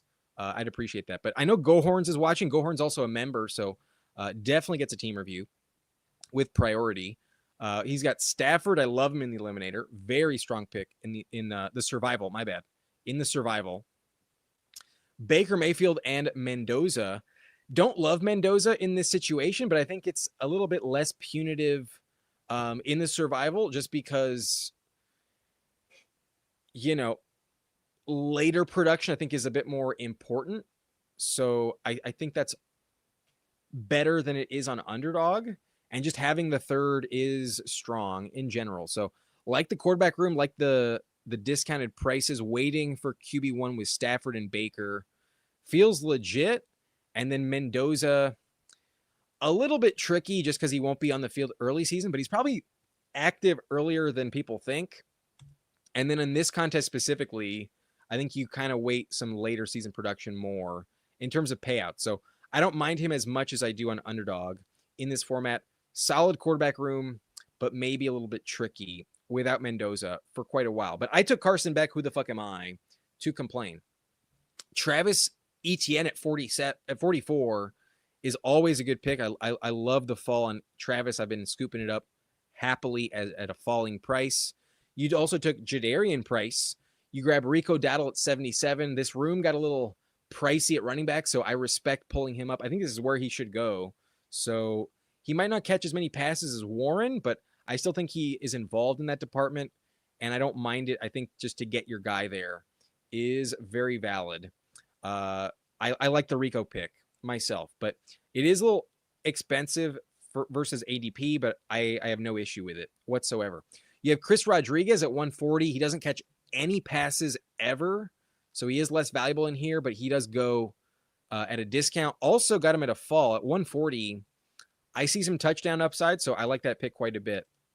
You did take, Woody Marks. Don't love it, but at a discount, I suppose. He is locked into some receptions this year. It sounds like he is being involved in that department. I've also read some reports that they're actually giving 20% of touches to Jawar Jordan as well, and that would be brutal for the sake of Woody Marks. So I'm pretty anti-Woody Marks this season, but as long as Montgomery gets hurt, then he will have a lot of upside in that scenario. But for full PPR purposes, I think he is better. Samson also great in full PPR. So I like these two combos. They are more expensive for a reason, and I do think they're good picks where you got them. Then Pacheco fell 9 spots as well. Grabbing the discount, I think, is totally valid. you don't have that like truly elite running back one. So I think having the depth and just like playing your chances with volume was a very strong play. Receiver has Puka and Egbuka, so the bring back is nice. You have Stafford, so pretty sweet to have the combo. You also have Evans in this one. Michael Pittman, I like him a ton. And then Jacoby Myers at 125, that's pretty solid. A 14-pick slide is decent. And then Antonio Williams feels like a gross selection right now, but at 212, I suppose randomly you can mix him in. It's not terrible. I could also see Diggs get hurt. Terry's also kind of older, so Antonio Williams might be relevant, but at the moment, I'm not in love with it. You also have Elik Ayamanor, so the top 5 are where it's at. Good luck with Williams and Ayamanor, but overall, a lot invested at receiver, and I feel like the floor is really solid every week. So I think you have those 3 starters with confidence every week. It's fine to only have 7. And maybe I don't love Williams or Ayamanor, but they're decent given it's round 20 and 18. It's not the end of the world. It's so late. But you have Bowers on this one. There it is. I was waiting for some like really elite play, and that was your second round pick. So gotcha at pick 20. Love that, especially in full PPR, even better. So tight end is killing it. You did take Otten, who's not ideal, but more valuable in full PPR for sure. Not a big touchdown guy, but definitely more of a volume play. And then Jake Tonjes, I actually don't mind, but maybe not the safest pick in general. But I don't feel the strongest conviction that Kittle stays fully healthy, and there's already so many injuries. I do think Tonjes does factor in a little bit. So I don't mind the Tonjes pick whatsoever. That was in round 19. You could do worse. I took Waller, though. I think I'd rather have Waller at the moment than Jake Tonjes, though. But I do not mind the Tonjes pick myself. So fun team. Good luck with the running back volume, just hitting the lineup at the right times. I think that's kind of the only variable I don't fully trust here. But I think the quarterback floor is pretty solid. And as long as you avoid a major injury with Puka, Egbuka, and Evans, then I think you will have a chance to make it a while. But if Puka gets suspended, that'd be kind of a shocker. I wouldn't worry about it too much. I think I'd still just trust him. Good luck. Not a bad team. I think the Bowers selection really gives you a chance every week where you should have a very high floor. Not bad. Not bad at all. All right, we're going to move on. I will take a look at Sus Edwards, but I think I'm going to look at the members first. We have FF Stooge in here. That's Hartman's team. He is a member. He has, whoops. I don't like that when you click it, it gives you that. I will say that, but I just got to get used to it. Lamar Jackson, Sam Darnold, and Rodgers. Very balanced, very fun. No issue at all with quarterback. You took Rodgers 162, but he was not going to make it back, so very good choice. You have Chase Brown, Josh Jacobs, JCM, Monangai, and Rodgers. So not afraid of Jacobs, not afraid of JCM, not afraid of Aaron Jones getting hurt as RB5. This room feels very complete. The Monangai at 114 feels like a really nice discount as well. Especially if JCM pops. You have a great running back room. The Chase Brown at 18. Damn, you got a gift, Hartman. That was a really, really good fall. I think Chase Brown arguably is a top 12 first-round pick. I think in drafters specifically, full PPR, I love the Chase Brown selection. So love that for you. Good luck with Jacobs, but I think odds are it does pan out as expected. Receiver, you took JSN at pick 7, so very nice combo. JSN, Chase Brown, really good discounts there. Your boy Zay Flowers with Marvin Harrison, DK Metcalf, Jaden Higgins, Keenan Allen, Ted Hurst, Jeremy Bernard, and Jalen Noel. You took Keenan at 199. I was looking for him. He was not there. Very solid pick, even if he's going to sign somewhere, in my opinion. He will play, in my opinion. So I like that pick. The Harrison pick isn't, my favorite in general, but for full PPR purposes, I like it a little bit more. And then Ted Hurst, Jeremy Bernard, Jalen Noel, decent rookie swings. And then I don't love Noel, but in the final round, a random click here or there. It's not the end of the world. You also have Higgins. The bet against Tank Dell staying healthy, probably worth it. But Tucker Kraft, TJ Hawkinson, and Pat Fryermuth. So very balanced team. Hartman, really no holes at all. It's just kind of like, will the player takes pan out? Will Jacobs and JCM hit the lineup well enough? Will Manungai have enough touchdown production all season? But yeah, there's really no holes. As I mentioned earlier, Hartman knows his shit. Hartman, if he's in your pod, odds are your EV went down a little bit. So good draft, Hartman. Very stellar draft. Also a 7-pick slide on Kraft. Very nice. You got a lot of discounts. Really, really solid. Overall team. I really have no complaints. No notes, Hartman. Great job. Who Hames is a member as well, I believe. He's a moderator. I think he's also a member. So let's take a look at Who Hames for sure. And if y'all have not subscribed to Hartman or Who Hames, check out their channels. Awesome live streams. If not on the daily, like 5-6 times a week minimum, with both of them. But Allen and Goff, that's pretty lit. That's pretty fucking dope. That feels great. At 34, Allen for sure in round 3. Love that for you. You did take CMC at 10 with all the pass catching production. Good for you. Glad you're getting your shares.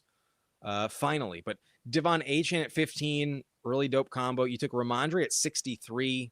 You got ahead of the board, and I respect it. Some highlight reels of him catching passes. And Travion sounds a little skeptical about his role. So Ramondre looking like a very good pick right now. Good, solid choice at 63. But Tyjae Spears, good pass catcher at 159. Brian Robinson at 178. Just a really good handcuff and might have some standalone touchdown production. You also have Mike Washington, strictly contingent upside, in my opinion, but talented if he does get the job. 207, totally fine with that. Wide receiver, you have Jalen Waddle as your number 1. JMO at 58 feels like a steal. You have Jaden Reed, Wan'Dale Robinson. Wow, Wan'Dale goes early in this one. Holy shit. 87. I knew he'd be more expensive, but damn, that is high for Wan'Dale. I don't love it, but if he gets another 140 targets, it probably works out. So I respect it. Damn. Xavier Worthy at 130 overall. You get your Chiefs bet, and then you hedge with Cyrus Allen. Very respectable choice. You took Tesla at 202. Fuck, Who Hames. That's a 24-pick slide on Tesla. Not the most catches, but still, that late, I would have clicked it as well. Chris Bell, your boy. Keon Coleman at 231 is also pretty interesting with the stack, especially. Really good team from Who Hames. Shocker. Who Hames knows ball. Very fun team. You took Kincaid with Allen as well at 111. Love that. You got the slide on Goddard. Damn. That's really nice. And then Brenton Strange, your boy, at 154. Shit. Who Hames' team is fire. Who Hames has a fucking banger here. Damn. Good job, Who Hames. Really, really good job. Very fun. That Tesla stack with Goff. That's also pretty nice. But let's take a look at John Tara. Glad to know Who Hames. I appreciate that. But Hartman says, thanks, bro. Fun draft. I'm still getting used to the drafters landscape for this season. Yeah, I'm kind of new to it as well, but practice is, what we need. And at least in this contest, it feels like you can get away with a lot. It feels like there's so many different directions you can go. But I liked your team quite a bit. But cheers, Best Ball Cabal. Congrats on the free ticket that you won earlier. But K-Space says you're good on mine. Don't sweat it. Just doing I'll be honest with you. I'm getting the members first, but I will take a look, K-Space. I appreciate you helping us fill this lobby. But Trevor Lawrence and Jackson Dart, I don't mind stopping with those two. Good luck staying healthy with Dart, but I legitimately don't mind it at all. T-Law and Dart could both be top 10. for sure. Genty and Ken Walker, Kyron Williams and Rashad White, Kimani Vidal, and George Holani. Vidal with some very good passing upside. He went 182, so you took him early, but I respect it, honestly. I don't know if he was making it back to you, given some of the recent hype, but feels like a very, very productive room. Those top three are so valid, and then Rashad is going to catch some passes, no doubt. So really strong top four, and then Vidal and Holani holding it down. I think Holani becomes pretty worthless by like week 7 or 8 if Sharps is healthy, but worth mixing in, I suppose, on occasion, especially just to make it past the 4th week. Holani will probably have some production earlier in the year. But you have T. Higgins, Christian Watson, Jordan Tyson, Quentin Johnson, Rashid Shaheed, Jalen McMillan, Calvin Ridley, Tyquan Thornton, and Devon Bailey. I will say the volume for this receiver room isn't the best I've ever seen. I do worry a little bit about the weekly floor with a lot of these guys. There's so much volatility with guys like QJ, Shaheed, even Watson. I want to trust Tyson, but we will see. I think there's a world where like you just hit a week where some of these guys just really flop. Like if you told me T. Higgins in week 6, he's giving you a bagel and you have like a receiver in your lineup that only drops like 4 or 5 points, I would not be shocked. Like you could get just a brutal game at a QJ or some other guys.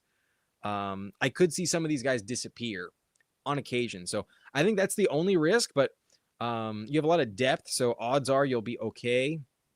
But I do think the volatility is a little scary. You did get QJ, though, at 83. Holy shit. That is nice. That's where he's really valuable in the 80s compared to the 70s. So nice slide right there. Your tight end room has Kittle, Hunter Henry, and Terrence Ferguson. Very solid, fairly balanced. And maybe Kittle week 1 is kind of tough, but I like Hunter Henry's matchup against the Seahawks week 1. That's a good spot for him. And then T. Ferg has some upside. Good luck with Kittle staying healthy. I think he will, but maybe week 1 he might not play in that Australia game. Maybe week 1 kind of limits you a little bit, but overall I think you'll be okay. The running back room is so strong. That should help you a lot. So good luck, my friend. Thank you very much for drafting with us, and appreciate you being a member of the Blunt Rotation. All right. Huhaim saying he was going the next pick if I had Vidal queued. That's why I went Cyrus. Gotcha, Huhaims. Your boy Vidal was not available. But let's take a look at K-Space's roster as we move back in this direction. If anyone I haven't mentioned is in this lobby watching, please let me know. But it looks like Football Centaur has not said anything. Bonic43, I'm not sure if you're watching. Please let me know if you'd like a team review. But I'll take a look at Space Cowboy and Stepfather as well, just to put in a button on this live stream. But Herbert, Dak Prescott, and Daniel Jones, very solid. Very, very solid. Running back has Hampton, Cam Scatabo, Jalen Warren, Tank motherfucking Bigsby, and Ollie Gordon. So Gordon did go in this one. I mentioned that with the Jalen Wright. That's my preferred handcuff in Miami. So good luck. I feel like this room is very top heavy, and I could see a world where, one bad week and you just don't have the depth to pay off because Bigsby doesn't deliver for a while probably. But I trust Hampton. I trust Scatabo. And then Warren's a phenomenal floor play. So I think you can get away with it. You only have to finish top 75% to keep it moving. So good luck. The Hampton Scatabo combo feels so good. And then Bigsby's always my guy. I just worry that maybe you needed a 6th. The depth might be valuable and you don't have, RB6 might have been nice here, but you have CeeDee Lamb, Ladd McConkey, Jordan Addison, number 3. So waited a minute, but got him at 105. That's pretty nice. Debo Samuel at 112. So he goes earlier in this one too.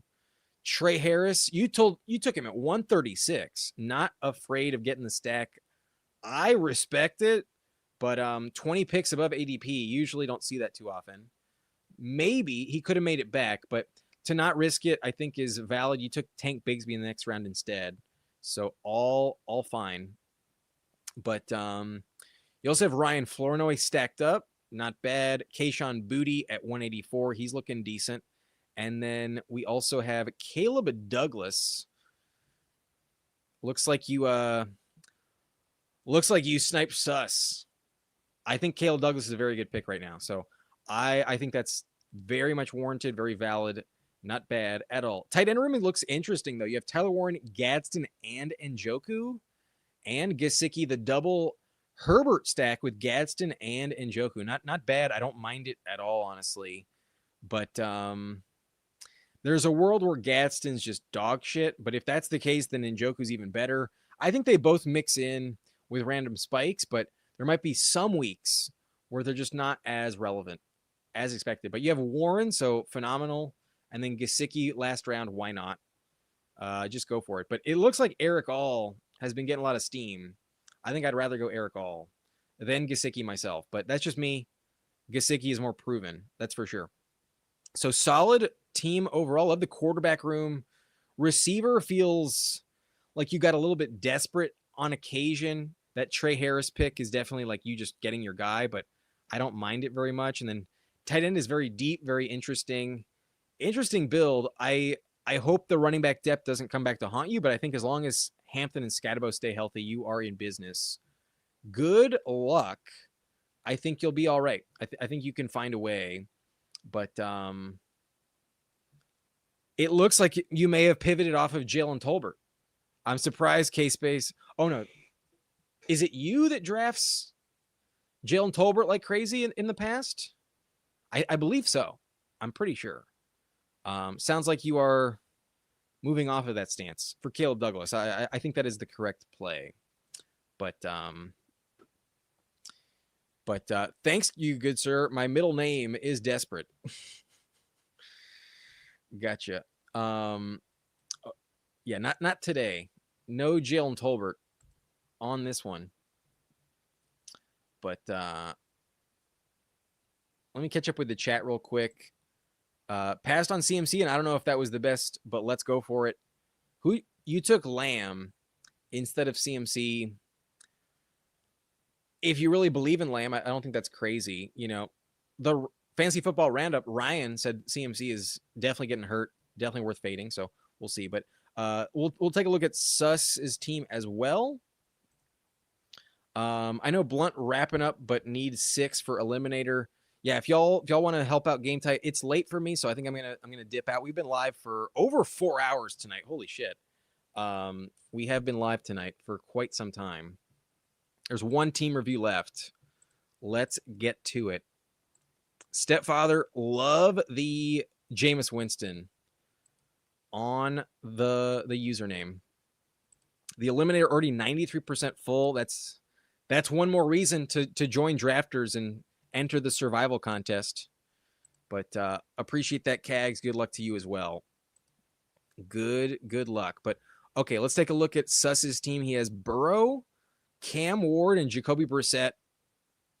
Totally valid. And Brissett definitely going to be the guy for a while. I am on this team at least hoping with a big prayer that he gets benched for week 11. I'm hoping we only get 10 games out of Brissett, no more than that.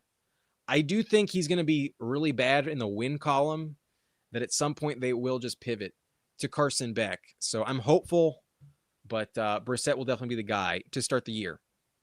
You also have Jonathan Taylor. You took him at 6. I mentioned when it happened, I think that's more of a half PPR move, but still really elite running back and have a lot of points on the season. So have no issue with that. For the sake of floor, I think it's better in the survival than the main event, but yeah, not as much of a pass catcher than some of the other running backs. So at pick 6, you are calling your shot, and if that's who you trust, I fully respect your conviction. It's still worthwhile as a first-round pick, but I think for the full PPR nature, there's a reason his ADP goes later. I would imagine this is your 48th entry into this contest. You have a big portfolio, getting different shares of different players. Also, a very valid strategy. So good luck with Taylor paying off pick 6 overall. Odds are He scores enough touchdowns to still do that. But Derrick Henry at 19, even in full PPR, I still like that a lot. I think it's still a great choice. I would not have moved off of Derrick Henry either. So Taylor Henry, elite combo, the double week 13 bye may be an issue, but if you get there, you're making a decent payback. So good luck. It's similar to my quarterback room. If you can survive week 13, that'd be impressive. But just to get there would also be impressive. Not bad, in my opinion. Travion Henderson at 67. Why not buy the dip? But there is some weird vibes going on. He can't really answer a question about his role with much conviction. So we'll see how far he falls. But 7-pick slide, I'd probably scoop it up as well. He did catch a lot of passes last year. I would assume that happens again. But Chuba Hubbard at 102, that's where I'm very fine taking him. Yeah, no issue with that whatsoever, especially as your RB4. To stop at 5, you kind of need him, honestly. So very valid pick. Sean Tucker at 235. Final round Sean Tucker. Very interesting. So just committing to Taylor and Henry, and then we'll see what happens week 13. But I don't mind it whatsoever. You have a lot of receivers, so this volume should be fun. You have Terry McLaurin, Chris Godwin at 91. That's pretty sweet. Alec Pierce, 115. Holy shit. That's dope. Romeo Dobbs at 126 is a good value as well. You took Naylor past ADP, AD Mitchell, Pat Bryant, 10 picks above ADP. I like the reach quite a bit. Very strong pick. Rashad Bateman at 198, Malachi Fields 211, and then Cooper Kupp just attacking it with volume after waiting a minute until round 5. Very, very strong strategy. Yeah, the slide on Terry must have felt nice, given you waited. 54 on Terry, not bad. Not bad at all. So, yeah, the volume, there's some players that are gross, but just like, can you have 3 of them that work out every week? Probably. I'd feel pretty safe expecting that. And then your tight end room, okay, this is where it is. Tight end room is extremely strong. Bully tight end with McBride at 30, and then Loveland at 43. Very, very strong in that room. So, yeah, you don't need a ton of flex contribution from the running back position.